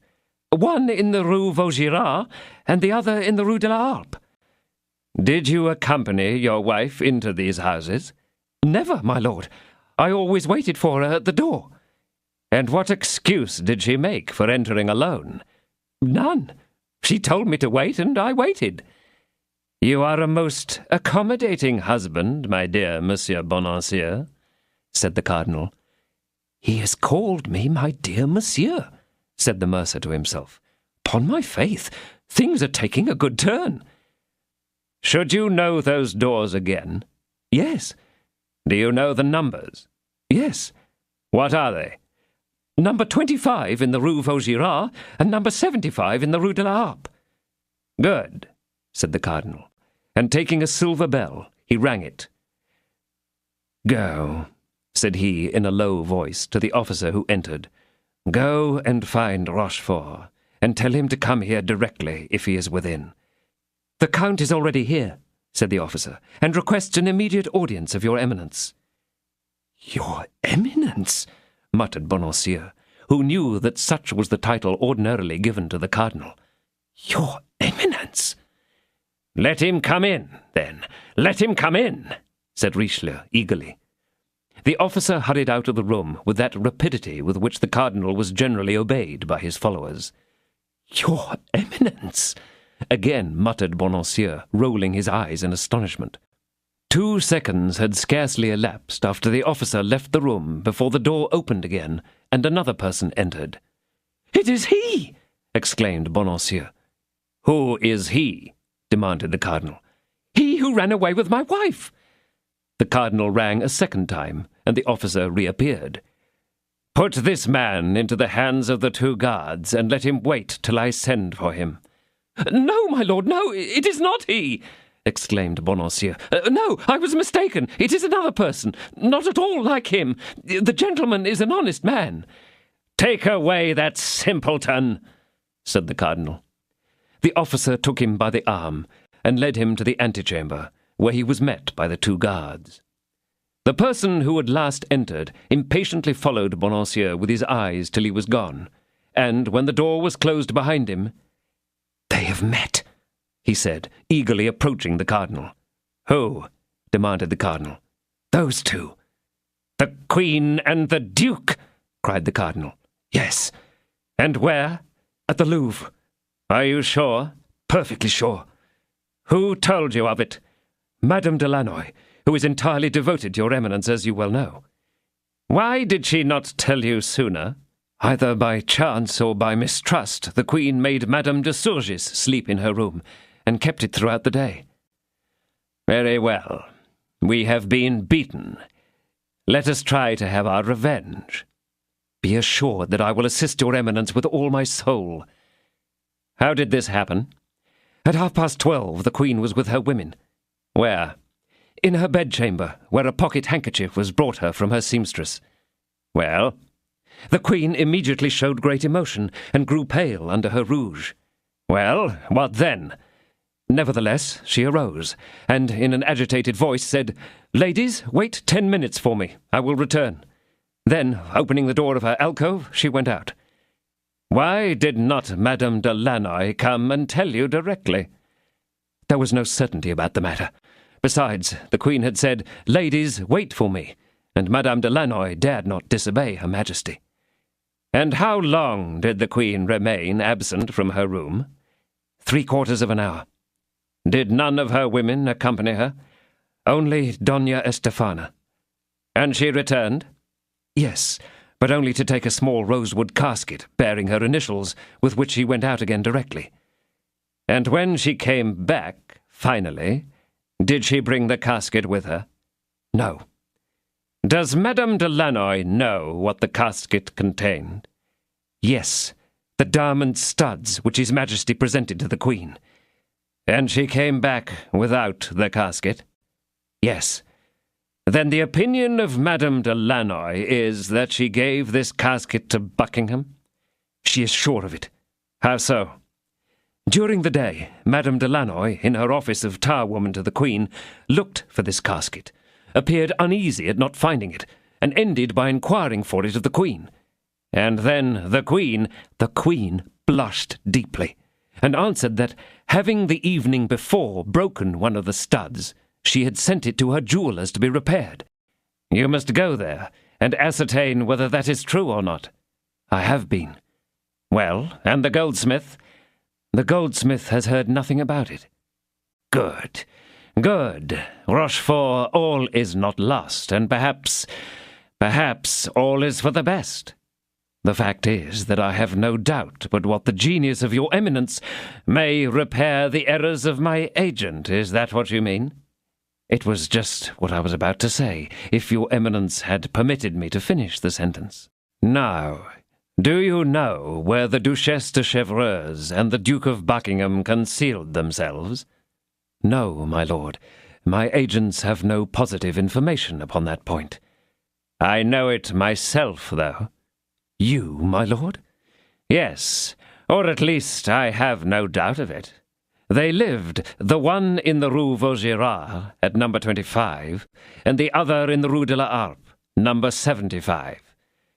"Would your eminence wish me to arrest them both?" "It is too late. They will be gone." "Never mind. There is no harm in trying." "Take 10 of my guards and ransack the 2 houses." "It shall be done, my lord."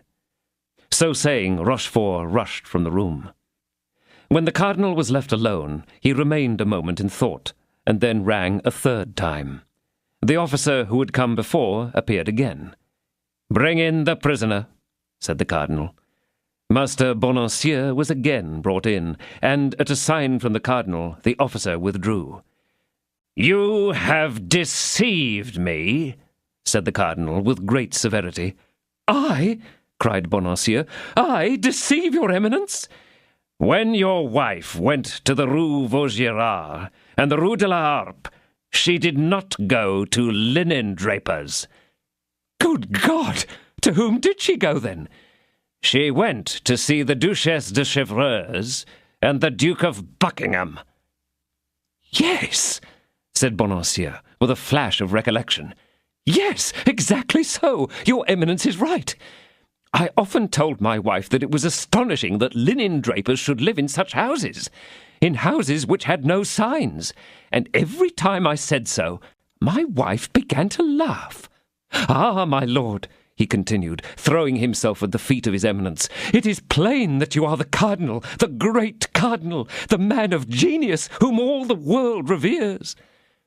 The cardinal, small as was the triumph to be achieved over a being so vulgar as was Bonancieux, did not the less enjoy it for a moment. Then, as if a new idea struck him, he smiled, and, stretching out his hand to the mercer, "Rise, my friend," said he. "You are a worthy fellow." "The cardinal has taken my hand. I have touched the hand of the great man," exclaimed Bonancieux. "The great man has called me his friend." "Yes, my friend, yes," said the cardinal, in that paternal tone which he was sometimes able to assume, but which only deceived those who did not know him. "And as you have been unjustly suspected, we must make you some amends. Here, take this bag of 100 pistoles, and forgive me." "I forgive you, my lord?" said Bonancieux, hesitating to take the bag, from a fear that this supposed gift was only a jest. "But you were quite at liberty to have me arrested. You were quite at liberty to send me to the torture. You were quite at liberty to hang me. You are the master, and I should not have the smallest word to say against it. Forgive you, my lord? But you cannot mean that." "Ah, my dear Monsieur Bonancieux, you are very generous. I see it, and I thank you. But you must take this bag, and then you will go away not very discontented, will you?" "I go away perfectly enchanted, my lord." "Adieu, then, or rather, au revoir, for I hope that we shall see each other again." "As often as my lord may please. I am at your eminence's command." "It shall be often, depend upon it, for I have found your conversation quite charming." "Oh, my lord!" "Farewell, till our next meeting, Monsieur Bonancieux. Till our next meeting." Bonancieux, at a sign from the cardinal's hand, bowed to the very ground, and then backed himself out of the room. When he was in the anteroom, the cardinal heard him in his enthusiasm crying out at the top of his voice, "Long live his eminence! Long live the great cardinal!" Richelieu listened with a smile to this noisy manifestation of the enthusiastic feelings of Master Bonancieux, and, when his shouts were lost in the distance, "There," he said, "is a man who would henceforth die for me." The cardinal then set himself to examine with great attention the map of La Rochelle, which was spread out upon the table, and to mark with a pencil the position of the famous breakwater which, 18 months afterwards, closed the port of the besieged city. Whilst he was most deeply occupied with these strategic meditations, the door opened, and Rochefort reappeared. "Well," said the cardinal with vivacity, which proved what consequence he attached to the intelligence that he expected from the count. "Well," said the latter, "a young woman between 26 and 28 years old, and a man of about 35 or 40 years of age, have really lodged in the houses indicated by your eminence, but the woman left last night, and the man this morning." "It was they!" exclaimed the duke, whose eyes were fixed upon the clock. "But now," he continued, "it is too late to follow them. The Duchess is at Tours, and the Duke at Boulogne. It is in London that they must be overtaken." "What are your eminence's commands?" Let not one word be said of what has passed. Let the Queen remain in perfect peace of mind. Let her be ignorant that we know her secret. Let her believe that we are hunting after some conspiracy. Send me Séguier, the keeper of the seals. And this man? What has your eminence done with him? What man? Demanded the cardinal. This Bonancieux. I have done all that could be done with him. I have set him to spy upon his wife. The Count de Rochefort bowed low, like a man who felt the great superiority of his master, and withdrew. As soon as the cardinal was again alone, he seated himself once more and wrote a letter, which he sealed with his private signet, and then rang his bell. The officer entered for the 4th time. "Tell Vitry to come here," said the cardinal, "and order him to be ready for a journey." In another moment the man he had sent for was standing before him, booted and spurred. "Vitry," said he, "you must go off at once, without an instant's delay, to London. You must not stop one moment on the road, and you will give this letter to my lady. There is a cheque for 200 pistoles. Go to my treasurer and get the money. You shall have the same sum if you return in 6 days, having performed my commission with success." The messenger, without answering one word, bowed, took the letter and the order for 200 pistoles, and left the room. These were the contents of the letter. "My lady, be present at the first ball where you can meet the Duke of Buckingham. He will have on his doublet 12 diamond studs. Get close to him, and cut off 2. As soon as these studs are in your possession, let me know it." 15. Civilians and Soldiers. On the day after these events had happened, as Athos had not returned to them, D'Artagnan and Porthos informed Monsieur de Tréville of his disappearance. As for Aramis, he had requested leave of absence for 5 days, and it was said that he was at Rouen on some family affairs. Monsieur de Tréville was the father of his soldiers, the humblest individual amongst them from the time that he put on the uniform of the company, was as certain of his assistance and support as Monsieur de Tréville's own brother could have been. He went, therefore, at once to the criminal lieutenant. The officer who commanded at La Croix-Rouge was sent for, and from various inquiries it was ascertained that Athos was at that time lodged at Fort l'Evêque. Athos had been subjected to the same trials as we have seen Bonancieux exposed to. We have witnessed the confrontation of the 2 prisoners. Athos, who till then had said nothing from fear that D'Artagnan had not had the time he needed, from that moment declared that his name was Athos and not D'Artagnan. He added that he knew neither Monsieur nor Madame Bonancieux, that he had never spoken either to the one or the other, and that he had gone at about 10 at night to pay a visit to his friend, Monsieur d'Artagnan. But until that hour he had been at Monsieur de Tréville's, where he had dined. 20 witnesses, he added, could confirm this fact, and he named many distinguished gentlemen, amongst whom was the Duc de la Trémouille. The second commissary was as much surprised as the first at this simple but firm declaration of the Musketeer, on whom he would gladly have taken that revenge which civilians so much love to take on soldiers. But the names of Tréville and La Trémouille demanded consideration. Athos was, therefore, sent to the cardinal, but his eminence was, unfortunately, at the Louvre with the king. It was just at this time that Monsieur de Tréville, having in vain sought Athos from the lieutenant and the governor of Fort l'Evêque, came to make an application to his Majesty, to whom he had, as captain of the Musketeers, the right of immediate access upon all occasions. The prejudices of the king against the queen are well known, prejudices which were skilfully fostered by the cardinal, who, in political intrigues, had much greater fear of women than of men.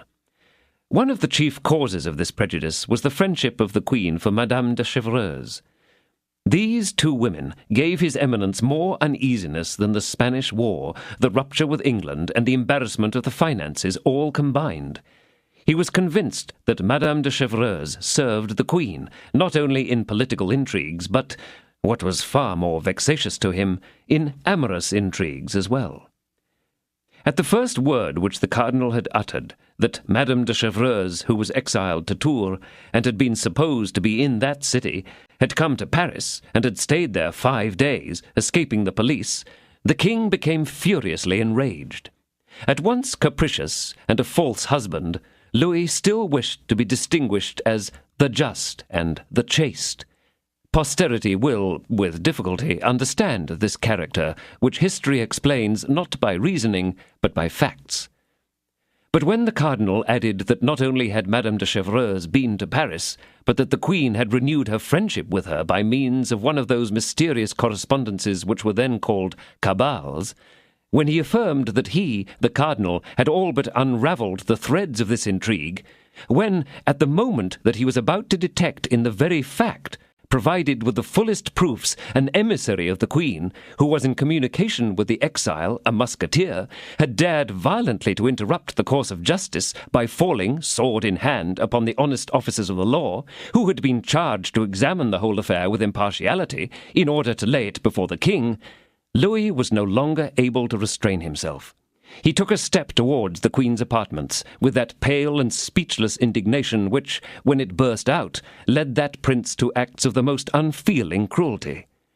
And yet, in all this, the cardinal had not said one word concerning the Duke of Buckingham. It was at that moment that Monsieur de Treville entered, cool, polite, and with a manner perfectly unobjectionable. Warned of what had taken place by the presence of the cardinal, and by the change in the king's countenance, Monsieur de Treville felt himself as strong as Samson in the presence of the Philistines.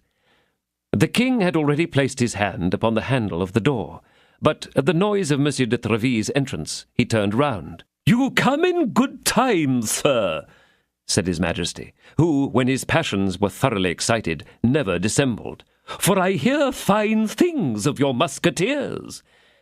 "And I," said Treville coolly, "have fine things to tell you of your civilians." "What is that you say?" said the king haughtily. "I have the honour to inform your Majesty," said Treville in the same tone, "that a party of lawyers, commissaries, and police agents, people very respectable in their way, but very bitter, as it appears, against the military, have presumed to arrest in a house, to drag through the public streets, and to cast into Fort l'Evêque, and all this under an order which they refuse to show me, one of my musketeers, or rather of yours, sir, of irreproachable conduct, of an almost illustrious reputation, and favourably known to your Majesty, Monsieur Athos." "Athos," said the king mechanically. "Yes, I certainly do know that man." "Your Majesty may remember," said Monsieur de Treville, "Monsieur Athos is the musketeer who, in the vexatious duel that you heard of, had the misfortune to wound Monsieur de Cahusac severely.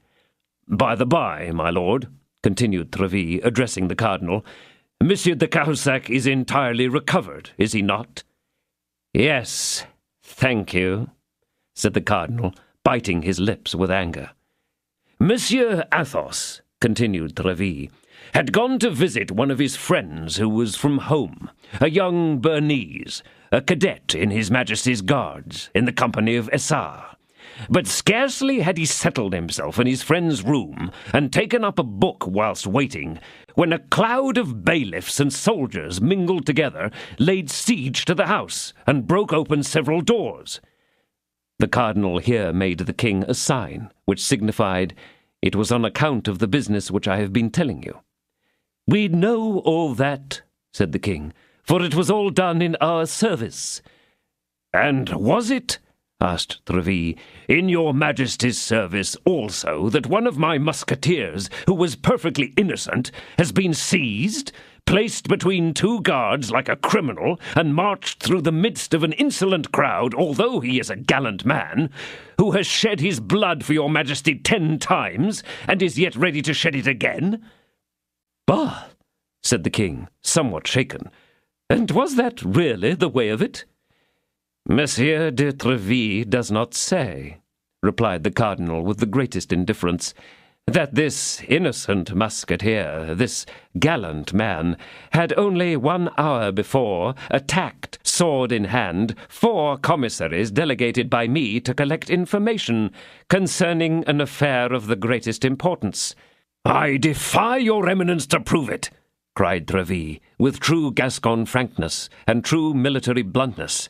"For an hour before, Monsieur Athos, who, I can assure you, is a man of the noble origin, did me the honour, after having dined with me, of conversing in my drawing-room with the Count de Chalon and the Duc de la Trémouille."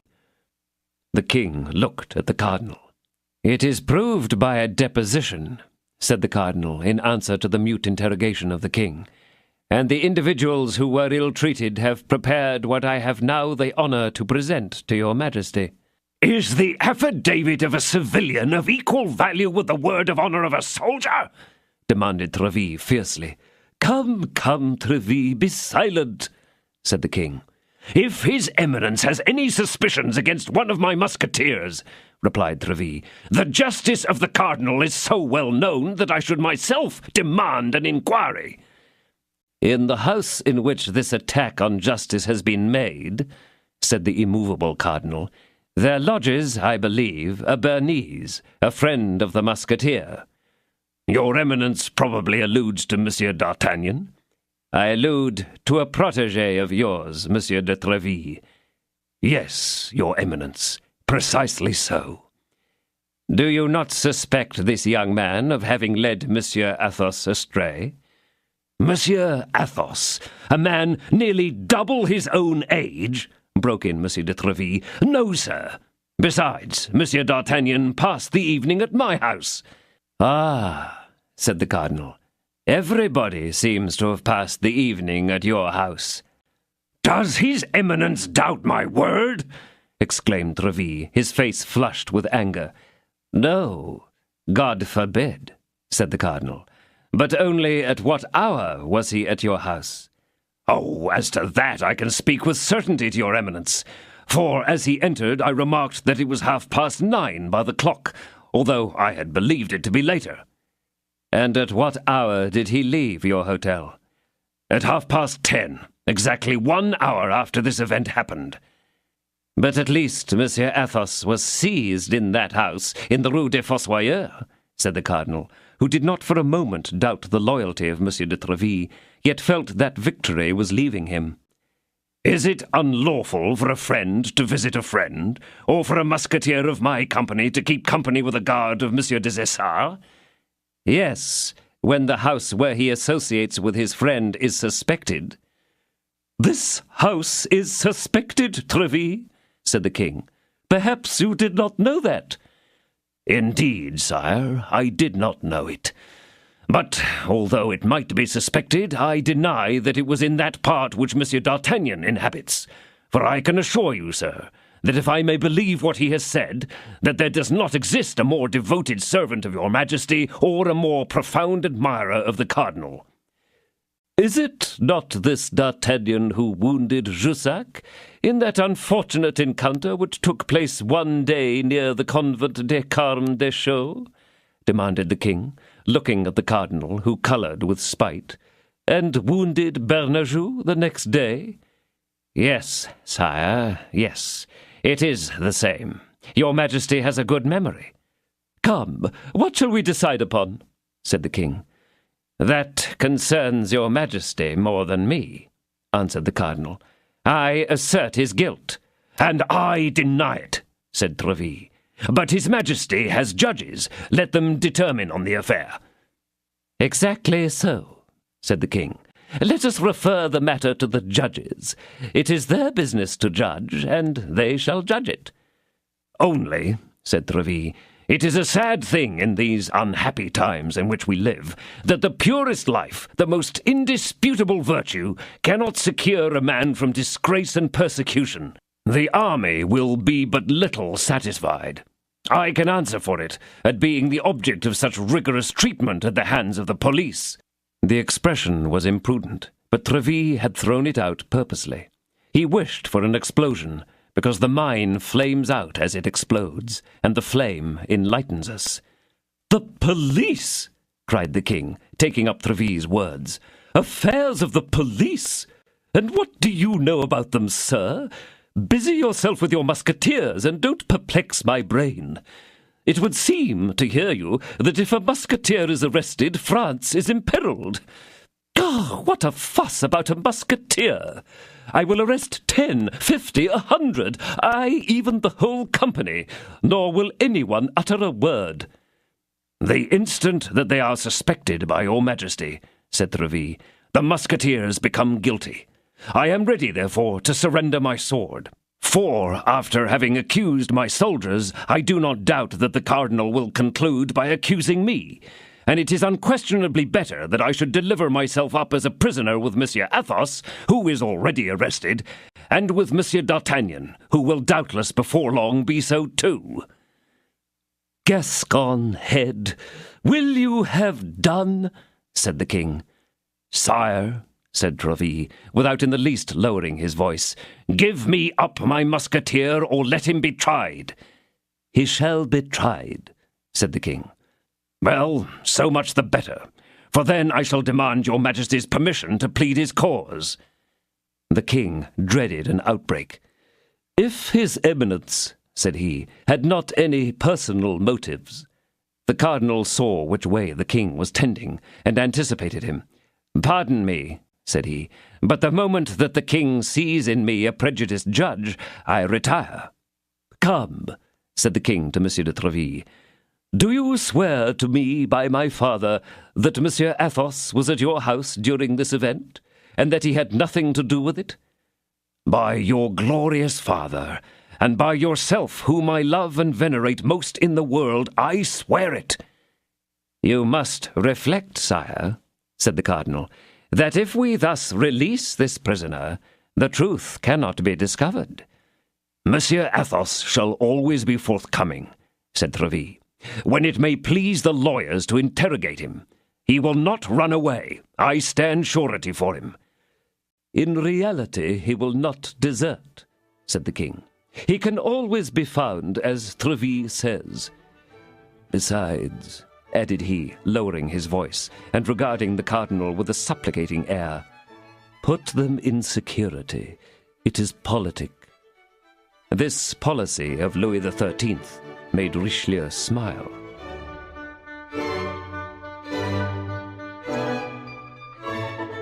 This is the end of disc number 5. Please insert disc number 6.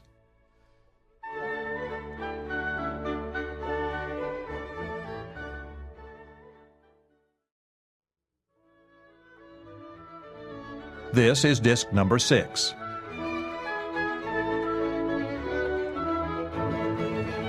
"In reality he will not desert," said the king. "He can always be found, as Tréville says. Besides," added he, lowering his voice, and regarding the cardinal with a supplicating air, "put them in security. It is politic." This policy of Louis XIII made Richelieu smile. "Give your order, sire," said he, "for you have the privilege of pardon." "The privilege of pardon applies only to the guilty," said Tréville, who wished to have the last word, "and my musketeer is innocent. It is not a pardon, therefore, that your majesty is going to grant, but justice." "Is he at Fort l'Evêque?" asked the king. "Yes, sire, and in a solitary dungeon, like the worst of criminals." "Odds blood," said the king, "what is to be done?" "Sign the order for his release," said the cardinal, "and all will be ended. I believe, like your majesty, that Monsieur de Tréville's security is more than sufficient." Tréville bowed respectfully, with a joy not unmingled with fear. He would have preferred an obstinate resistance on the part of the cardinal to this sudden concession. The king signed the order of release, and Tréville carried it away immediately. At the moment he was going out, the cardinal gave him a friendly smile and said to the king, "Great harmony exists between the officers and the soldiers of your musketeers, sire. It must be very beneficial to the service, and reflects honor on them all." "He will play me some scurvy trick presently," thought Tréville. "One never has the last word with such a man. But let me hasten, for the king may change his mind soon. And after all, it is more difficult to put a man back into the Bastille or Fort l'Evêque once he has got out of it than to keep him prisoner there when they have already caught him. Monsieur de Treville entered Fort l'Evêque triumphantly and set at liberty his musketeer, who had not lost his calm indifference. And the first time that he saw D'Artagnan, he said to him, "You have escaped well. Your sword thrust to Jussac is now paid for. That to Bernajoux still remains. But you must not be too confident." Monsieur de Treville had reason to distrust the cardinal, and to think that all was not ended.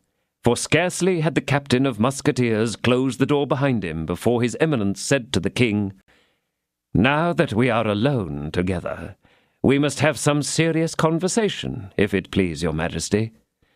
Sire, the Duke of Buckingham has been in Paris for 5 days, and left it only this morning."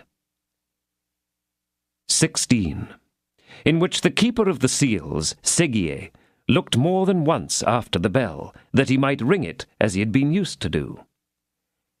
It is impossible to form an idea of the impression which these few words produced on the king. He grew red and pale by turns, and the cardinal saw immediately that he had regained by a single stroke all the ground that he had previously lost. "The Duke of Buckingham at Paris?" said the king. "And what has he been doing there?" "No doubt plotting with your enemies, the Huguenots and the Spaniards." "No, by God, no! Plotting rather against my honour, with Madame de Chevreuse, Madame de Longueville, and the Condé." "Oh, sire, what an idea! The queen is too good, and above all loves your majesty too well." "Woman is feeble," said the king, "and as for her loving me too well, I have my own opinion about that. Nevertheless, I maintain that the Duke of Buckingham came to Paris for an entirely political object. And I am just as sure that he came for other purposes. But if the Queen is guilty, let her tremble." "After all," said the cardinal, "however unwilling I am to dwell upon a treason of this kind, your majesty, by your words, reminds me that Madame de Lannoy, whom, by your majesty's order, I have several times questioned, told me this morning that the night before last the Queen was up very late, that this morning she was weeping very much, and that she had been writing throughout the whole day." "That confirms it," said the king. "Writing to him, no doubt. Cardinal, I must have the Queen's papers." "But how are we to get them, sire? It appears to me that neither I nor your majesty ought to undertake such an office." "How did they proceed towards the Maréchal d'Ancre?" said the king, in the most violent rage. "They first ransacked her chests, and at last searched her person." "The Maréchal d'Ancre was only the Maréchal d'Ancre, a Florentine adventuress. But the august spouse of your majesty is Anne of Austria, Queen of France. That is, one of the greatest princesses in the world." "That only makes her the more criminal. The more she has forgotten the high position in which she is placed, the lower she has fallen. For a long time now I have been determined to put an end to all these petty intrigues of politics and love. There is also one Laporte in her service, whom I believe to be the master spirit in all this." "Then you think as I do, that she is deceiving me?" said the king. "I believe, and I repeat it to your majesty, that the Queen plots against the king's power, but I have not said against his honour." "And I tell you, against both. I tell you that the Queen does not love me. I tell you that she loves another. I tell you that she loves this infamous Duke of Buckingham. Why did not you arrest him whilst he was in Paris?" "Arrest the Duke? Arrest the Prime Minister of Charles I? Think, sire, what a commotion! And then, if the suspicions of your majesty had any foundation, which I much doubt, what a dreadful exposure! What horrible scandal!" "But if he exposed himself to it like a vagabond and a pilferer, he ought—" Louis stopped, catching himself on the verge of a dreadful expression, whilst Richelieu, stretching out his neck, in vain expected the word which hung upon the king's lips. "He ought—" "Nothing," said the king. "Nothing. But," added he, During all the time that he was in Paris, you did not ever lose sight of him?" "Never, sire." "Where did he reside?" "In the Rue de la Harpe, at number 75. "Where is that?" "Near the Luxembourg." "And you are certain that the Queen and he did not see each other?" "I believe that the Queen is too much attached to her duty, sire." "But they corresponded. It is to him that the Queen was writing all day. Duke, I must have those letters." "Sire, and yet—" "Duke, at whatever cost, I must have them." "I would observe to your Majesty, however—" "And would you also betray me, Cardinal, since you thus oppose my wishes? Are you also in league with the Spaniard and the English, with Madame de Chevreuse and with the Queen?"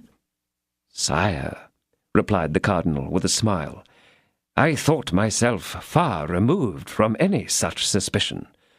"But, Cardinal, you hear what I say. I will have these letters." "There can be only one way."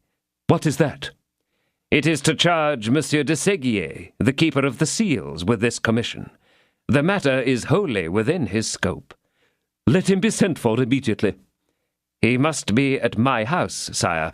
I sent for him there, and when I came to the Louvre I left word that he should wait for me." "Let him be sent for instantly." "Your Majesty's orders shall be executed, but—" "But what?" "But the Queen may perhaps refuse to obey." "What, my orders?" "Yes, if she does not know that these orders come from the King." "Well, then, that she may have no doubt, I will convey the orders to her myself." "Your Majesty will not forget that I have done all I could to prevent a rupture." "Yes, Duke, yes. I know that you are very indulgent, perhaps too indulgent to the Queen, and I can tell you we must have some talk about that hereafter." "Whenever your Majesty pleases, but I shall be always happy and proud to sacrifice myself for the harmony which I should wish to see between the King and Queen of France." "Well and good, Cardinal. But in the meantime send for the Chancellor. And now I hasten to the Queen." Then, opening the door of communication, Louis entered into the corridor which led from his own apartments to those of Anne of Austria. The Queen was surrounded by her ladies, Madame de Guitaut, Madame de Sablé, Madame de Montazon, and Madame de Guémené. In a corner was the Spanish lady of the bedchamber, Doña Estefana, who had accompanied Her Majesty from Madrid. Madame Guémené was reading aloud, and everybody was listening to her except the Queen, who had promoted this reading that she might, under the pretence of paying attention, indulge the train of her own thoughts. These thoughts, all gilded as they were by a dying beam of love, were not therefore the less sad.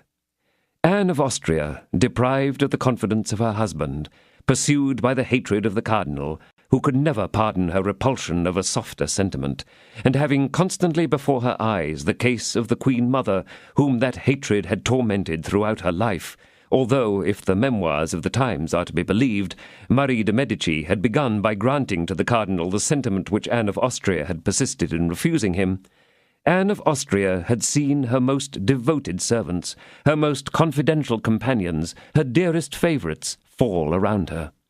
Like those unhappy beings who are endowed with a baleful nature, she brought misfortune upon everything she touched.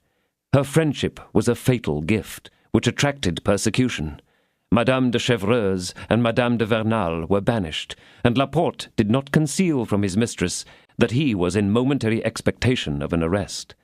It was at the very instant that she was profoundly indulging in these melancholy reflections that the door opened and the king entered.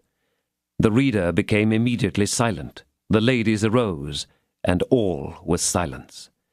As for the king, he made no show of politeness, only stopping before the queen.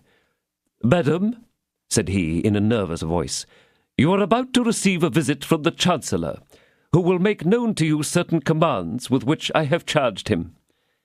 The unhappy queen, who was often threatened with divorce, with exile, and even with death, grew pale beneath her rouge, and could not restrain herself from saying, "But why that visit, sire? What can the Chancellor have to say which your Majesty could not tell me personally?" The king turned on his heel without any answer, and almost at the same moment the captain of the guards, Monsieur de Guitaut, announced the presence of the Chancellor. Before the Chancellor appeared, the king had already left the apartment by another door. The Chancellor entered, half smiling and half blushing. As we shall probably fall into his company again in the course of this history, there will be no harm in our readers making acquaintance with him now. This Chancellor was a pleasant fellow. It was by Desroches-le-Mal, a canon of Notre-Dame, who had formerly been the Cardinal's valet, that he had been recommended to his Eminence, as one entirely devoted to his interests. The Cardinal trusted him, and was always well served. The following is one of the many stories which were circulated concerning him. After a stormy youth, he had retired into a monastery to expiate, at least for a time, the follies of his juvenile years. But in entering into this holy place, the poor penitent had been unable to close the door so quickly but that the passions which he flew from could enter with him. They worried him, in fact, unceasingly, and the superior, to whom he had confided this disgrace, and who wished to preserve him from it as far as he was able, advised him, in order to drive out the diabolical tempter, to have recourse to the bell-rope, and to pull it with his utmost might, since, on hearing this admonitory sound, the monks would understand that a brother was beset by temptation, and the whole community would instantly proceed to prayers. The counsel seemed good to the future Chancellor, who exorcised the evil spirit by a large volume of prayers which were offered up by the monks. The devil, however, is not easily displaced when he has once got into garrison, and in proportion as these exorcisms were multiplied, the temptations were increased, so that the unceasing clamour of the bell by day and by night perpetually announced the extreme need of mortification which the penitent experienced. The monks no longer enjoyed a moment's rest. By day they did nothing but go up and down the chapel stairs, and by night, besides complines and matins, they were obliged to jump out of their beds at least 20 times, to prostrate themselves upon the flooring of their cells. It is not known whether the devil quitted his hold, or the monks got tired out, but at the end of 3 months the penitent reappeared in the world, with the reputation of being more terribly possessed by the evil spirit than anyone who had ever lived. On leaving the convent, he entered the magistracy, and became president in the place of his uncle. He then joined the cardinal's party, in doing which he evinced no small sagacity, became chancellor, served his eminence zealously against Anne of Austria, stimulated the judge in the business of Chalais, encouraged the efforts of the royal forest-master, Monsieur de Laffemas, and, finally, invested with the fullest confidence of the cardinal, which he had so well won, he had just received that singular commission in the execution of which he now presented himself before the Queen. The Queen was standing when he entered, but as soon as she perceived him, she seated herself in her easy-chair, and making a sign for her ladies to place themselves on their cushions and stools, said, in a tone of supreme haughtiness, "What do you want, sir? And for what object do you come here?" "To make, madame, in the king's name, and without abating the respect which I entertain for your majesty, an exact examination of all your papers." "What, sir? An examination of my papers? Of mine? Truly, this is a most disgraceful act." "Deign to pardon me, madame, but in this affair I am only an instrument of the royal will. Has not his majesty but just left the room, and did he not himself invite you to expect this visit?" "Search, then, sir. I am, it seems, a criminal. Estefana, give up the keys of my tables and desks." The Chancellor went through the formality of searching throughout the room, although he well knew that it was not there that the Queen would hide the important letter which she had that day written. But when he had, at least 20 times, opened all the drawers and shut them again, it became necessary, in spite of any hesitation he might experience, to end the business by searching the Queen herself. The Chancellor advanced, therefore, towards Her Majesty, and, with a nervous tone and manner, said, "And now I must make the principal search." "And what is that?" demanded the Queen, who did not, or rather would not, understand him. "His Majesty is certain that a letter has been written by you during the day. and he knows that it has not yet been forwarded to its destination. This letter is not to be found either in your table or your desk, and yet it must be somewhere." "Would you dare to lay your hand upon your queen?" asked Anne of Austria, assuming all her haughtiness, and fixing on the Chancellor eyes which had become almost threatening. "I am a faithful subject of the king, madame, and everything that his majesty may order I shall execute." "Well, it is true," exclaimed the queen, "and the spies of the cardinal have served him faithfully. I have written a letter today, and that letter is not gone. It is here." And her majesty placed her beautiful hand upon her bosom. "Give me the letter, then, madame," said the Chancellor. "I will only give it to the king, sir," said the queen. "If his majesty had wished the letter to be handed to him, madame, he would have demanded it himself. But I repeat, it is to me that he gave the order to obtain it, and if you did not give it up—" "Well, what then?" "It is me that he has ordered to take it." "How? What can you mean?"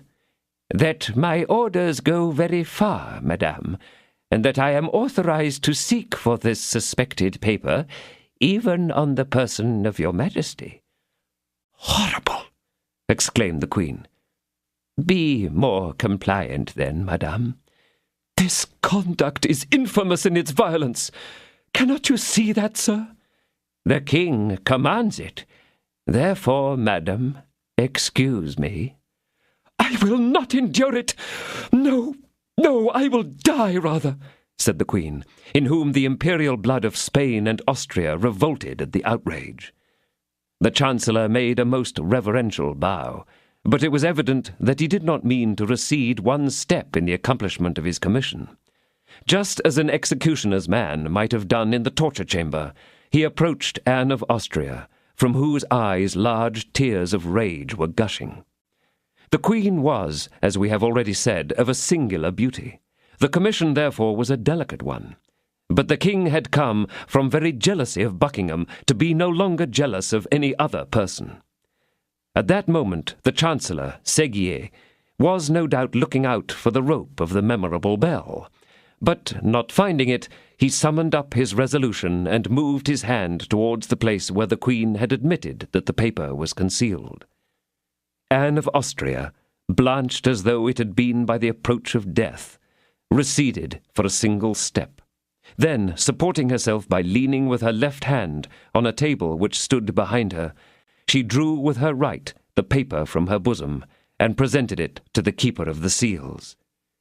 "Here, sir, take the letter," cried the queen in a trembling, sobbing voice.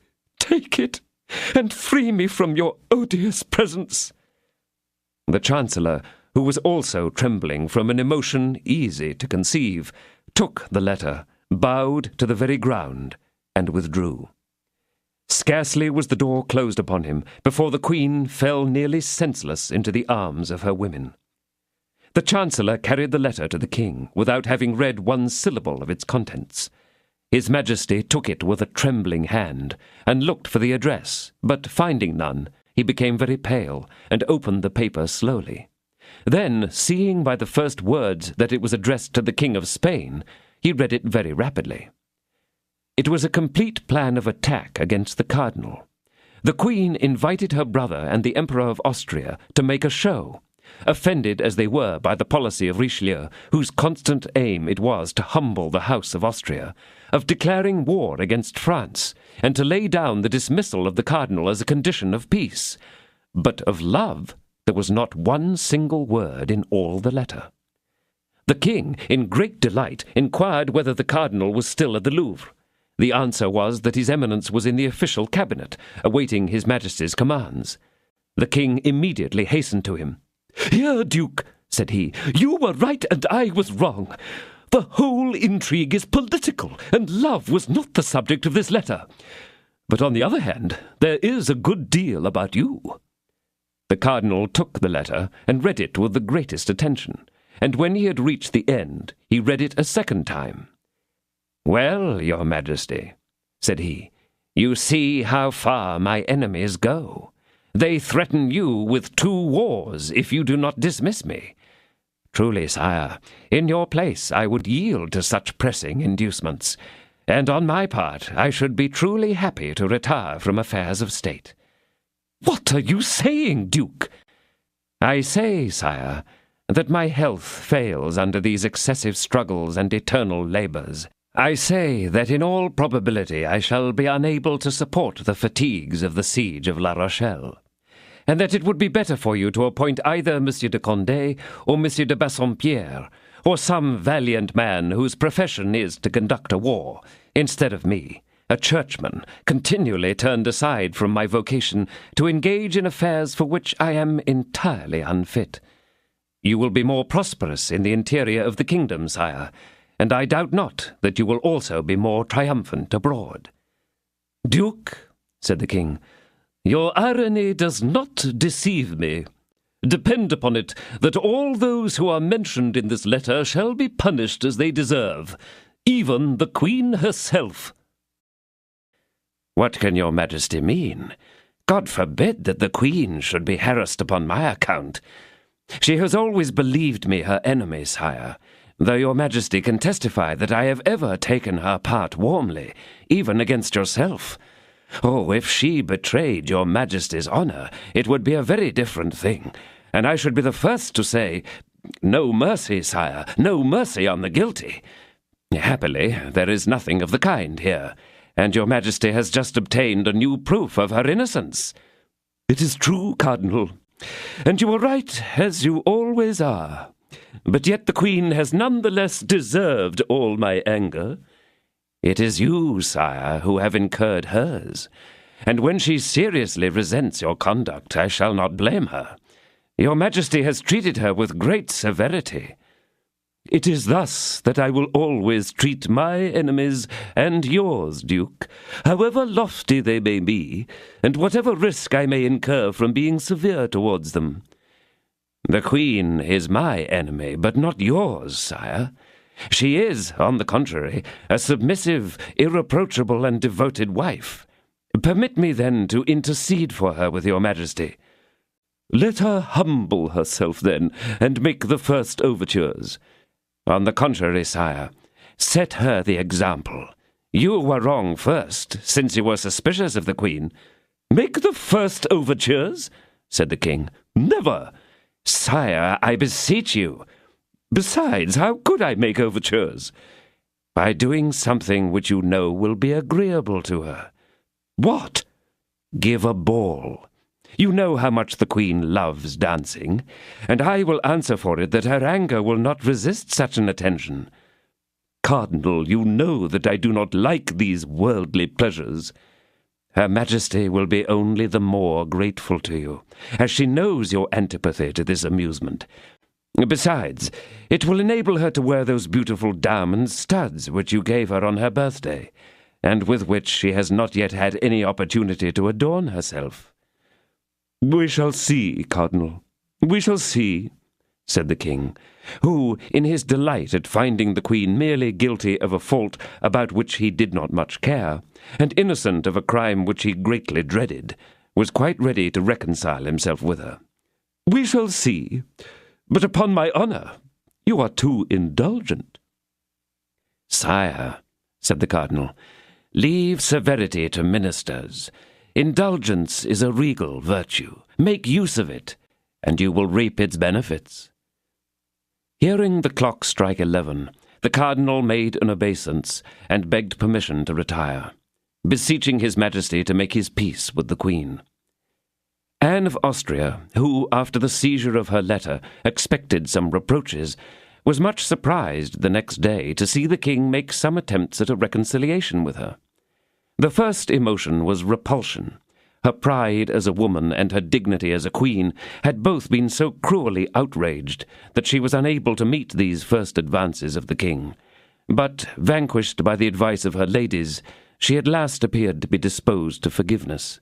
The king took advantage of this favourable moment to tell her that he thought of giving an immediate entertainment. An entertainment was so rare a thing to the poor queen that at this declaration, as the cardinal had foreseen, the last trace of her resentment vanished, if not from her heart, at any rate from her countenance. She asked on what day this entertainment was to be given, but the king answered that on that point he must consult the cardinal. Not a day elapsed, in fact, but the king asked the cardinal when it was to be, and day by day his eminence deferred it upon some pretext or other. Thus did 10 days pass away. On the 8th day after the scene we have described, the cardinal received a letter with a London postmark, and containing only these few lines: "I have got them, but cannot leave London for want of money. Send me 500 pistoles, and 4 or 5 days after having received them, I shall be in Paris." On the very day that the cardinal received this letter, the king asked the usual question. Richelieu counted on his fingers, and said to himself in a low voice, "She will reach Paris," she says, "4 or 5 days after the receipt of this money. 4 or 5 days will be required for the money to get there. 4 or 5 days for her to return. That makes 10 days. Allow for contrary winds and accidents of fate and the weakness of a woman, and let us fix it at 12 days. "Well, Duke," said the king, "have you calculated?" "Yes, sire. This is the 20th of September. The city magistrates will give an entertainment on the 3rd of October. That will suit exactly, for you will not have the appearance of going out of your way to please the queen." Then the cardinal added, "By the way, sire, do not forget to tell Her Majesty, the evening before the fete, that you wish to see how the diamond studs become her." 17. The Bonancieux household. It was the second time that the cardinal had recalled the king's attention to these diamond studs.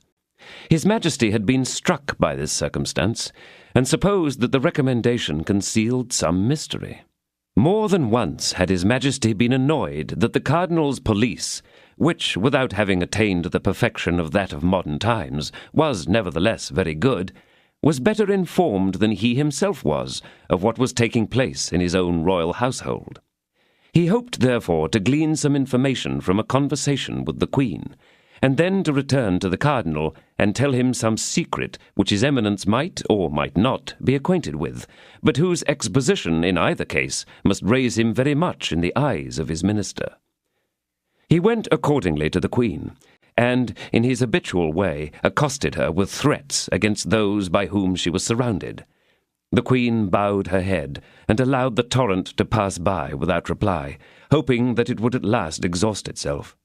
But that was not His Majesty's design. He wished for a discussion, in which some light or other might be struck out, being convinced that the cardinal had kept something back, and was springing upon him one of those terrible surprises which his eminence so well knew how to contrive. He obtained his object by perseverance in accusing. "But," said Anne of Austria, wearied of these vague attacks, "but, sire, you do not tell me all that you have in your heart. What have I done? What crime have I committed? It is impossible that your Majesty should make all this disturbance about a letter written to my brother." The king, being attacked in such a direct manner himself, did not know what to answer. He thought that this was the time to issue the injunction which he had been charged to make on the eve of the ball. "Madame," said he with dignity, "there will soon be a ball at the Hôtel de Ville. I desire that, to honor our worthy magistrates, you will be present at it in state dress, and, above all, adorned by those diamond studs which I gave you on your birthday. There is my answer." And terrible that answer was. The Queen believed that His Majesty knew all her secret, and that the cardinal had persuaded him to that long dissimulation of 7 or 8 days, which, moreover, accorded well with his own character. She became excessively pale, rested her beautiful hand, which looked then as though it were of wax, upon a bracket, and, gazing at the king with terrified eyes, answered not a word. "You hear me, madame?" said the king, who thoroughly enjoyed this embarrassment, but without guessing its cause. "You hear me?" "Yes, sire, I hear you," stammered the Queen. "You will be present at this ball?" "Yes." "With your diamond studs?" "Yes." The paleness of the Queen, if possible, increased, and the King perceived and enjoyed it, with that cold-blooded cruelty which was one of the worst parts of his character. "It is settled, then," said he, "and that is all I had to say to you." "But on what day will this ball take place?" asked Anne of Austria. The King instinctively felt that he ought not to reply to this question, which the Queen had put to him in an almost dying voice. "Almost immediately, madame," said he, "but I do not exactly remember the precise date. I will ask the cardinal about it." "It was the cardinal, then, who told you of this ball?" said the Queen. "Yes, madame," said the astonished King. "But what of that?" "And was it he who told you to request me to appear in these studs?" "That is to say, madame—" "It was he, sire. It was he." "Well, what does it signify whether it was the cardinal or me? Is there any crime in the request?" "No, sire." "Then you will appear?" "Yes, sire." "Very well," said the King, retiring. "Very well. I shall depend upon it." The Queen curtsied, less from etiquette than because her knees bent under her. His Majesty departed, enchanted. "I am lost," muttered the Queen. "Lost, for the cardinal evidently knows all, and he it is who pushes forward the King, who as yet is in ignorance, but will soon be made acquainted with the whole. I am lost! My God, my God!" She knelt down upon a cushion and prayed with her head buried between her palpitating arms. Her position was, in fact, terrible. Buckingham had returned to London. Madame de Chevreuse was at Tours. More closely watched than ever, the Queen felt painfully certain that one of her ladies had betrayed her, without knowing which. Laporte could not quit the Louvre. She had not a soul in the world in whom she could trust. In the prospect of the ruin which was hanging over her, and the desolation which she experienced, the Queen gave way to tears and sobs. "Cannot I be of any service to your Majesty?" said a voice full of gentleness and pity. The Queen turned eagerly, for there could be no deception in the expression of that voice. It was the voice of a friend. In fact, at one of those doors which opened into the Queen's apartment appeared the pretty Madame Bonancieux. She had been engaged arranging dresses and linen in a closet when the King entered, and, being unable to get out, had heard the whole of the conversation. The Queen uttered a cry on seeing herself surprised, for in her agitation she did not recognize the young woman who had been given to her by Laporte. "Oh, do not be afraid," said Madame Bonancieux, joining her hands and crying herself at the Queen's agony. "I am your Majesty's slave in body and in soul, and far as I am below you, inferior as my position may be, I believe that I have found a way of relieving your Majesty from your difficulty." "You? Oh, heaven, you!" exclaimed the Queen. "But let me see you. Let me look you in the face. I am betrayed on all sides. May I confide in you?" "Oh, madame," said the young woman, falling on her knees. "Oh, doubt me not. On my soul, I am ready to die for your Majesty." This exclamation came from the very depths of the heart, and it was impossible to distrust it. "Yes," continued Madame Bonancieux, "there are traitors here, but by the blessed name of the Virgin, I swear to you that there is no one more devoted to your Majesty than I am. Those diamond studs that the King has mentioned, you gave to the Duke of Buckingham, did you not? They were within the little rosewood casket which he carried under his arm. Am I mistaken? Is it not as I have said?" "Oh, my God," muttered the Queen, her teeth chattering with affright. "Well, these studs," said Madame Bonancieux, "must be got back again." "Yes, without doubt," said the Queen. "But how can it be done? How can we succeed?" "Someone must be sent to the Duke." "But who? Who? None can be trusted." "Have confidence in me, madame. Do me this honor, my Queen, and I will find a messenger." "But it will be necessary to write." "Oh, yes, that is indispensable. But 2 words from your Majesty's hand, and under your own private seal, will serve." "But those 2 words—" They will be my condemnation, divorce, exile. Yes, if they fall into the wrong hands. But I will undertake that these 2 words shall be delivered according to their address. Oh, my God! Must I then entrust my life, my honour, my reputation to your hands? Yes, yes, madame, you must, and I will preserve them all. But how? Tell me that, at least. My husband has been set at liberty these 2 or 3 days. I have not yet had time to see him. He is a worthy, honest man, incapable of hatred or love. He will do what I wish. He will set out at my request without knowing what he carries, and he will deliver your Majesty's letter without even knowing it is your Majesty's, to the address which it may bear.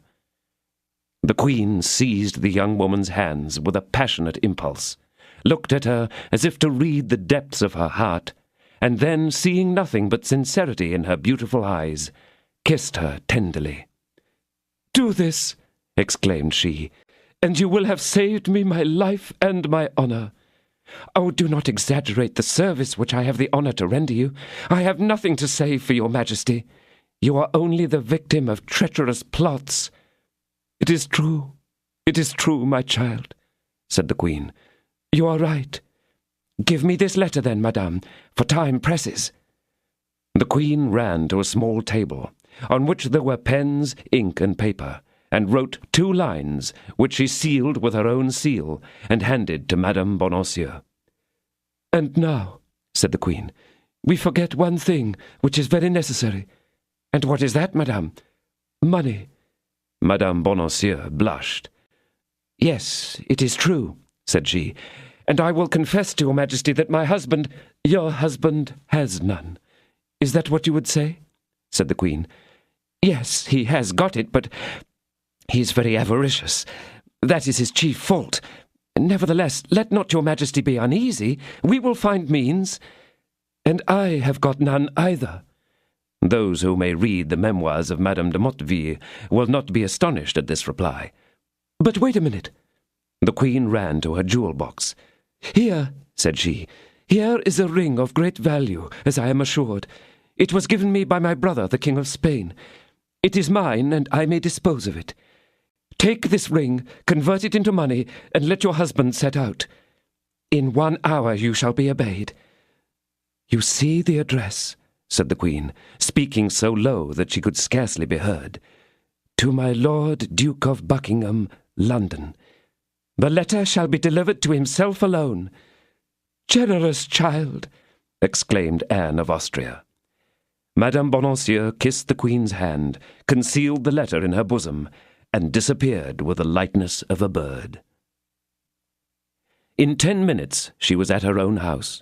She had not seen her husband since his liberation, as she had told the Queen, and was therefore ignorant of the change which had taken place in him regarding the cardinal, a change which his Eminence's flattery and money had effected, and which had been strengthened by 2 or 3 visits from Rochefort, who had become Bonacieux's best friend, having persuaded him that the abduction of his wife had proceeded from no culpable sentiment, but was merely a political precaution. She found Monsieur Bonacieux alone. The poor man was with great difficulty restoring some order to his house, where he had found the furniture almost destroyed and the chests mostly empty, justice not being one of the 3 things which King Solomon points out as leaving no traces of their course. As for the servant girl, she had fled on the arrest of her master. Terror had taken such hold of the poor thing that she never ceased walking until she had reached Burgundy, her native province. The worthy mercer had, as soon as he reached home, announced his happy return to his wife, and she had replied by congratulations, and an assurance that the first moment she could snatch from her duties should be altogether devoted to a visit to him. The first moment had been 5 days in arriving, which, in other circumstances, might have appeared rather long to Master Bonacieux. But he had ample food for reflection in the visit he had paid the cardinal, and in those which he had received from Rochefort, and it is well known that nothing makes the time pass so well as reflection. And the reflections of Bonacieux were, besides, all of a rosy tint. Rochefort called him his good friend, his dear Bonacieux, and did not cease to tell him that the cardinal thought very highly of him. The mercer already saw himself on the high road to honours and fortune. On her part, Madame Bonancieux had reflected also, but, it must be confessed, on other things than ambition. In spite of all she could do, her thoughts would turn towards that handsome young man who was so brave and seemed to be so full of love. Married at 18, and having always lived in the midst of her husband's friends, who were but little calculated to excite the affections of one whose sentiments were more elevated than her station, Madame Bonancieux had remained insensible to all vulgar impressions. But at that period more particularly, the title of gentleman had great influence over the citizens, and D'Artagnan was a gentleman, and, besides, wore the uniform of the Guards, which, except that of the Musketeers, was the most highly appreciated by the fair sex. He was, moreover, young, handsome, and adventurous, and he talked of love like one who loved, and is eager to be loved in return. All this was more than enough to turn a heart of 23 years of age, and Madame Bonancieux had just arrived at that period of her life. The happy married couple, although they had not met for more than 8 days, and during that time some grave events had happened, addressed each other with a certain preoccupation of mind. Nevertheless, Monsieur Bonancieux manifested sincere joy, and advanced towards his wife with open arms. Madame Bonancieux offered her forehead to be kissed. "Let us have a little talk," said she. "What?" said the astonished Bonancieux. "Yes, certainly. I have something of the greatest importance to tell you." "Really? And I have some questions of importance to put to you. Explain to me your abduction, I beg of you." "That is of no consequence just now," said Madame Bonancieux. "And what is this affair of consequence, then? Is it about my imprisonment?" "I heard of that on the same day, but as you were guilty of no crime, as you were connected with no intrigue, and as you knew nothing that could compromise you, I only attached to that event the importance which it merited." "You speak of it with little concern, madame," replied Bonancieux, hurt at the slight interest which his wife manifested in him. "Do you not know that I was incarcerated for 1 day and 1 night in a dungeon of the Bastille?" "A night and a day are soon past. But let us have done with your captivity, and return to the object of my return to you." "What? The object of your return to me? Then is it not the desire of seeing your husband, from whom you have been separated for 8 days?" demanded the mercer, cut to the quick.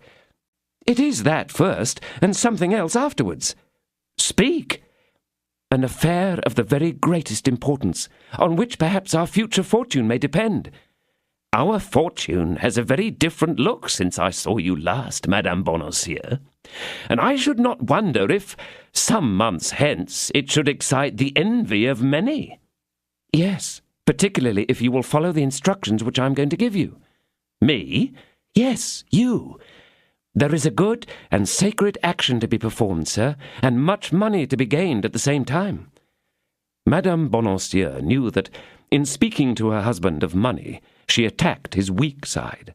But a man, even a mercer, when he has conversed 10 minutes with a Cardinal Richelieu, is no longer the same man. "Much money to be gained?" said Bonancieux, pouting. "Yes, a great deal."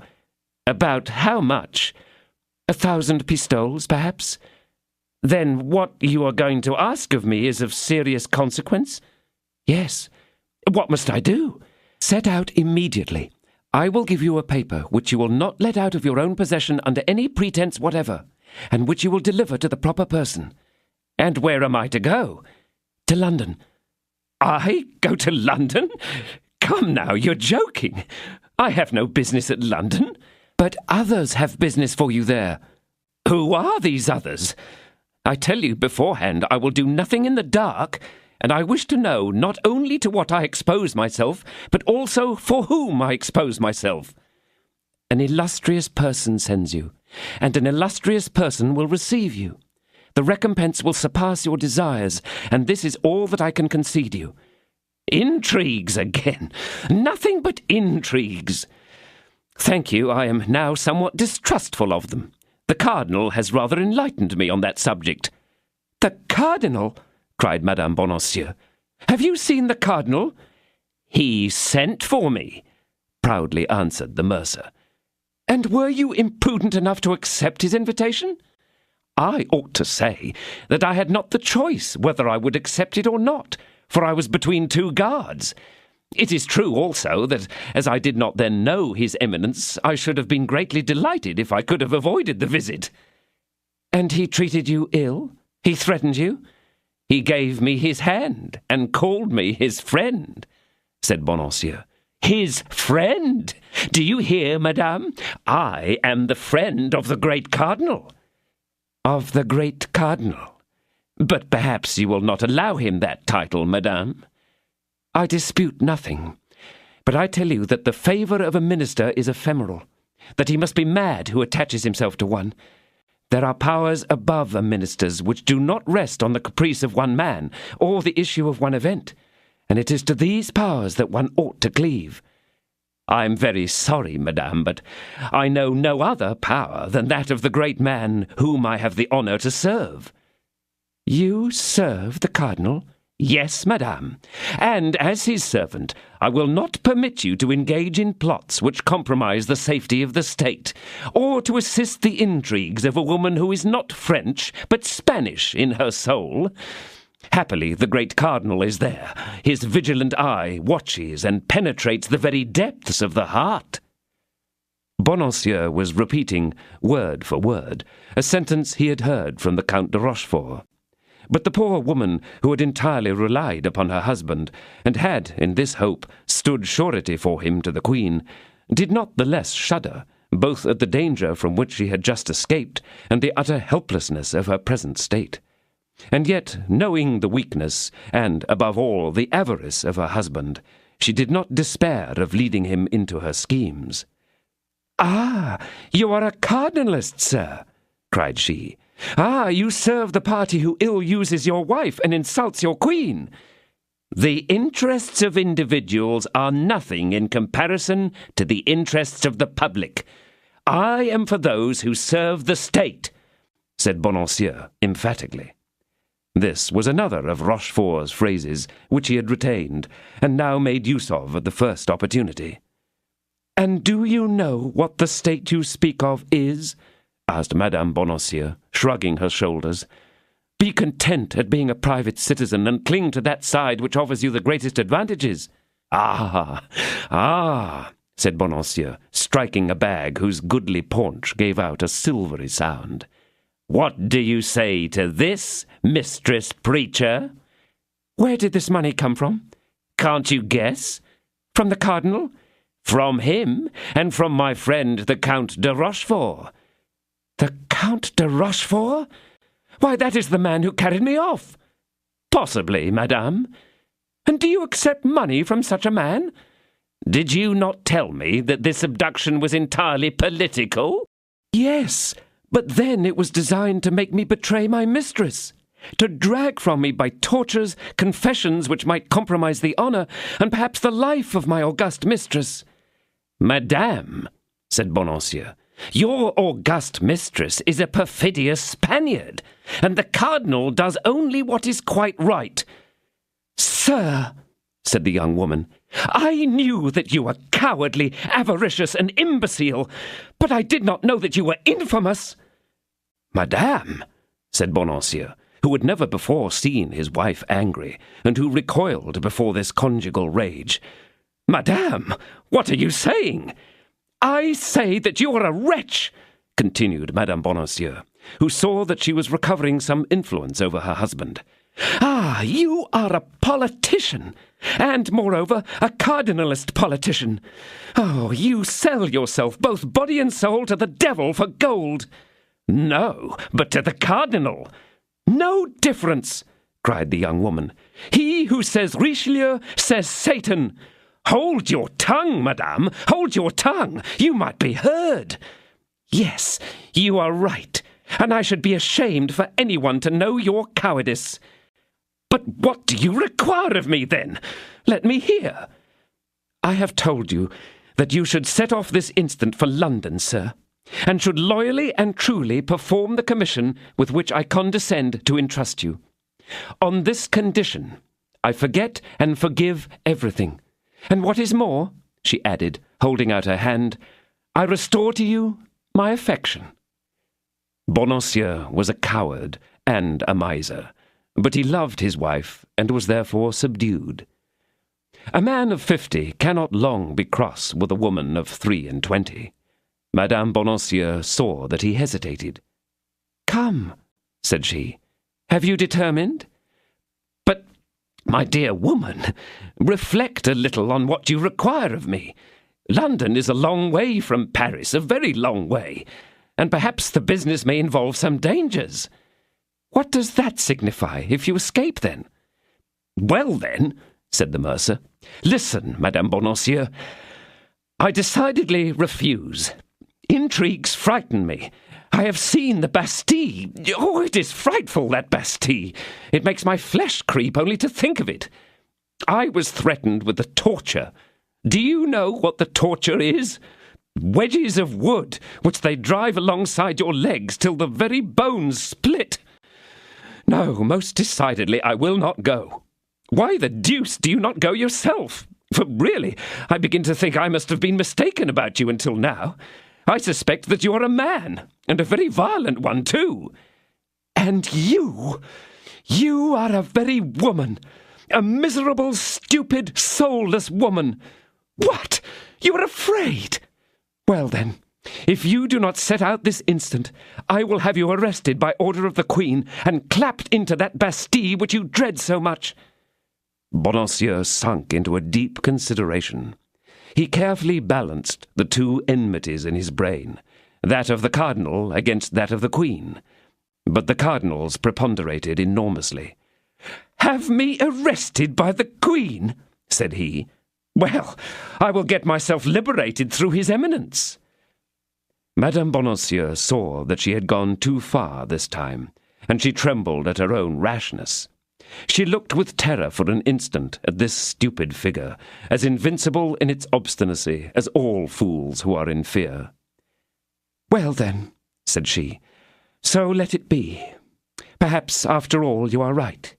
A man sees further in politics than a woman does, and you more particularly, Monsieur Bonacieux, who have chatted with the cardinal. And yet it is very hard," continued she, "that my husband, that a man on whose affection I thought I could rely, should treat me so unkindly, and not satisfy my request." "It is because your requests may lead too far," said Bonacieux triumphantly, "that I distrust them." "I renounce them, then," said the young woman with a sigh. "Let us talk no more about them." "If you would only tell me what I was to do in London," resumed Bonacieux, who remembered somewhat too late that Rochefort had advised him to worm out all his wife's secrets. "It is unnecessary that you should know it," said the young woman, who was now restrained by an instinctive distrust. "It was about a trifle such as women sigh for, about a purchase by which money might be gained." But the more the young woman defended it, the more important did Bonacieux esteem the secret which she refused to confide to him. He determined, therefore, to go immediately to the Count de Rochefort, and tell him that the Queen was seeking for a messenger to send to London. "Pardon me if I leave you, my dear Madame Bonacieux," said he, "but not knowing that you were coming to see me, I had made an appointment with one of my friends. I will return directly. If you will only wait half a minute for me, as soon as I have done with this friend, I will return, and, as it begins to get late, I will accompany you to the Louvre." "Thanks, sir," said Madame Bonacieux. "You are not brave enough to be any protection whatever to me, and I will return alone to the Louvre." "As you please, Madame Bonacieux," replied the ex-mercer. "Shall I see you again soon?" "Certainly. Next week I hope that I shall have a little liberty, and I will take advantage of it to come and put our things in some order. They must be a good deal deranged." "Very well. I shall expect you. Have you any further commands for me?" "Me? None in the world." "Au revoir, then." "Au revoir."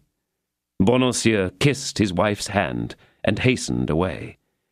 "So," said Madame Bonacieux, when her husband had shut the street door, and she found herself alone. So nothing remained for that fool but to become a cardinalist. And I, who answered for him to the Queen, I, who promised my poor mistress... Oh, my God, my God! She will take me for one of those wretches who swarm the palace, and who are placed about her as spies.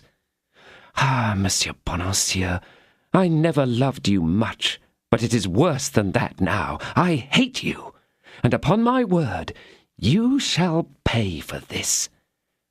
At the moment that she uttered these words, a knock on the ceiling made her raise her head, and a voice which came through the floor called out to her, "Dear Madame Bonacieux, open the little door in the alley, and I will come down to you." 18. The Lover and the Husband. "Ah, Madame," said D'Artagnan, as he entered the door which the young woman opened for him, "allow me to tell you that you have but a sorry husband." "What? Have you heard our conversation?" eagerly demanded Madame Bonacieux, looking anxiously at D'Artagnan. "Every word of it." "But, good God, how could you?" "By a plan of my own, whereby I also heard the more animated conversation which you had with the cardinal's myrmidons." "And what did you understand from what we said?" "1,000 things. First, that your husband is, happily, a fool and a blockhead.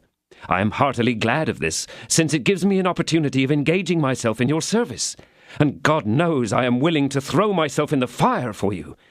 Then, that the Queen wants some brave, intelligent, and devoted man to go to London for her. I have, at least 2 of the 3 qualifications which you require, and here I am." Madame Bonacieux did not answer, but her heart beat with joy, and a secret hope sparkled in her eyes.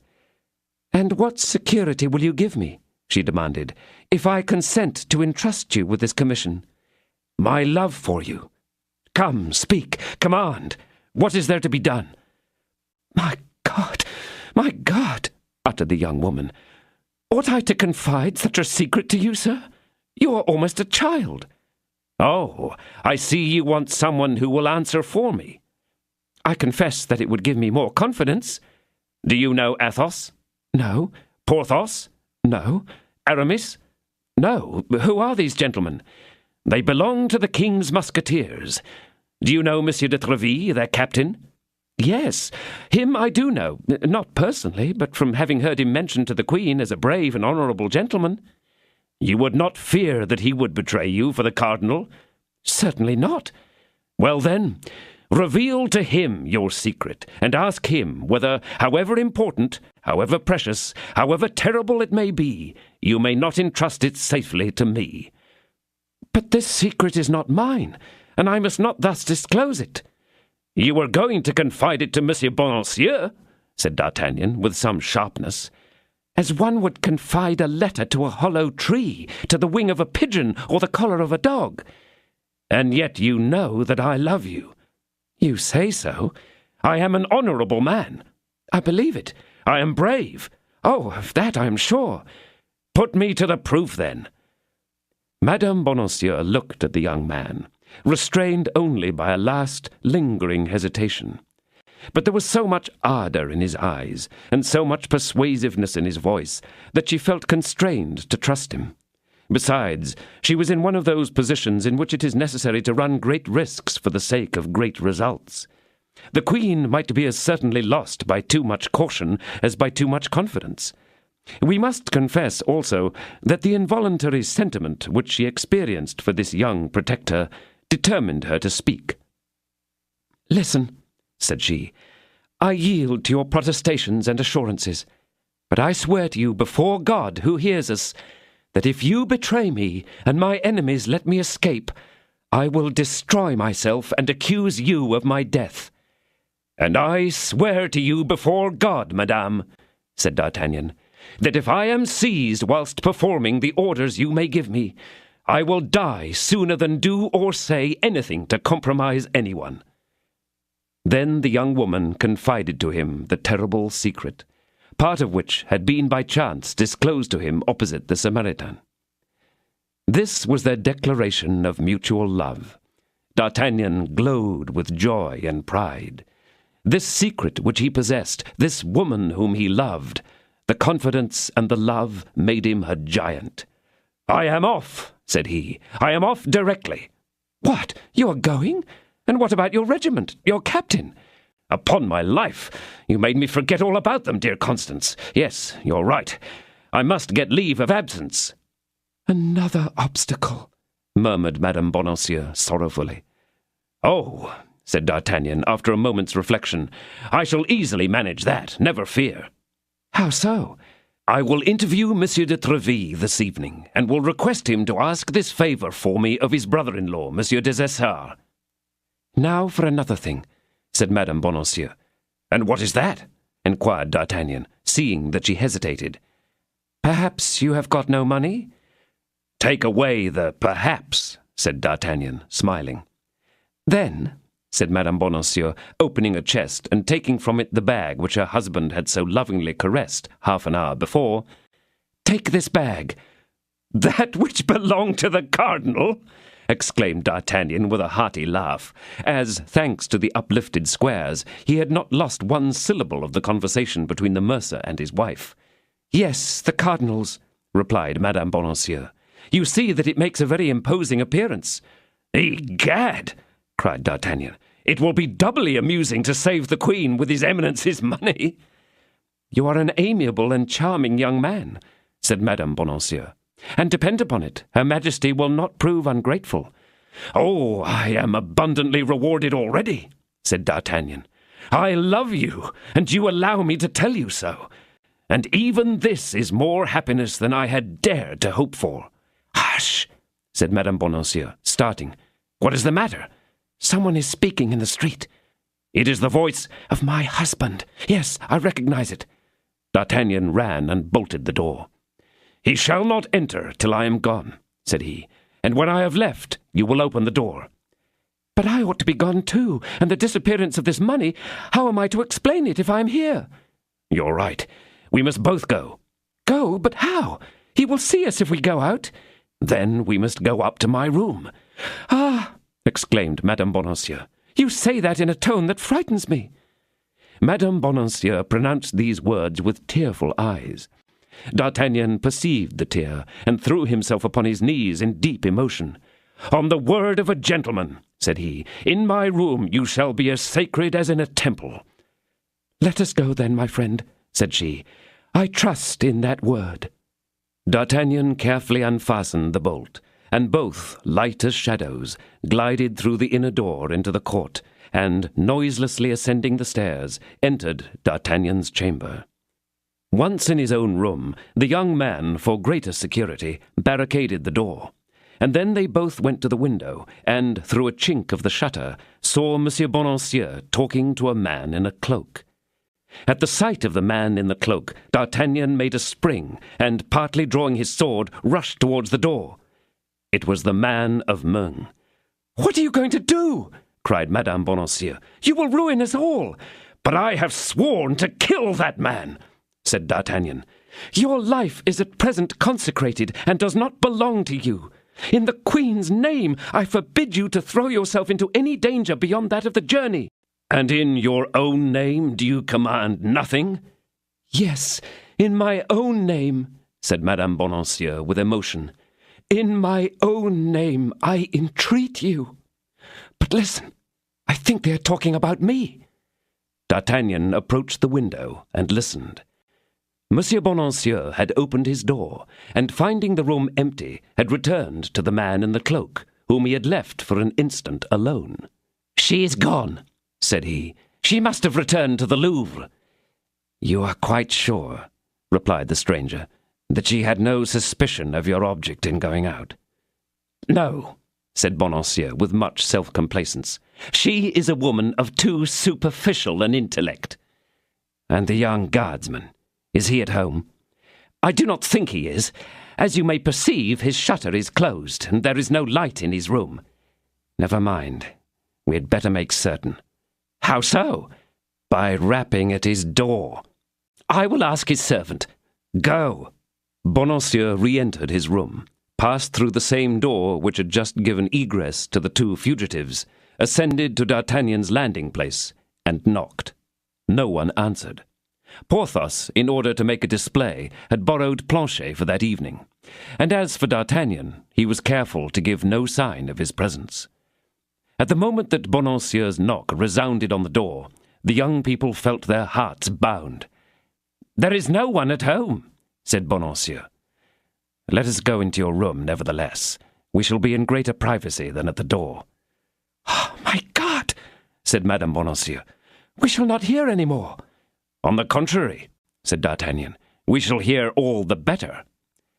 D'Artagnan lifted up the 3 or 4 squares which made another Saint-Denis's ear of his chamber, laid a piece of carpet on the floor, kneeled down upon it, and then made a sign to Madame Bonancieux to lean, as he was doing, over the aperture.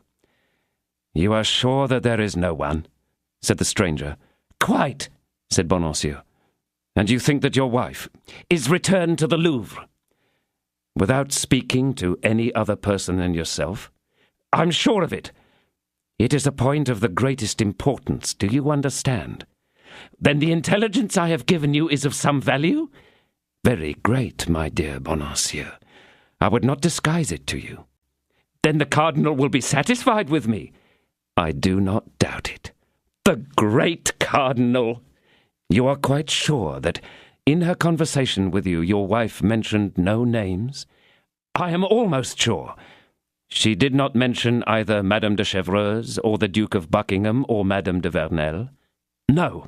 She merely said that she wished to send me to London in the service of an illustrious person." "The traitor!" muttered Madame Bonancieux. "Hush!" said D'Artagnan, taking her hand, which she gave up to him without a thought. "Never mind," said the man in the cloak. "You're a blockhead for not pretending to accept the commission. Then you would have had the letter in your possession. The state, which is in danger, would have been saved, and you—" "And I?" "Well, and you, the cardinal would have given you letters of nobility." "Did he tell you so?"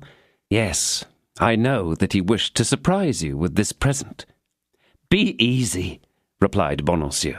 "My wife adores me, and there is plenty of time yet." "The ninny!" whispered Madame Bonancieux. "Be quiet," said D'Artagnan, pressing her hand more closely. "What? Is there yet time?" said the man in the cloak. "I shall proceed to the Louvre, ask for Madame Bonancieux, say that I've considered the affair, obtain the letter, and hasten to the cardinal." "Well, go quickly. I will soon return to know the result of your proceedings." The stranger then departed. "The wretch!" said Madame Bonancieux, referring to her husband. "Silence!" said D'Artagnan, again pressing her hand, and this time yet more warmly. A terrible hullabaloo interrupted the reflections of D'Artagnan and Madame Bonancieux.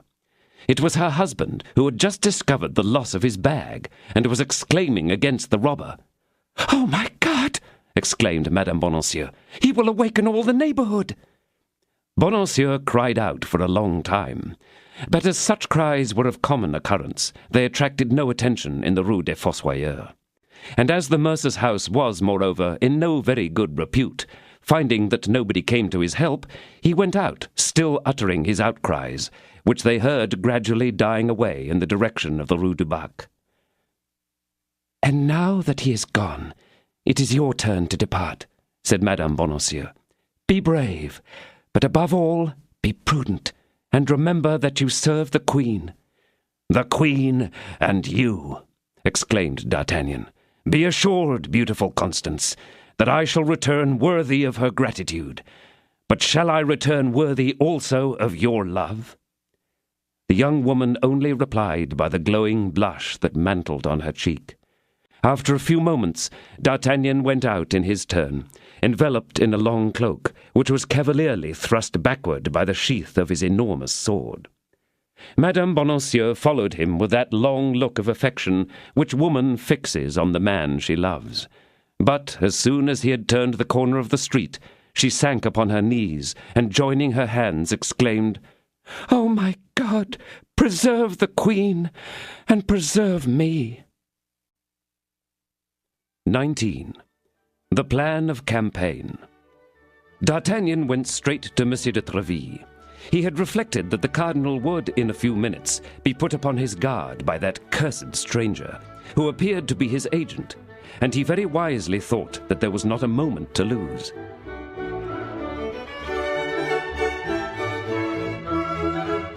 This is the end of disc number 6. Please insert disc number 7.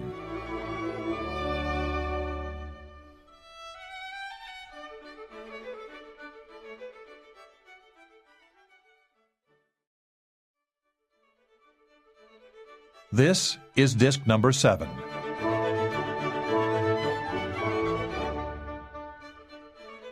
"19. The Plan of Campaign. D'Artagnan went straight to Monsieur de Tréville.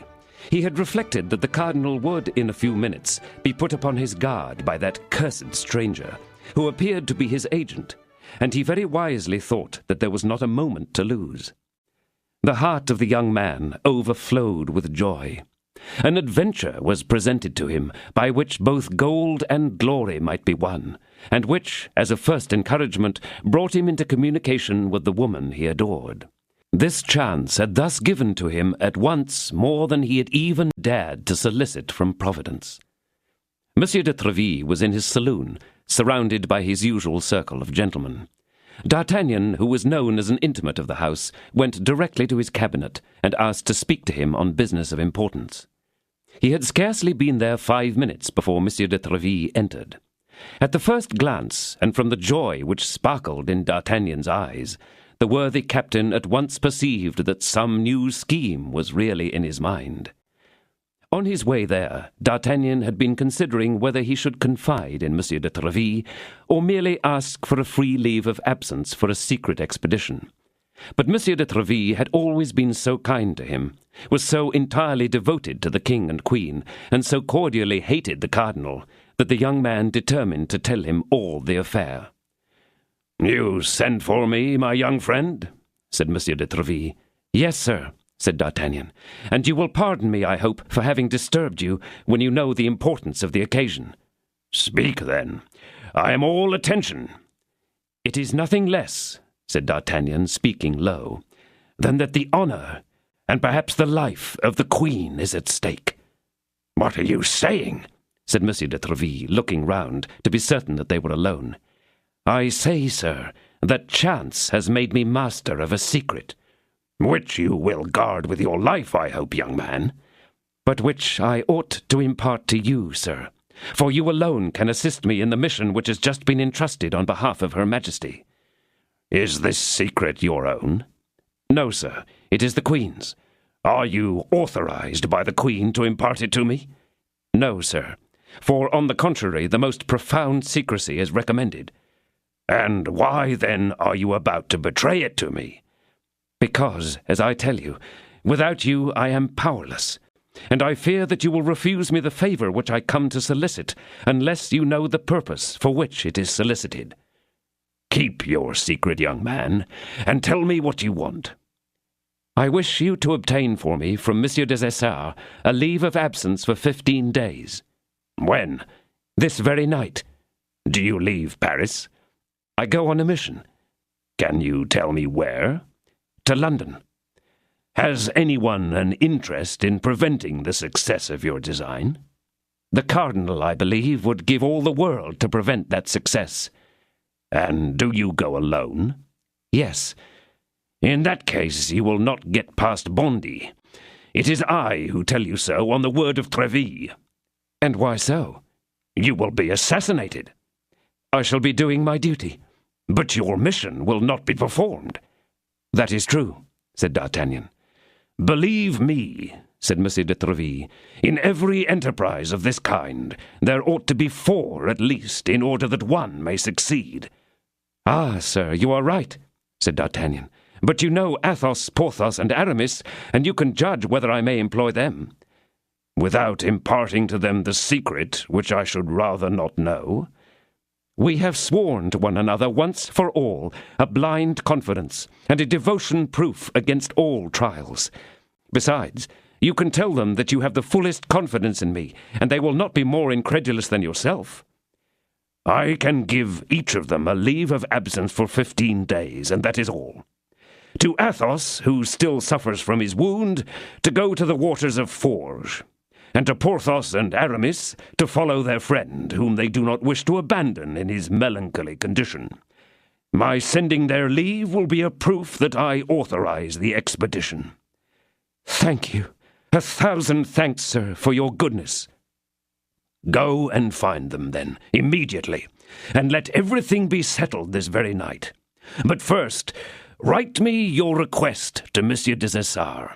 Perhaps you had a spy at your heels, and your visit, which is in that case already known to the cardinal, will be thus accounted for."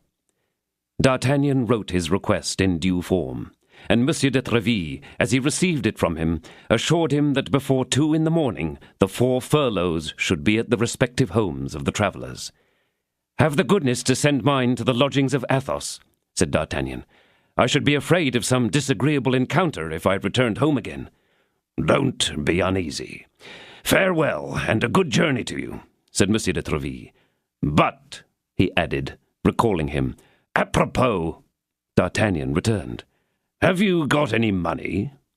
D'Artagnan replied by shaking the bag which he had in his pocket. "Have you enough?" said Monsieur de Tréville. 300 pistoles. "That will do. You might go to the end of the world with that." D'Artagnan bowed to Monsieur de Tréville, and pressed the hand which he offered him with respect, mingled with gratitude. From the time of his arrival in Paris, this excellent man had been uniformly entitled to his highest esteem.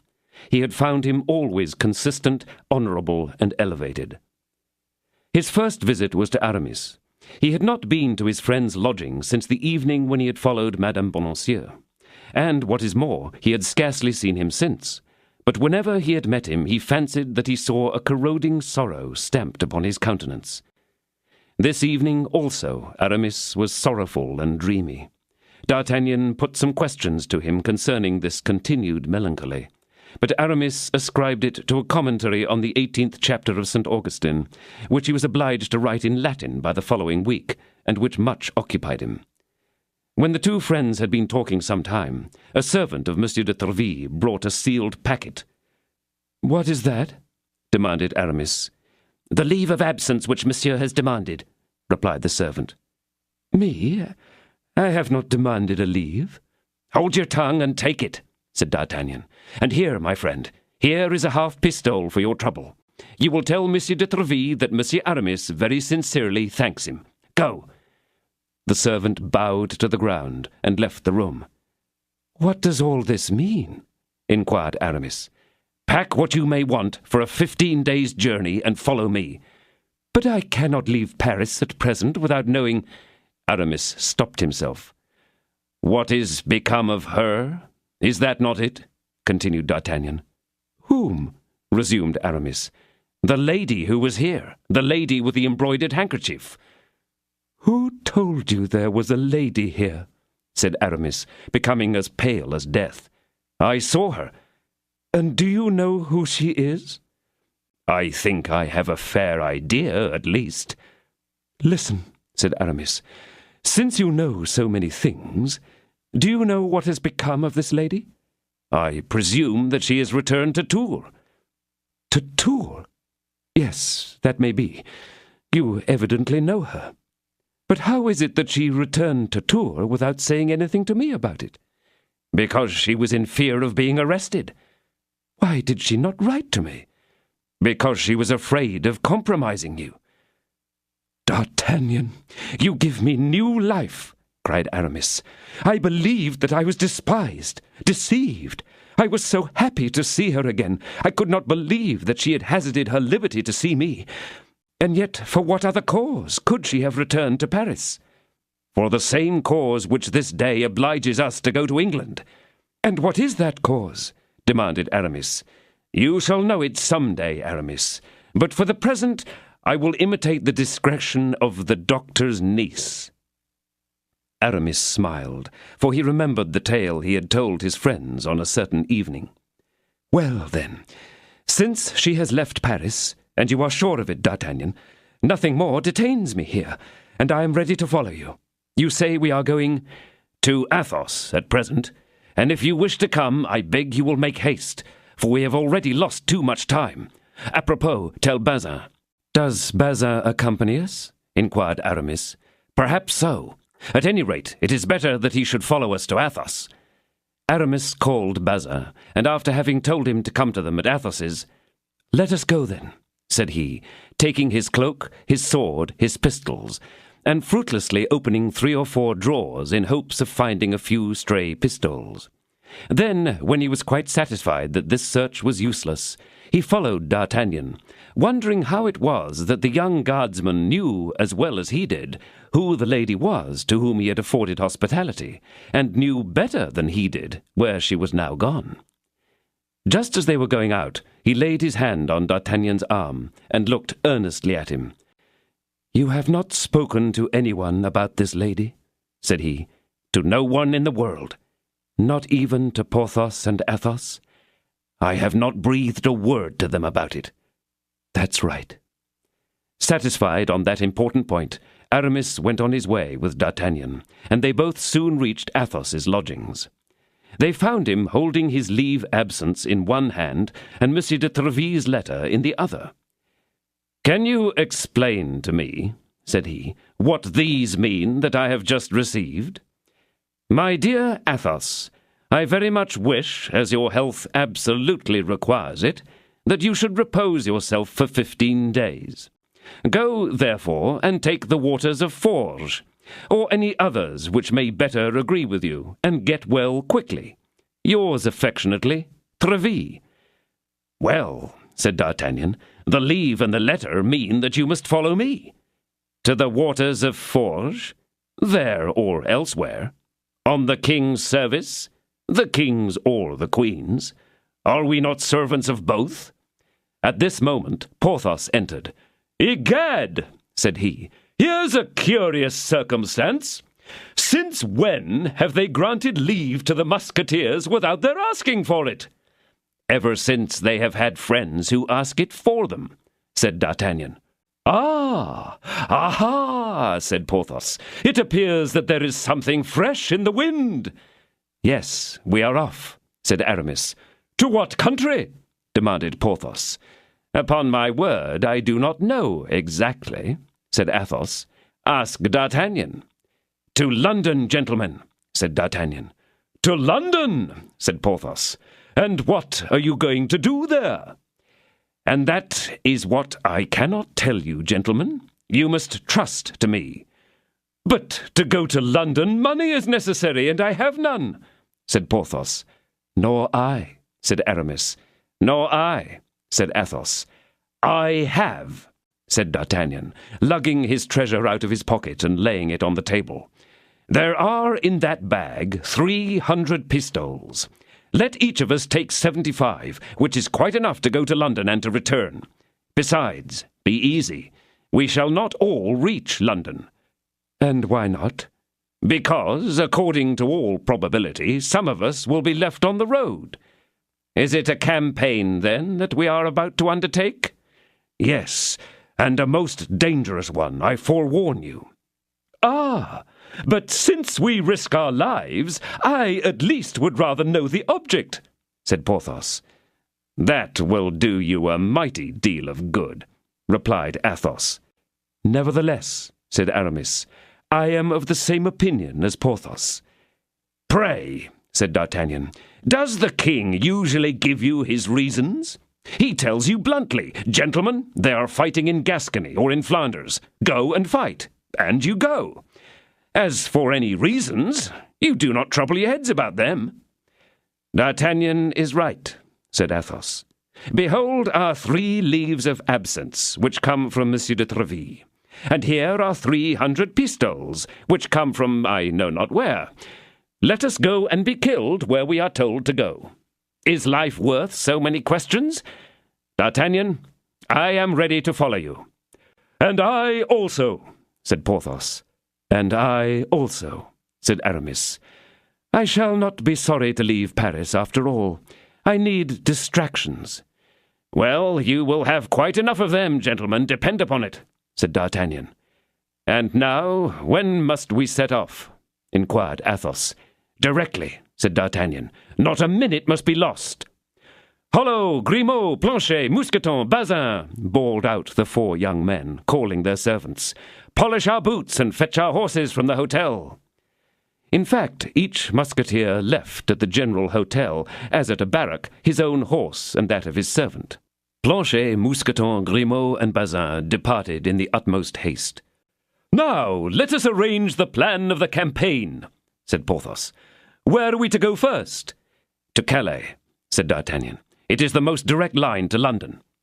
"Well," said Porthos, "my advice is as follows." "Speak, what is it?" 4 men travelling together will be suspected. D'Artagnan must therefore give his instructions to each of us. I will go first by way of Boulogne, to clear the road. Athos shall set out 2 hours after by that of Amiens. Aramis will follow us by that of Noyon. And as for D'Artagnan, he will travel by that which he likes best, in Planchet's clothes, whilst Planchet himself shall follow in the uniform of the guards to pass for D'Artagnan. "Gentlemen," said Athos, "my advice is not to include the servants in anything of this kind. A secret may, perchance, be betrayed by gentlemen, but is almost always sold by servants."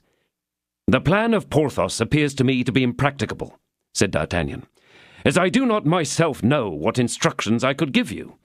I am the bearer of a letter, that is all.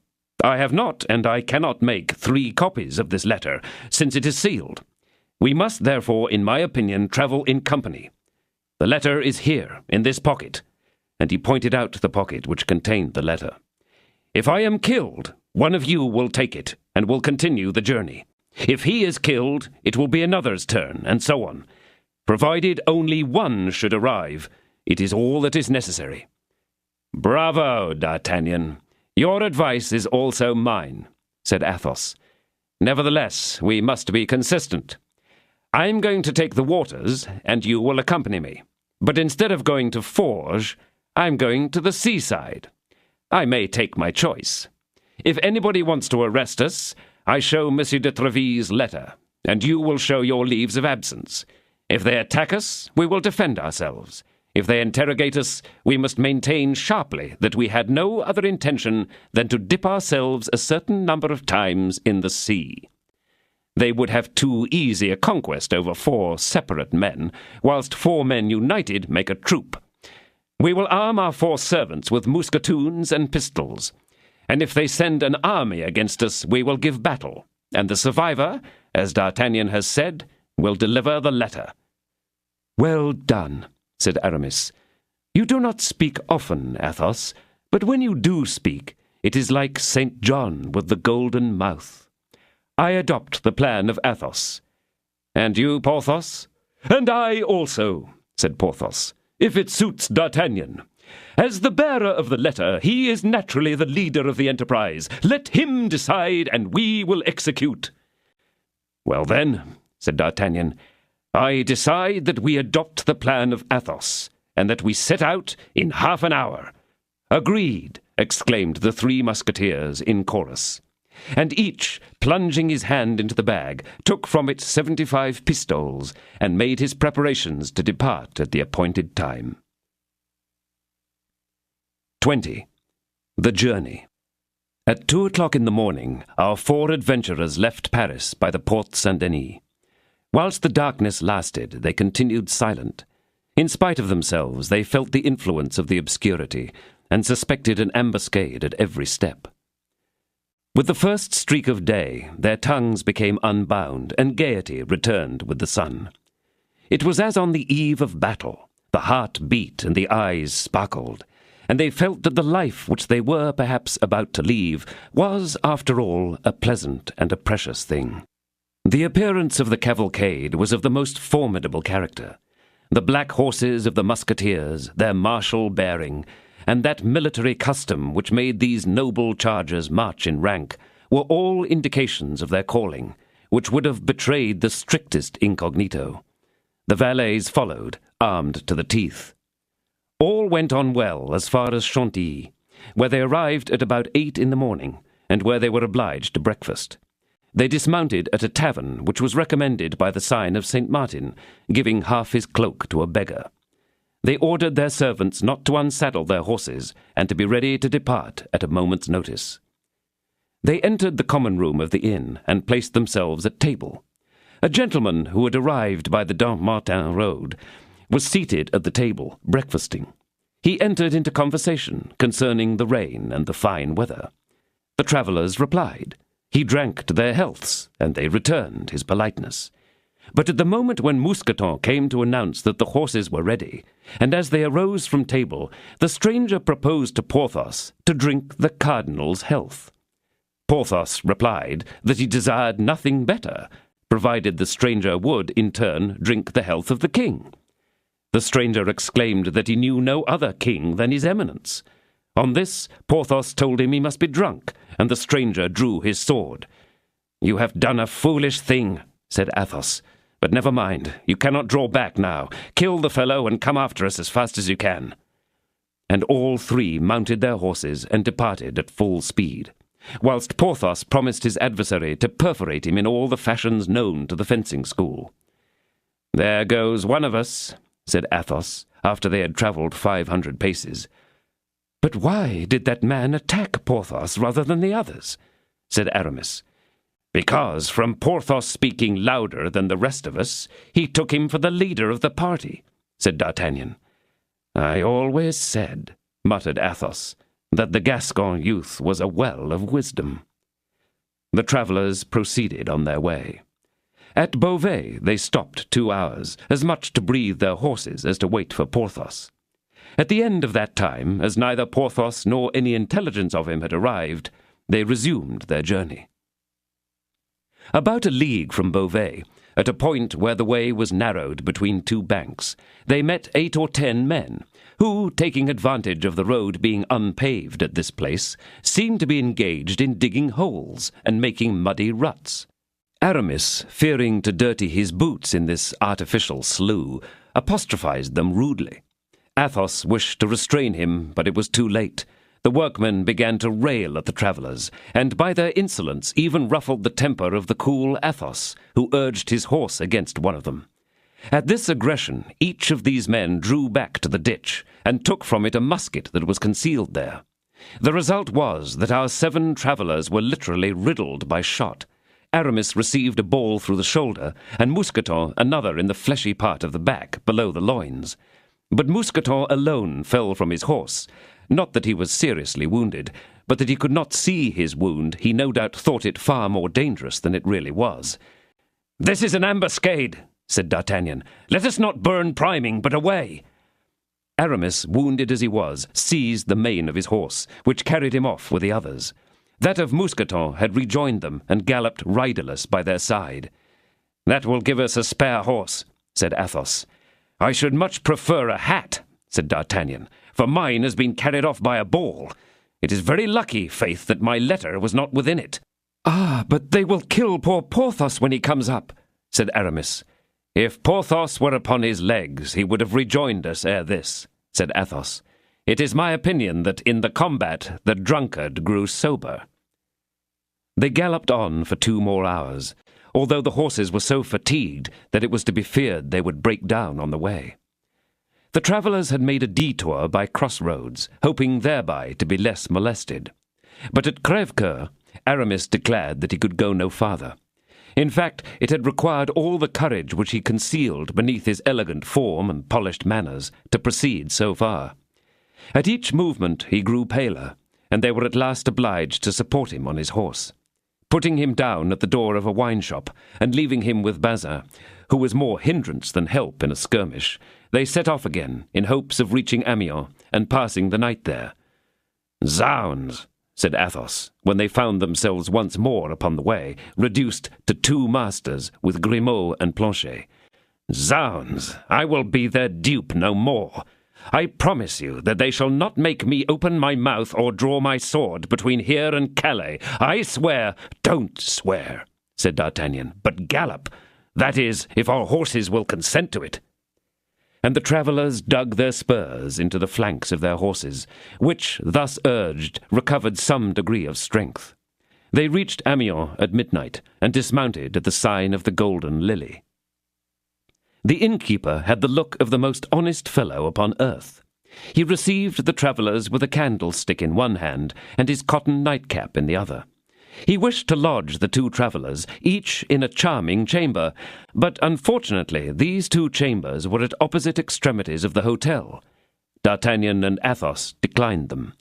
The host objected that he had no others worthy of their excellencies, but they declared that they would rather sleep in the common room on mattresses upon the floor.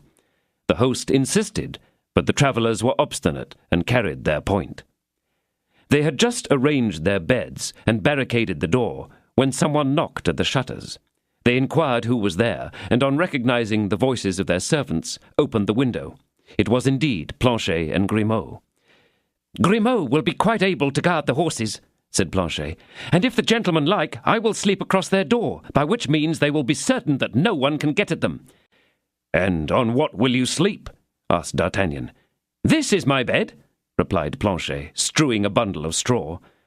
"Come, then," said D'Artagnan. "You are quite right. The countenance of our host does not at all please me. It is far too polite." "Nor me either," said Athos. Planchet got in at the window and laid himself across the doorway, whilst Grimaud shut himself up in the stable, promising that at 5 in the morning he and the 4 horses should be ready. The night passed quickly enough. Someone attempted, about 2 o'clock, to open the door, but as Planchet awoke with a start and cried out, "Who is there?"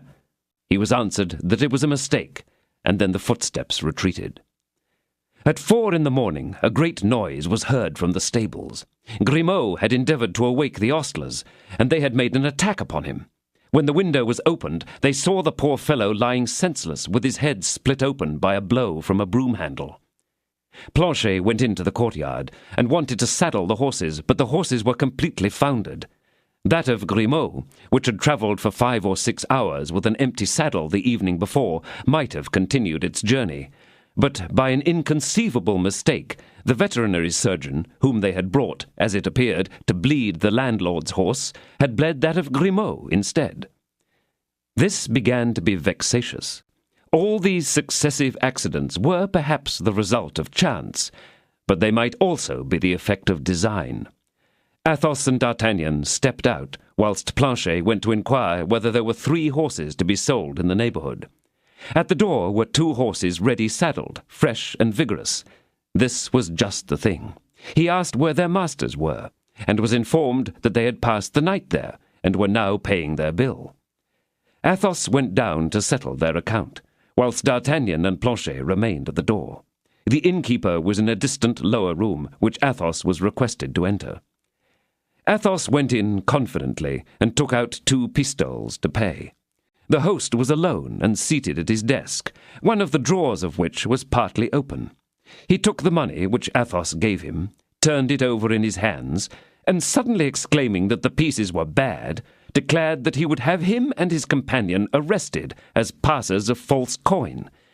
"You rascal," said Athos as he went towards him, "I will cut off your ears." But the host stooped down, and taking 2 pistols from the drawer, presented them at Athos, vociferating at the same time for help. At that very moment 4 men, armed to the teeth, rushed in through the side doors and fell upon Athos. "I am seized!" bawled Athos with the utmost strength of his lungs. "Away with you, D'Artagnan! Spur on! Spur on!" And he fired off his 2 pistols. D'Artagnan and Planchet did not wait to be twice warned. They unfastened the 2 horses which were standing at the door, jumped upon them, dug the spurs into their flanks, and went off at full gallop. "Do you know what has become of Athos?" asked D'Artagnan as they hurried on. "Oh, sir," said Planchet, "I saw 2 men fall at his shots, and it seemed to me through the window as if he were working away at the others with his sword." "Brave Athos!" ejaculated D'Artagnan. "And then to know that I must abandon you! Well, the same thing awaits us, perhaps, at 10 paces hence. Forward, Planchet, forward! You are a brave fellow." "I told you, sir," replied Planchet. "The Picards are only known by being used. Besides, I am in my own country here, and that stimulates me." And both of them, spurring on as fast as possible, arrived at Saint-Omer without a moment's stay. At Saint-Omer they breathed their horses, with their bridles looped on their arms for fear of accident, and ate a morsel standing in the street, after which they again set off. At 100 paces from the gate of Calais, D'Artagnan's horse fell, and could by no means be got up again. The blood gushed from his eyes and nose. That of Planchet still remained, but he had chosen to halt, and nothing could induce him to continue his exertions. Fortunately, as we have said, they were only 100 paces from the town. They therefore left the two steeds upon the high road, and ran to the harbour. Planchet made his master remark a gentleman who had just arrived with his lackey, and was not above 50 yards before them. They hastily drew near this gentleman, who appeared to be exceedingly busy. His boots were covered with dust, and he inquired whether he could not pass over to England instantaneously. "Nothing easier," replied the master of a vessel then ready for sailing. "But an order arrived this morning to let no one leave without permission from the cardinal." "I have got that permission," said the gentleman, drawing a paper from his pocket. "There it is." "Get it countersigned by the governor of the port," said the master of the vessel, "and give me the preference." "Where shall I find the governor?" "At his country house." "And where is his country house situated?" "At a quarter of a league from the town. See, you may distinguish it from here. Yonder slated roof at the foot of the little hill." "Very well," said the gentleman, and followed by his servant, he took the road to the governor's country house. D'Artagnan and Planchet followed him at the distance of 500 yards. Once out of the town, D'Artagnan hurried forwards and made up on the gentleman as he entered a small wood. "Sir," said D'Artagnan, "you appear in particular haste." "No one can be more so, sir." "I am very sorry for it," said D'Artagnan, "for, as I am in a hurry also, I want you to render me a favour." "What is it?" "To let me pass the straits before you." "Impossible," said the gentleman. "I have done 60 leagues in 44 hours, and I must be in London by noon tomorrow." "And I," said D'Artagnan, "have gone the same distance in 40 hours, and must be in London by 10 o'clock tomorrow." "Sorry to disappoint you, sir, but I have got here first, and I will not go over second." "I am grieved also, sir," said D'Artagnan, "but I have got here second, and mean to go over first." "The king's service," said the gentleman. "My own service," replied D'Artagnan. "But it seems to me that this is a poor quarrel which you are seeking to make."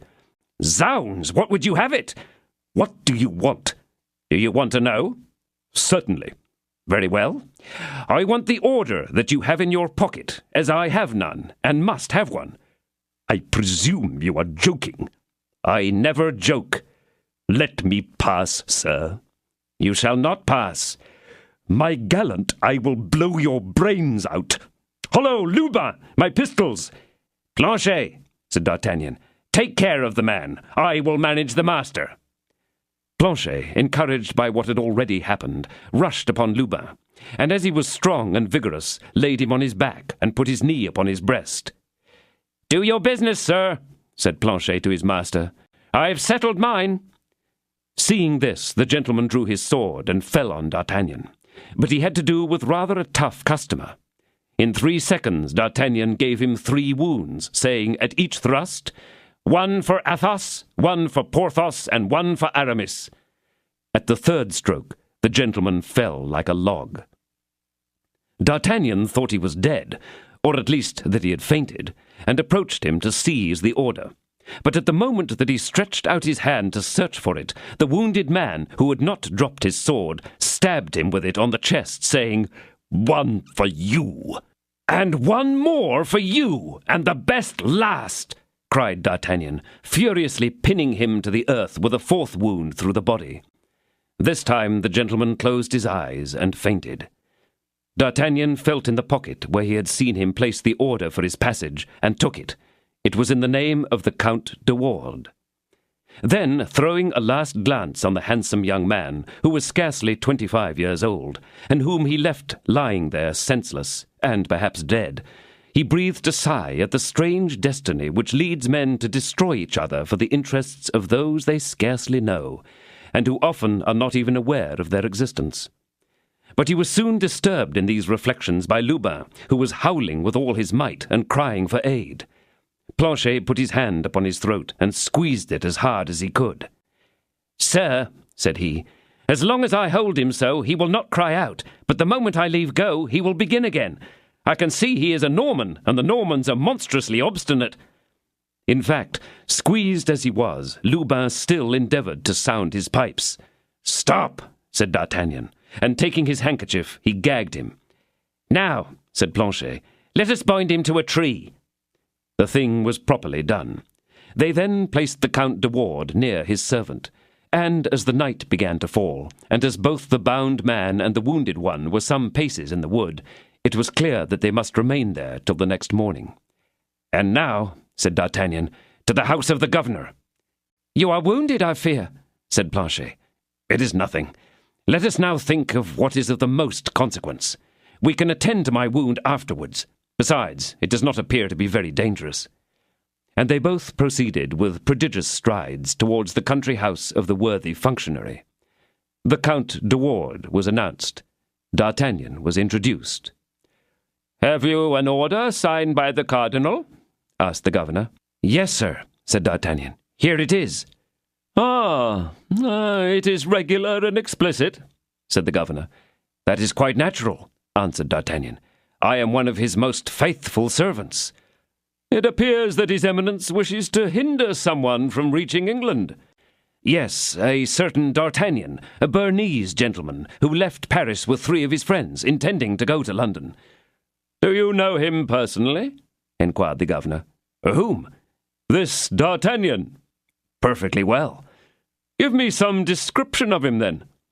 "Nothing is easier." And then D'Artagnan gave, feature for feature, the exact description of the Count de Wardes. "Has he any attendant?" demanded the governor. "Yes, a servant named Lubin." "We will watch for them, and if we can lay hands upon them, his eminence may be assured that they shall be sent back to Paris under a sufficient escort." "In so doing, sir," said D'Artagnan, "you will merit the gratitude of the cardinal." "Will you see him on your return, Count?" "Without doubt." "Tell him, I beseech you," said the governor, "that I am his most humble servant." "I will not fail to do so." Delighted by this assurance, the governor countersigned the order and returned it to D'Artagnan, who lost no time in useless compliments, but having bowed to him and thanked him, took his leave. Once out of the house, they took a circuitous path to avoid the wood, and entered the town by another gate. The bark was still ready to sail, and the master waited on the quay. "Well," said he, seeing D'Artagnan, "here is my pass, countersigned." "And the other gentleman?" "He is not going over today," said D'Artagnan. "But make yourself easy, I will pay for the passage of both." "In that case, let us be off," said the master. "Away then," cried D'Artagnan. And he and Planchet, springing into the boat, in 5 minutes they were on board the vessel. It was full time, for when they were half a league out at sea, D'Artagnan saw a flash and heard a detonation. It was the sound of the cannon that announced the closing of the port. It was now time to think about his wound. Happily it was, as D'Artagnan had supposed, not at all dangerous. The point of the sword had struck against the rib and glanced along the bone, and as the shirt had stuck to the wound at once, scarcely a drop of blood had flowed. D'Artagnan was overpowered with fatigue, and a mattress being spread for him on the deck, he threw himself upon it and slept. The next morning, at break of day, he found himself at not less than 3 or 4 leagues from the shores of England. The wind had been gentle during the night, and they had made but little progress. At 2 o'clock they cast anchor in the harbour of Dover, and at 2:30 D'Artagnan landed in England, exclaiming, "Here I am at last!" But this was not enough. He must get to London. In England, posting was pretty well regulated. D'Artagnan and Planchet took each a post-horse. A postillion galloped before them, and in a few hours they reached the gates of London. The Duke was hunting at Windsor with the King. D'Artagnan knew nothing of London. He knew not one word of English, but he wrote the word Buckingham on a piece of paper, and everyone could direct him to the mansion of the Duke. D'Artagnan inquired for the Duke's confidential valet, who, having accompanied him in all his journeys, spoke French perfectly. He told him that he came from Paris on an affair of life and death, and that he must speak with his master without an instant's delay. The confidence with which D'Artagnan spoke satisfied Patrick, for that was the name of the minister's minister. He ordered 2 horses to be saddled, and took upon himself the charge of guiding the young guardsman. As for poor Planchet, they had taken him off his horse as stiff as a stake. The poor fellow was quite exhausted, but D'Artagnan seemed to be made of iron. They reached Windsor Castle, where they learned that the king and the duke were out hawking in some marshes 2 or 3 miles off. In 20 minutes they reached the place. Patrick heard his master's voice calling his hawk. "Whom shall I announce to my lord?" said Patrick. "The young man," said D'Artagnan, "who sought a quarrel with him one evening on the Pont Neuf, opposite the Samaritan." "A strange recommendation," said Patrick. "You will see that it is as good as anyone could be." Patrick gave his horse the rein, reached the duke, and told him, in the very words which we have just used, that a messenger awaited him. Buckingham at once remembered D'Artagnan, and fearing that something had happened in France, of which information had been sent to him, he only gave himself time to ask where the messenger was, and having recognized the uniform of the guards at that distance, he rode at full speed straight up to D'Artagnan. Patrick judiciously kept himself in the background. "No misfortune has befallen the Queen?" cried Buckingham. "I think not, sir, but I believe that she is in great danger, from which your grace alone can rescue her." "Aye," said Buckingham, "and how shall I be sufficiently happy to render her any service? Speak, speak!" "Take this letter," said D'Artagnan. "This letter? And from whom comes this letter?" "From Her Majesty, I believe." "From Her Majesty," said Buckingham, growing so pale that D'Artagnan thought he was about to fall. And he broke the seal. "What is this rent?" asked he, showing D'Artagnan a place where it was pierced through. "Ah," said D'Artagnan, "I did not perceive it before. The sword of the Count de Ward must have done that, when it was boring a hole in my chest." "Are you wounded?" inquired Buckingham. "Oh, a mere trifle," said D'Artagnan. "A mere scratch." "Just heaven, what have I read?" exclaimed Buckingham. "Patrick, remain here, or rather find the king, wherever he may be, and tell his majesty that I humbly beseech him to excuse me, but that an affair of the very greatest importance calls me to London. Come, sir, come." And both took their way to the capital at full gallop. 21. The Countess de Winter.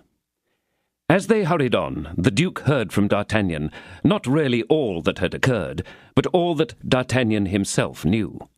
By putting together what fell from the lips of the young man, and what was supplied by his own recollections, he was enabled to form a pretty exact idea of that position, of the seriousness of which the Queen's letter, short as it was, afforded abundant proof. But what most astonished him was that the cardinal, interested as he was that this youth should not set foot in England, had not managed to stop him on his way. It was then, and on the expression of this astonishment, that D'Artagnan related to him the precautions which had been taken, and how, thanks to the devotion of his 3 friends, whom he had left bleeding here and there upon the road, he had managed to get off with merely the wound which had pierced the Queen's letter, and which he had so terribly repaid to Monsieur de Ward.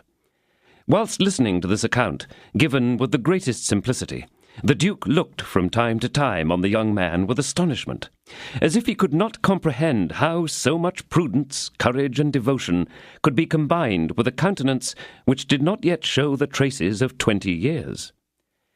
The horses went like the wind, and they were soon at the gates of London.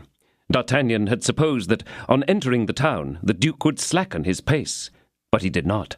He continued his course at the same rate, caring little for upsetting those who were in his way. In fact, in passing through the city, 2 or 3 accidents of this kind happened, but Buckingham did not even turn his head to see what had become of those he had knocked over. D'Artagnan followed him, in the midst of cries which sounded very much like maledictions. On entering the courtyard of his mansion, Buckingham jumped off his horse, and, without caring what became of him, threw the bridle over his neck and rushed towards the staircase. D'Artagnan did the same, with somewhat more uneasiness, nevertheless, for these noble animals whose merit he appreciated. But he had the satisfaction of seeing 3 or 4 servants hurrying from the kitchens and stables, and immediately laying hold of the horses. The Duke walked so quickly that D'Artagnan had some difficulty in following him. He passed through many saloons, magnificent to a degree which the most distinguished nobles of France could not even imagine, and came at last to a bedchamber, which was at once a miracle of taste and splendor. In the alcove of this chamber there was a door in the tapestry, which the Duke opened by a small golden key, which he carried suspended at his neck by a chain of the same metal. Through politeness, D'Artagnan remained behind, but at the moment that Buckingham stepped over the threshold of this door, he turned, and perceiving the hesitation of the young man, "Come," said he, "and if you have the happiness of being admitted into the presence of the Queen of France, tell her what you have beheld." Encouraged by this invitation, D'Artagnan followed the Duke, who closed the door behind him. They found themselves in a small chapel, splendidly illuminated by a profusion of wax lights, and carpeted with Persian silk carpets, embroidered with gold. Above a kind of altar, and under a dais of blue velvet, surmounted by red and white plumes, there was a portrait of the size of life, representing Anne of Austria, and so perfectly resembling her, that D'Artagnan uttered a cry of surprise on seeing it. One would have believed that the Queen was just about to speak. On the altar and under the portrait was the casket which contained the diamond studs.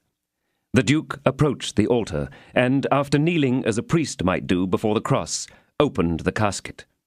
"Here," said he, drawing from the casket a large piece of blue riband, all glittering with diamonds. "Here are those precious studs, with which I had made an oath to be buried. The Queen gave them to me. She now takes them away. Her commands, like those of heaven, shall be obeyed in everything."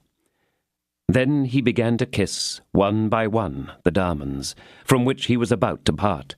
But suddenly he uttered a terrible cry. "What is the matter?" demanded D'Artagnan in alarm. "What has befallen you, my lord?"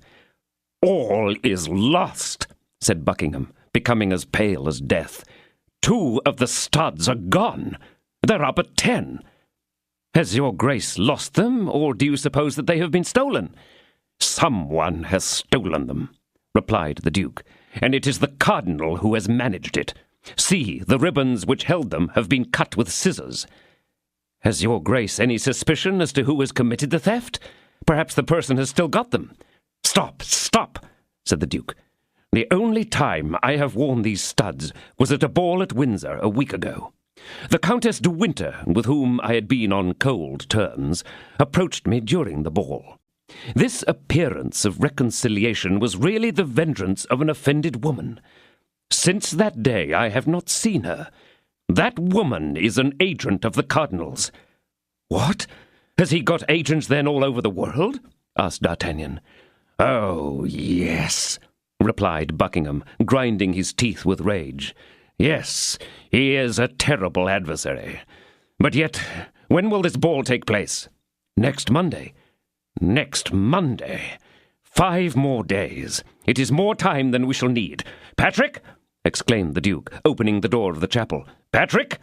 His confidential valet appeared. "My jeweller and my secretary." The valet departed with a silent promptitude, which proved the habit he had acquired of blind and dumb obedience. But although the jeweller had been the first sent for, it was the secretary who, as he resided in the mansion, came first. He found Buckingham seated before a table and writing some orders with his own hand. "Jackson," said he, "you will go to the Lord Chancellor, and tell him that I charge him with the execution of these orders. I desire them to be made public immediately." "But, my Lord Duke, if the Lord Chancellor should question me about the motives which have induced your grace to adopt so extraordinary a measure, what am I to answer?" "That such is my pleasure, and that I am not obliged to give to anybody an account of my motives." "Is that to be the reply which he is to transmit to the king?" replied the secretary, smiling. "If, by chance, his majesty should have the curiosity to inquire why no vessel must weigh anchor in a British port?" "You are right, sir," answered Buckingham. "He will, in that case, tell the king that I have decided on war, and that this measure is my first act of hostility against France." The secretary bowed and departed. "There, we may be quite easy on that point," said Buckingham, turning towards D'Artagnan. "If the studs have not yet gone to France, they will not arrive till after you." "How so?" I have just laid an embargo on the ships at present in His Majesty's ports, and, without express permission, not one will dare to raise its anchor."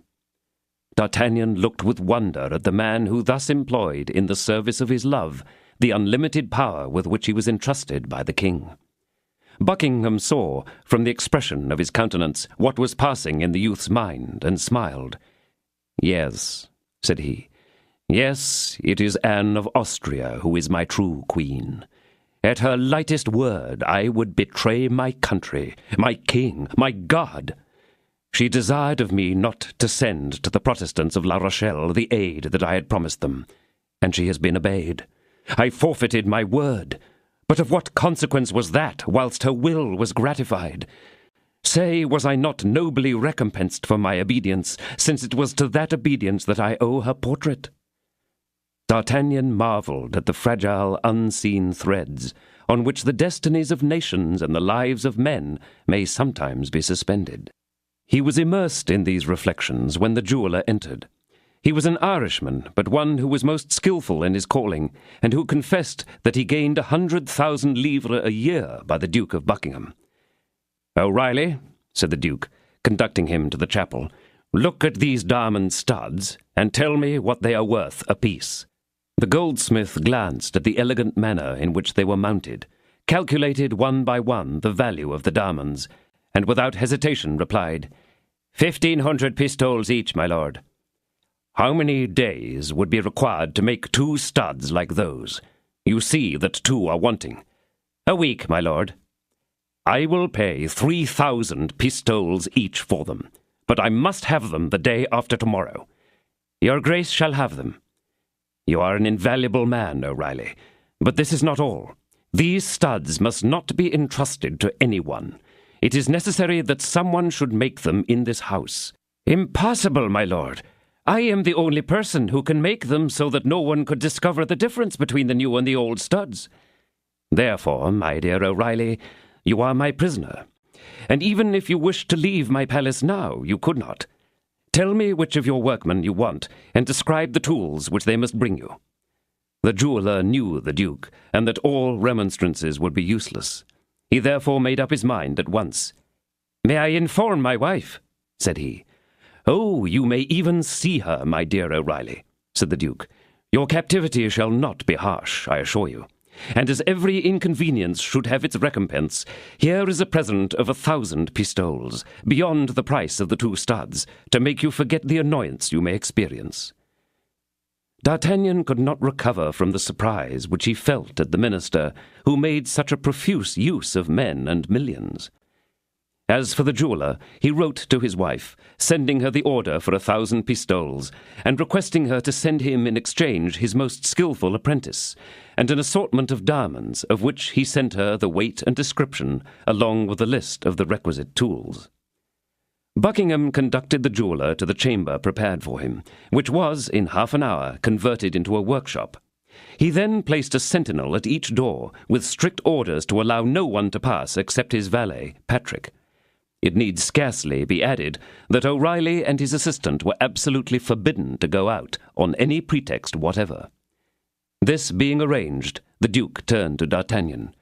"Now, my young friend," said he, "England belongs to us too. What do you desire?" "A bed," answered D'Artagnan. "I confess that at present that is what I stand most in need of." Buckingham allotted D'Artagnan a room which adjoined his own. He wished to keep the young man at his side, not that he distrusted him, but that he might have someone to whom he could constantly talk about the Queen. An hour afterwards the order was posted throughout London that no ship would be permitted to leave the ports for France, not even the packet-boat with letters. In everybody's opinion, this was a declaration of war between the 2 kingdoms. At 11 o'clock on the 2nd day, the diamond studs were finished, and so exactly imitated, such perfect facsimiles, that Buckingham himself could not distinguish the new one from the old. Even the most skilful in such matters would have been deceived as he was. He immediately summoned D'Artagnan. "Here," said he, "are the diamond studs which you have come to fetch, and witness for me that I have done everything which human powers could accomplish." Rest assured, my lord, that I will truly represent what I have seen. But your grace gives me the studs without the casket. The casket would only encumber you. Besides, the box is the more precious to me, now that I have nothing else. You will say that I preserve it. I will perform your commission, my lord, to the letter. And now, said Buckingham, looking earnestly at the young man, how can I ever repay my debt to you? D'Artagnan blushed, even to the white of his eyes. He saw that the Duke wanted to find some means of making him a present, and the idea that his own blood and that of his companions should be paid for in English gold was strangely repugnant to him. "Let us understand one another, my lord," said D'Artagnan, "and state the case fairly, that there may be no misconception. I am in the service of the King and Queen of France, and belong to the guards of Monsieur des Essarts, who, as well as Monsieur de Tréville, is more particularly attached to their majesties. Everything that I have done has therefore been for the Queen, and not at all for your grace. And more than that, perhaps I should not have taken a single step in the affair, if it had not been to please someone who is as dear to me as the Queen is to you." "Yes," said the Duke, "and I believe that I know who that person—" "My lord, I have not named her," said D'Artagnan quickly. "It is true," replied the Duke. "I must therefore be grateful to that person for your devotion." "Just so, my lord. For now that we are about to go to war, I confess that I see nothing in your grace but an Englishman, and consequently an enemy, whom I should be still more delighted to meet on the field of battle than in the park at Windsor or in the galleries of the Louvre. This, however, will not prevent me from executing every particular of my mission, and welcoming death, if need be, in its accomplishment. But I repeat to your grace that you have nothing more to thank me for in this second interview than for what I have already done for you in the first. We say in our country, 'Proud as a Scotchman,'" muttered Buckingham. "And we," answered D'Artagnan, "say proud as a Gascon. The Gascons are the Scotchmen of France." D'Artagnan bowed to the Duke, and was about to take his leave. "Well," said the Duke, "are you going in that manner? But what course will you take? How will you get off?" "True. Egad, you Frenchmen stick at nothing. I had forgotten that England is an island, and that your grace is its king. Go to the port, ask for the brig Sund, and give this letter to the captain. He will take you to a small harbour, where you will certainly not be expected, and where few but fishing boats go. And the name of this harbour is Saint-Valery. But listen, when you are landed there, you will go to a wretched wine shop, without either name or sign, a true sailor's boozing ken. You cannot mistake it, for there is but one. And then you will ask for the host, and you will say to him, 'Forward.' What does that mean? It is the watchword which commands him to assist you on your way. He will give you a horse ready saddled, and show you the road that you must take. And you will in this manner find 4 relays upon your road. If you please, at each of them, to give your address at Paris, the 4 horses will follow you there. You already know 2 of them, and appear to have estimated them as an amateur. They are those which we rode, and you may trust me that the others are not inferior. These 4 horses are equipped for the field. Proud as you are, you will not refuse to accept one, and to present the 3 others to your companions. Besides, they are to help you in fighting against us. The end justifies the means, as you French say, do you not?" "Yes, my lord, I accept your presents," said D'Artagnan, "and, God willing, we shall make good use of them. Now, give me your hand, young man. Perhaps we may soon meet on the field of battle, but in the meantime, I hope we part good friends." "Yes, my lord, but with the hope of soon being enemies." "Be contented. I give you my promise that we shall." "I depend upon your grace's word." D'Artagnan bowed to the Duke, and hastened towards the port. Opposite the Tower of London he found the vessel to which he had been directed, and gave his letter to the captain, who got it countersigned by the governor of the port, and then prepared to sail immediately. 50 vessels were waiting in readiness to sail. On passing one of them, side by side, D'Artagnan thought he saw the woman of Meung. the same whom the unknown gentleman had called my lady, and whom he himself had thought so beautiful. But thanks to the current and the favourable breeze, his vessel glided on so swiftly that in a few minutes it had left the others far behind. The next morning, about 9 o'clock, he landed at Saint-Valery. D'Artagnan immediately went to the appointed wine-shop, which he recognized by the outcries from within. The war between France and England was spoken of as certain, and the joyous sailors were making merry. D'Artagnan pushed through the crowd, approached the host, and pronounced the word "forward." The host immediately made him a sign to follow him, went out by a door which led into a courtyard, conducted him to the stables, where there stood a horse ready saddled, and then asked him whether he needed anything else. "I want to know the road I am to take," said D'Artagnan. "Go from this place to Blangy, and from Blangy to Neufchâtel. At Neufchâtel, go to the tavern of the Golden Harrow. Give the password to the innkeeper, and you will find, as here, a horse ready saddled." "Have I anything to pay?" asked D'Artagnan. "Everything is paid," said the host, "and most liberally. Go then, and God protect you." "Amen," said the young man, as he galloped off. In 4 hours he was at Neufchâtel.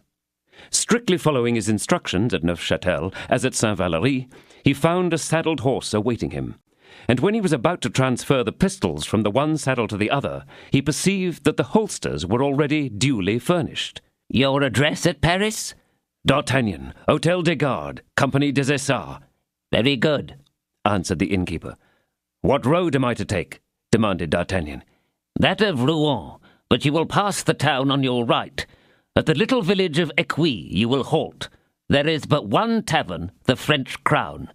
Do not judge of it from its looks, for it will have in its stables a horse of equal value with this." "The same watchword?" "Exactly." "Adieu, master." "A good journey, sir. Do you require anything else?" D'Artagnan said no by a shake of his head, and went off again at full speed. At Écuy the same scene was enacted. He found a host equally well prepared, a horse equally fresh and ready. He left his address as before, and departed in the same way for Pontoise. At Pontoise he changed his horse for the last time, and at 9 o'clock he entered the courtyard of Monsieur de Tréville's hotel at full gallop. He had got over nearly 60 leagues in 12 hours. Monsieur de Tréville received him just as though he had seen him the same morning, only pressing his hand a little more warmly than usual. He informed him that the company of Monsieur des Essarts was on guard at the Louvre, and that he might repair to his post. 22. The Ballet of the Merlaison. The next morning nothing was talked of in Paris but the ball which the magistrates were to give to the king and queen, and in which their majesties were to dance the famous ballet of the Merlaison, which was the favourite ballet of the king. For the last week every preparation had been in progress at the Hôtel de Ville for this important entertainment. The city carpenter had erected scaffolding on which the ladies who were invited were to be seated. The city chandler had furnished the rooms with 200 wax lights, which was an unprecedented luxury at that time, and 20 violins had been engaged at double the price usually paid, on the understanding that they were to play throughout the whole of the night. At 10 in the morning, the Sieur de la Coste, ensign of the King's Guards, followed by 2 officers and many archers of the Guards, came to demand of Clement, the city registrar, all the keys of the gates, chambers, and closets of the hotel. These keys were given to him immediately, each bearing a label indicating to what it belonged, and from that moment the Sieur de la Coste had the superintendence of all the doors and avenues. Doualier, the captain of the guards, came in his turn at 11 o'clock, and brought with him 50 archers, who stationed themselves immediately at the respective doors which had been assigned to them in the Hôtel de Ville. At 3 o'clock there arrived 2 companies of guards, one French, the other Swiss. The company of French guards was composed of equal numbers of the troops of Monsieur Doualier and of Monsieur des Essarts. The company began to arrive at 6 o'clock, and were at once conducted to the places prepared for them in the grand saloon. The lady of the first president arrived at 9 o'clock. As she was, next to the Queen, the most distinguished individual of the entertainment, she was received by the gentlemen of the city, and conducted to a box opposite to that of the Queen. At 10 o'clock, a collation of sweetmeats was prepared for the king, in the small room on the side of the Church of Saint-Jean, before the city's sideboard of silver, which was guarded by 4 archers. At midnight, loud cries and multitudinous acclamations resounded through the streets. It was the king who was proceeding from the Louvre to the Hôtel de Ville, along thoroughfares illuminated throughout their length by coloured lamps. The magistrates, clothed in their robes of cloth and preceded by the sergeants, each holding a torch in his hand, hastened to receive the king, whom they met upon the steps, where the provost of the merchants complimented and welcomed him, to which his majesty replied by excuses for the lateness of his arrival, for which he blamed the cardinal, who had detained him till 11 o'clock, discoursing on affairs of state. His Majesty, in full dress, was accompanied by His Royal Highness the King's brother, the Count de Soissons, the Grand Prior, the Duc de Longueville, the Duc d'Elbeuf, the Count d'Harcourt, the Count de la Roche-Guyon, Monsieur de Liancourt, Monsieur de Barada, the Count de Cramay, and the Chevalier de Souveret. Everyone remarked that the king looked preoccupied and unhappy. A closet had been prepared for the king, and a second one for his royal brother. In each of these closets were laid out masquerade dresses. A similar preparation had been made for the queen and for the president's lady. The lords and ladies in their majesties' suite were to dress themselves, 2 by 2, in apartments set aside for that purpose. Before he entered his closet, the king desired to be apprised of the cardinal's arrival as soon as it had taken place. Half an hour after the arrival of the king, fresh acclamations resounded. These announced the arrival of the queen. The magistrates went through the same formalities as before, and, preceded by their sergeants, advanced to meet their illustrious guest. The queen entered the room, and it was remarked that, like the king, she looked sad and also weary. The moment that she entered, the curtain of a small gallery, which had till then been closed, was opened, and the pale face of the cardinal appeared, clothed as a Spanish cavalier. His eyes fixed themselves on those of the queen, and a smile of terrible joy passed across his lips. The queen was there without her dam and studs. Her Majesty remained for a short time, receiving the compliments of the city gentlemen, and answering the salutations of the ladies. Suddenly the king appeared, with the cardinal, at one of the doors of the saloon. The cardinal spoke to him in a low voice, and the king was very pale. The king broke through the crowd, and without a mask, and with the ribands of his doublet scarcely tied, approached the queen, and in an agitated voice said, "Madam, wherefore, I pray you, have you not on your diamond studs, when you knew that I wished to see them?" The queen looked around her, and saw behind the king the cardinal, smiling with a satanic smile. "Sire," replied the queen, in an agitated voice, "because amidst this great crowd I feared some accident might befall them." "There you were wrong, madame. I made you this present in order that you might adorn yourself with it. I tell you that you were wrong." The voice of the king trembled with anger. Everyone looked and listened with astonishment, not at all understanding this extraordinary scene. "Sire," said the queen, "I can send for them from the Louvre where they are, and thus the wishes of your Majesty will be accomplished." "Do so, madame, and that immediately, for in 1 hour the ballet will begin."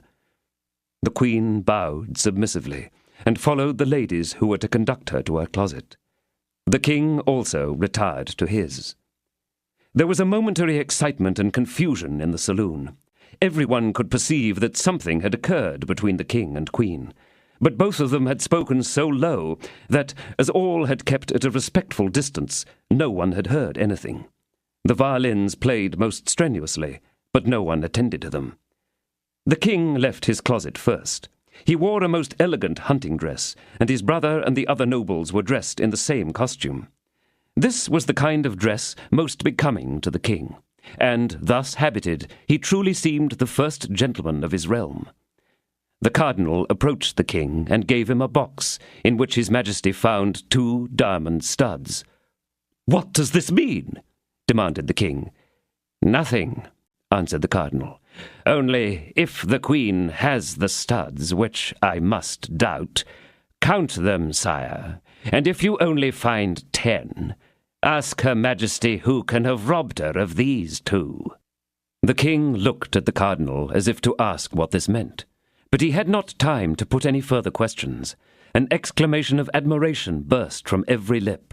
If the king appeared to be the first gentleman of his realm, the queen was indisputably the most beautiful woman in France. It must be allowed, of course, that her costume of a huntress fitted her most charmingly.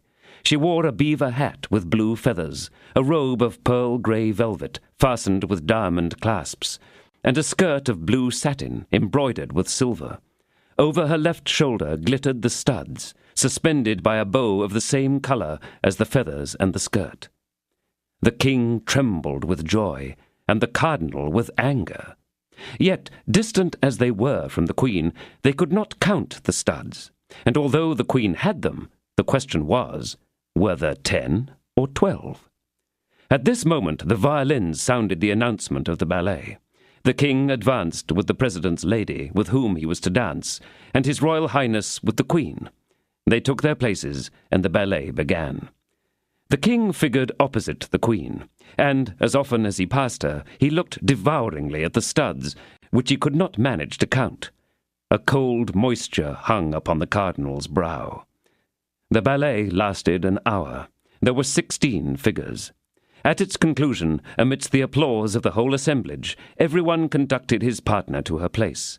But the king profited by his privilege to leave his partner where she was, and advanced quickly towards the queen.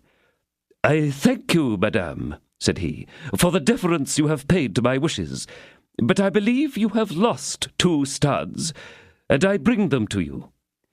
At these words he offered her the 2 studs which he had received from the cardinal. "What, sire?" cried the queen, affecting surprise. "Do you give me 2 more? Why, that will make me have 14. In fact, the king counted them, and found the 12 studs upon Her Majesty's shoulder. The king summoned the cardinal. "Well, what does all this mean, cardinal?" demanded the king in a severe tone. "It means, sire," answered the cardinal, "that I wished Her Majesty to accept these 2 studs, but not daring myself to make her the offer, I have adopted this method." "And I am the more grateful to your eminence," replied the queen, with a smile that proved she was not the dupe of this ingenious gallantry, "as I am certain that these 2 studs have cost you more than the other 12 cost his majesty." Then, having curtsied to the king and the cardinal, the queen took her way to the chamber where she had dressed, and where she was now to remove her ball costume.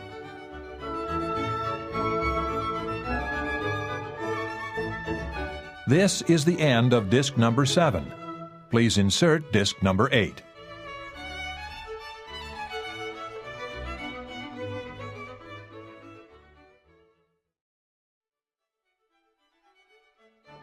This is disc number 8.